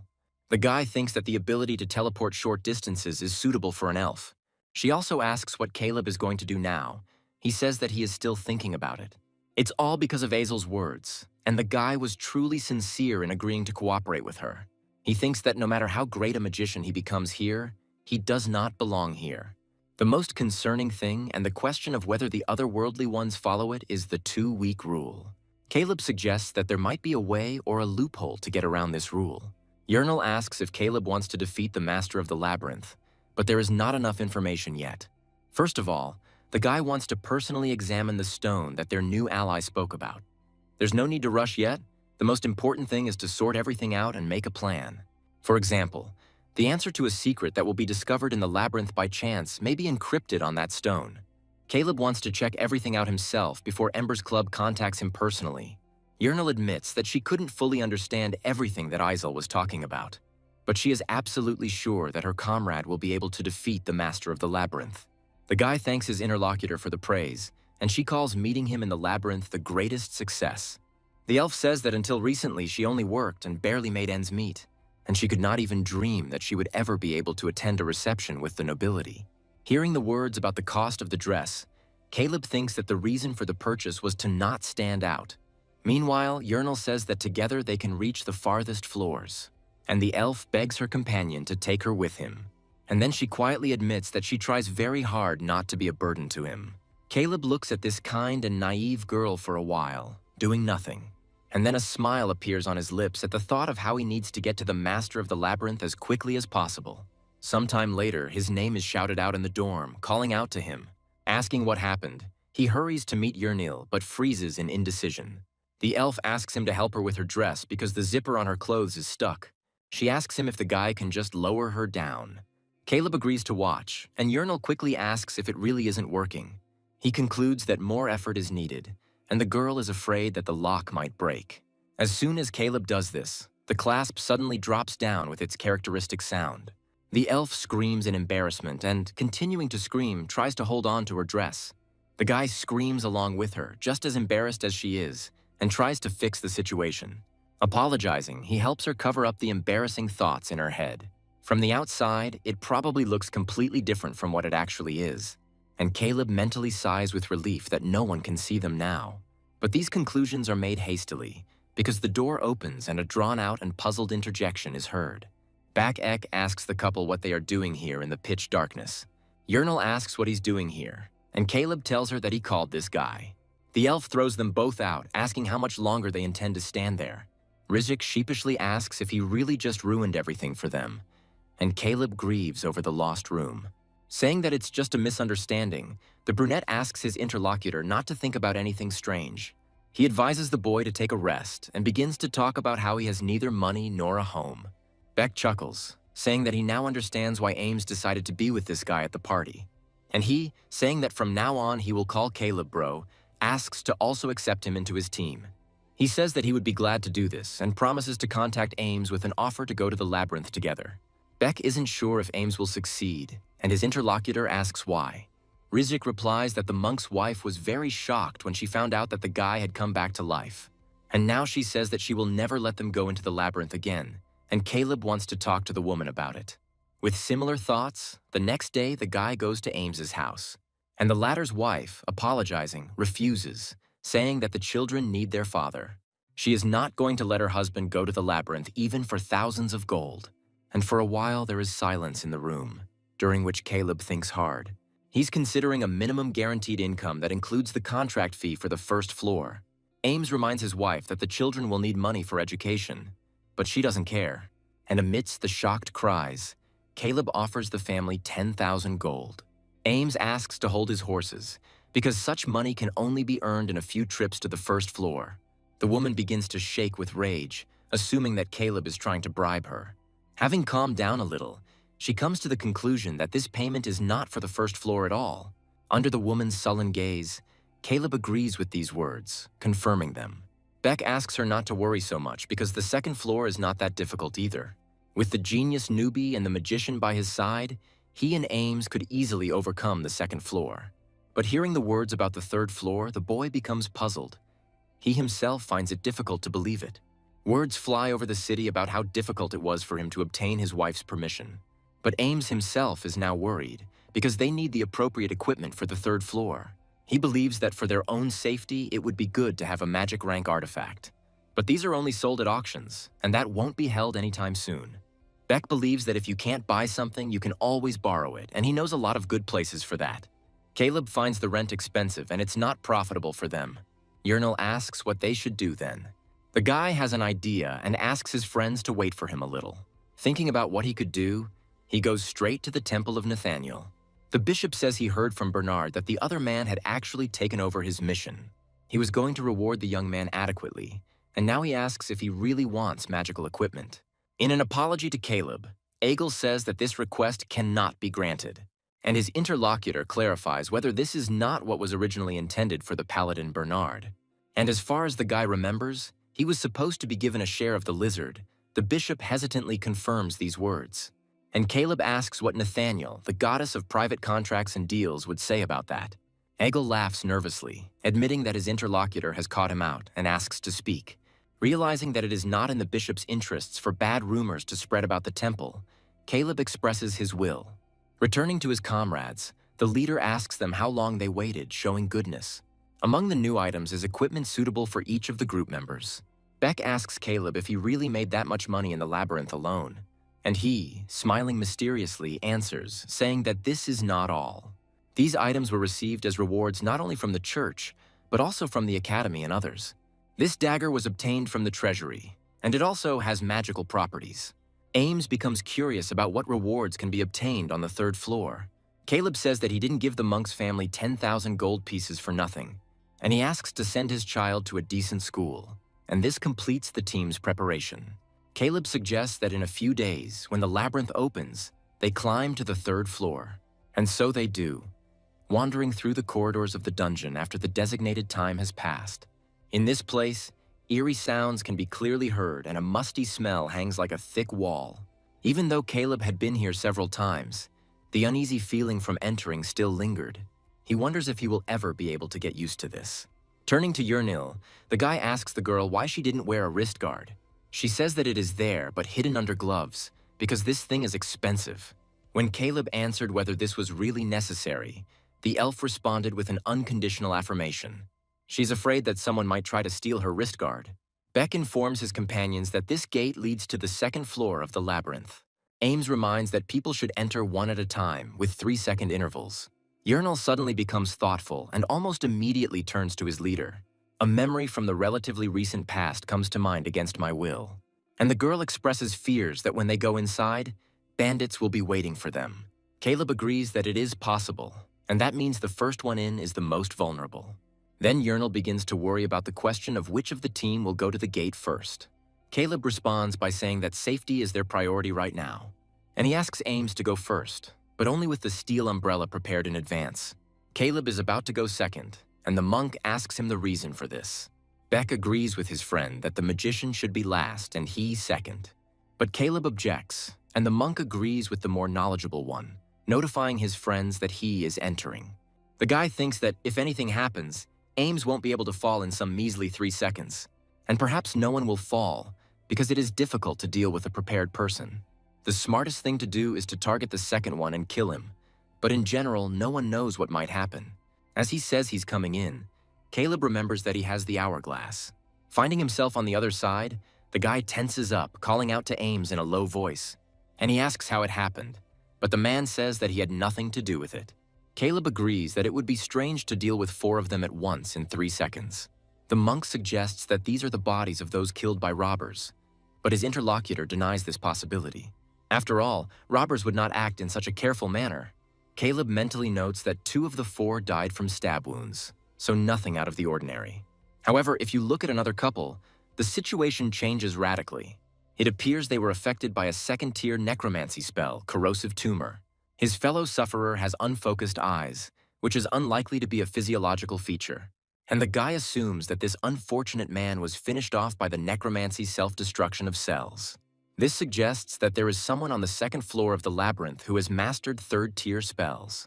Uernel, saying that Beck also passed, asks what to do next. The guy tells him to go. The elf is amazed that there is a swamp on the 2nd floor of the labyrinth. And the guy, taking the next step, meets the eyes of something that makes him tense up. The sight of such a terrible picture makes one think of gloomy thoughts, that everything is much more serious than Caleb expected from this place. The Water Ones, who are monsters of the 2nd floor, just like the previous group, died from wounds or from necromancy. The monk finds this sight horrific, asking what could have happened here. Grabbing Caleb, Uernel says she is very scared. He mentally agrees with the elf, because even he finds it difficult to watch such a brutal massacre. And corpses similarly cover the entire path up to the 3rd floor. Caleb starts to get a bad feeling about this, wanting to catch this crazy necromancer. Saying that they are going to the 3rd floor, the guy tells everyone to take their positions. Handing Ames a helmet, he says that this piece of equipment might be useful there. Thanks to the leader, the man asks him to wait, saying that he will go first again. Saying that they are counting on him, Caleb asks the monk to be careful. The guy mentally adds that a necromancer could be standing right at the exit of the portal. Following Ames, already at the exit, Caleb sees an interesting picture. His eyes freeze in shock as he faces 3 opponents at once. But realizing who is in front of him, Caleb asks in disappointment if it is really them. His acquaintances, unlike him, are happy to meet again, amazed by this guy's progress. The elf who arrived was also happy to see her acquaintances, greeting them in a friendly manner. Saikal, turning to Uernel, says that she is unrecognizable with such equipment, but they are not alone. And the 4th, turning to Virtanen, asks about his acquaintance with these adventurers. The dwarf happily announces that he will now introduce them to each other, starting with the mage of their team. He seizes the initiative, introducing himself as Antonelli and saying that he has heard a lot about Caleb, and also expresses hope that they will be able to work well together. The guy asks Emma why they are with a necromancer since they are priests. The priestess replies that Caleb has misunderstood everything, and this man does not use undead magic. Antonelli confirms these words, saying that he does not possess this kind of magic at all. Hearing the words that there are no problems with the priests, Caleb perceives this as a threat, and he speaks out loud about the spells that the necromancer used on the first 2 floors, which, when combined, create another thing called raising the dead. And the guy asks why a 4th-level mage joined Virtanen's team. Interrupting their conversation, the dwarf asks Caleb to stop and cool down a bit. And then he asks how the guy knew that Antonelli is a 4th-level magician. And he makes an argument in favor of the magician, but Caleb successfully parries it, adding his own counter-argument. He thinks that there is no point in Antonelli joining them. It is generally extremely suspicious. A scolded Virtanen says that they wanted to get to the 3rd floor with this man, and Caleb mentally considers such haste a mistake because one must be careful with sweet talk. The guy approaches Antonelli, asking why he joined the second floor team, and he assumes that he needed this in order to get to the 3.5 floor. Uernel asks, dumbfounded, what this all means. He has never heard of such a thing. And Caleb continues, believing that the necromancer led the others to this place by deception. He learned of this from Lendeford, who said that his friend had been dragged to the 3rd floor. His soul, located on the 3.5 floor, is of particular interest to the necromancer. And Caleb asks if Antonelli wants to try to extract this soul. But if you do this, a wave of mobs will break out and all the adventurers will die, so there must be permission from the guild. Caleb orders the man standing opposite him to answer his question immediately. And Uernel, not doubting the leader's truthfulness at all, moves to action. She is sure that if Caleb says so, then this man is truly dangerous. And as soon as the brunette attacks, the elf is also going to immediately release the arrow from the bowstring. Uernel, sensing something was wrong, stutters with excitement and asks Caleb to calm down. After this, he makes an identical request to the elf. She is indeed a little puzzled, not understanding who she should listen to. And Uernel continues, offering Antonelli a chance to say something in his defense. After all, Caleb himself knows that necromancy is not always a sign of something bad. The guy asks if the dwarf is absolutely sure that Antonelli has no suspicious motives. And then the silent man speaks up, saying that he now understands all these latest rumors.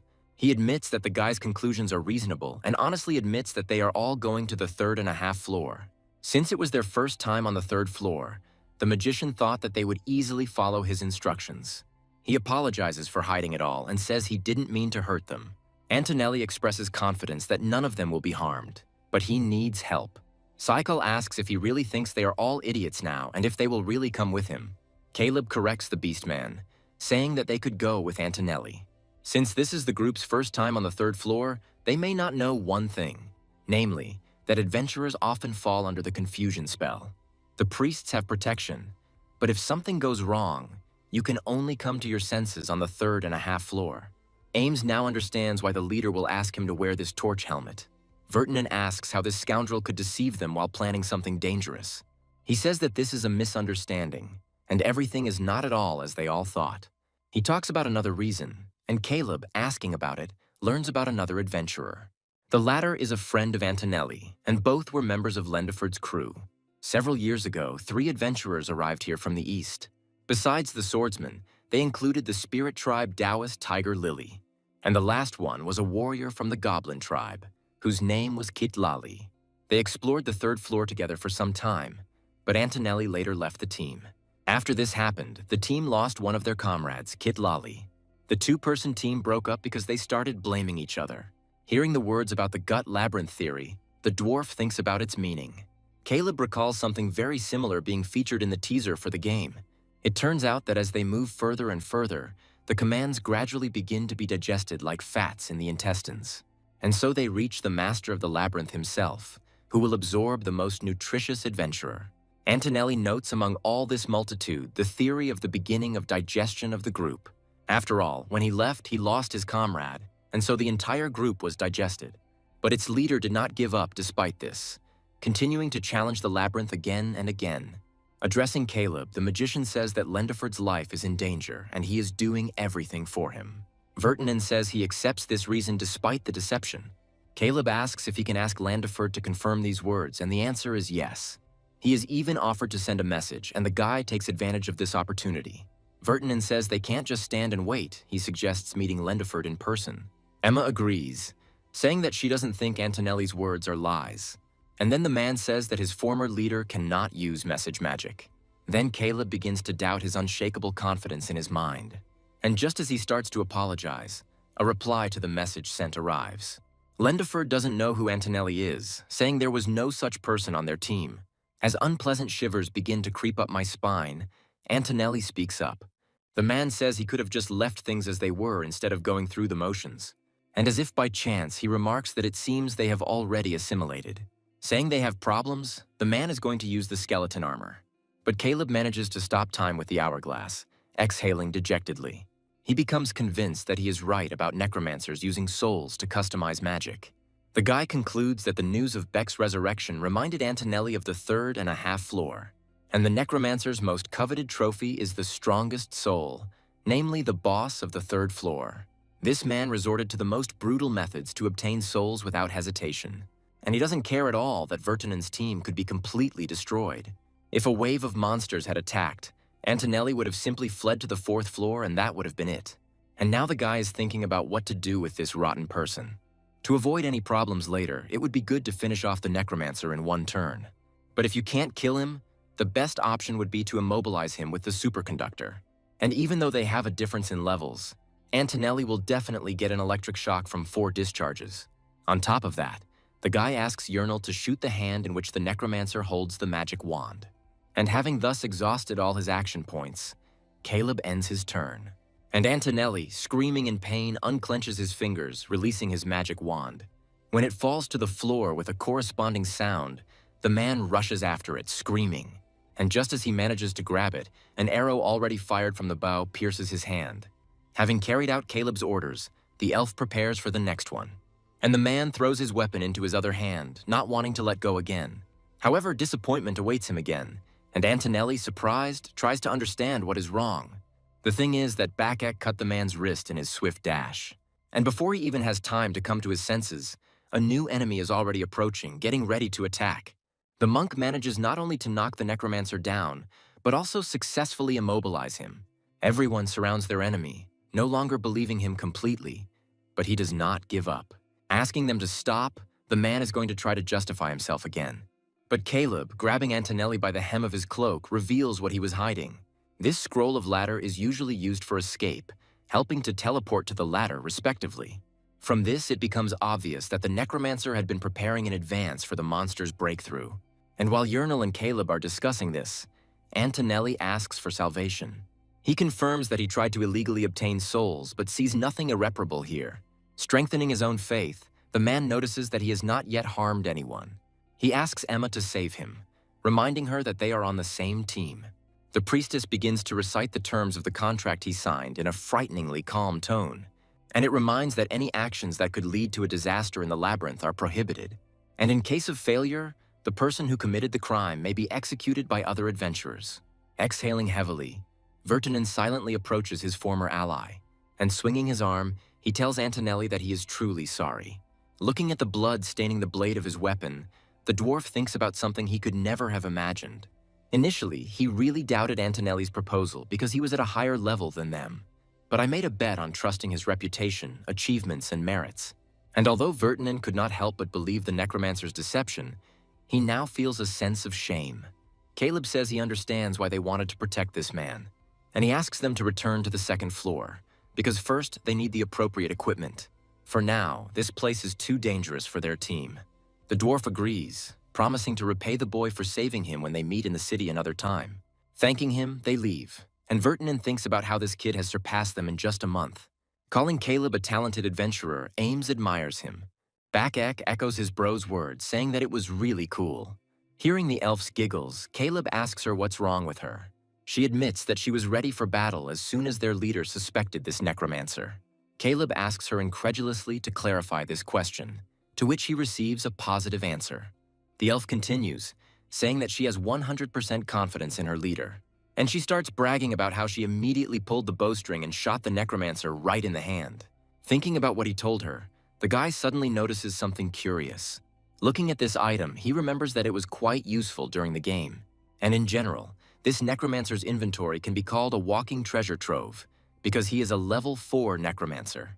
After the guy finishes robbing the corpse, he begins to take stock, and he invites his team to follow their path, continuing to move forward. The sight of these snow-capped mountain peaks makes the hairs on the back of your neck stand on end. Uernel, her teeth chattering from the cold, regrets that she didn't put on something warmer. Caleb, turning to her, asks the elf to walk next to the monk. And there is a reason for this, because the torch helmet worn by a man emits warmth. In addition, it will not allow anyone to fall under the influence of the mental magic of this floor within 10 meters. The elf freezes and, turning to Caleb, says that she hears something very strange. The guy makes a guess that there is an ice hunter somewhere nearby, and the leader asks his group to be ready for a surprise attack at any moment. Noticing a group passing by, he begins to quickly scurry about, preparing to attack. And then he shoots the ice pick from his magic wand at the most opportune moment. The monk, who noticed this movement in time, erected a steel umbrella over his comrades. The ground beneath our feet begins to pulsate, and silhouettes of approaching snow-white animals appear ahead. Bakek turns to the elf, asking Uernel to shoot upwards immediately. Reacting with lightning speed, the blonde follows the boy's advice, firing a triple shot. Each of the 3 fired shells hits the target precisely, before it had time to retreat. And from below, the red-haired one throws a flying sword at the wolf, striking him to death, and a monk helps him. One of the wolves gets dangerously close to the ladder and jumps.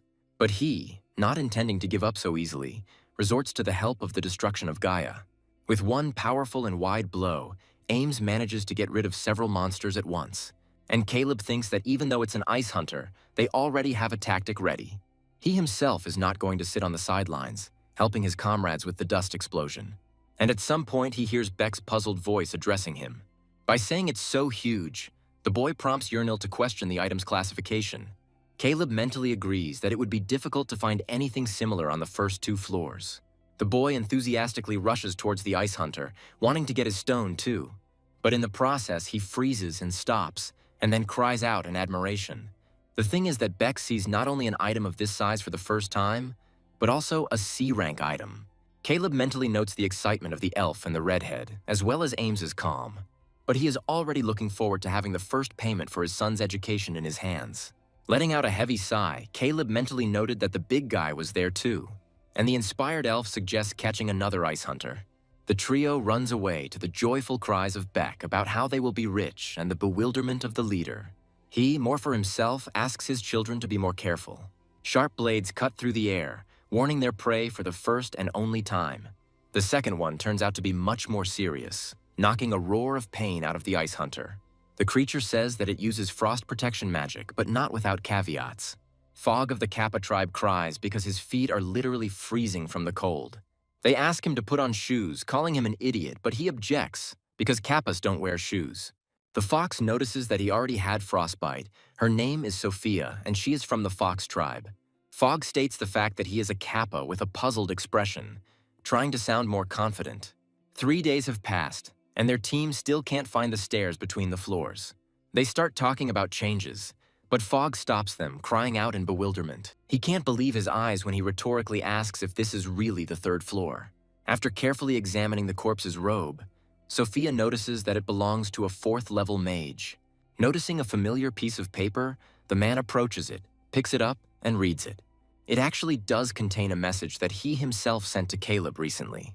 He shares this with the team, and the fox realizes that this mage was killed by this Caleb's group. Fog notes that this is not the time to look at the papers and corpses, and calls his comrades to come to him. Following the request, they try to understand what happened in this place while looking at the picturesque spectacle. Of course, it is the battlefield left behind by Caleb's team. Fog states the fact that someone also killed all the ice hunters. Sophia asks her companion about Caleb's team being on the 3rd floor for the first time. Lenderford confirms this, admitting that he himself does not understand what is happening but wants to find out. Meanwhile, Caleb, seeing what they were looking for, reports it to his comrades. In front of them, there really is a stele called the Stele of the Eradication of Evil. And the leader of the group gives the order that they will set up their camp in this place. The first thing Caleb does is take out a blank scroll and use that same copy magic. Looking over the guy's shoulder at the text that appeared on the paper, the elf finds it strange. Beck notices 3 strange boxes, which Caleb thinks are part of the stele. Ames asks if the guy didn't say the inscription was deciphered, and he confirms the existence of the interpretation. However, Professor Dahlstream was never able to decipher the code. The Silver Dagger Alliance are the allies of the Master of the Labyrinth and the monsters from its depths. And the most important part is overcoming the sorrow of the Abyss, namely this same Master of the Labyrinth. Caleb ponders the abandoned otherworldly bodies and their return to their world. He admits that he has seen many arrows in the game, but this is the first time the guy has seen one like this. Caleb believes that if you put something in the boxes, it will be possible to obtain some information. And you need a lot of it, especially before turning to Ember and the Black Dog. Looking at the piece of paper, Caleb continues to think about how to decipher this text. Jumping up from his seat, Uernel addresses the boy, saying that someone is coming. They rise up in full force as a team, and a voice is indeed heard nearby. Sophia greets Caleb, saying that they have heard a lot about him, and Fog echoes her ally. The guy asks how they knew that they defeated that 4th-level mage. Lendiford says he personally saw a handwritten note next to his body in the morning. The latter does not decompose even after days have passed, because it is cold on the 3rd floor. The guy is confused by the words about the absence of ice hunters. He is amazed that no one went there for 3 days during the revival. Lendiford vehemently declares that they all saw that the body of that magician was intact. No one would have defended the body, but the fact that no one touched it is truly alarming. And then Caleb asks if they noticed anything strange near the magician's head. Hearing the words that she could have grown together with the body, the man recalls the details. And Landoward asks, puzzled, if this man's head had really been cut off.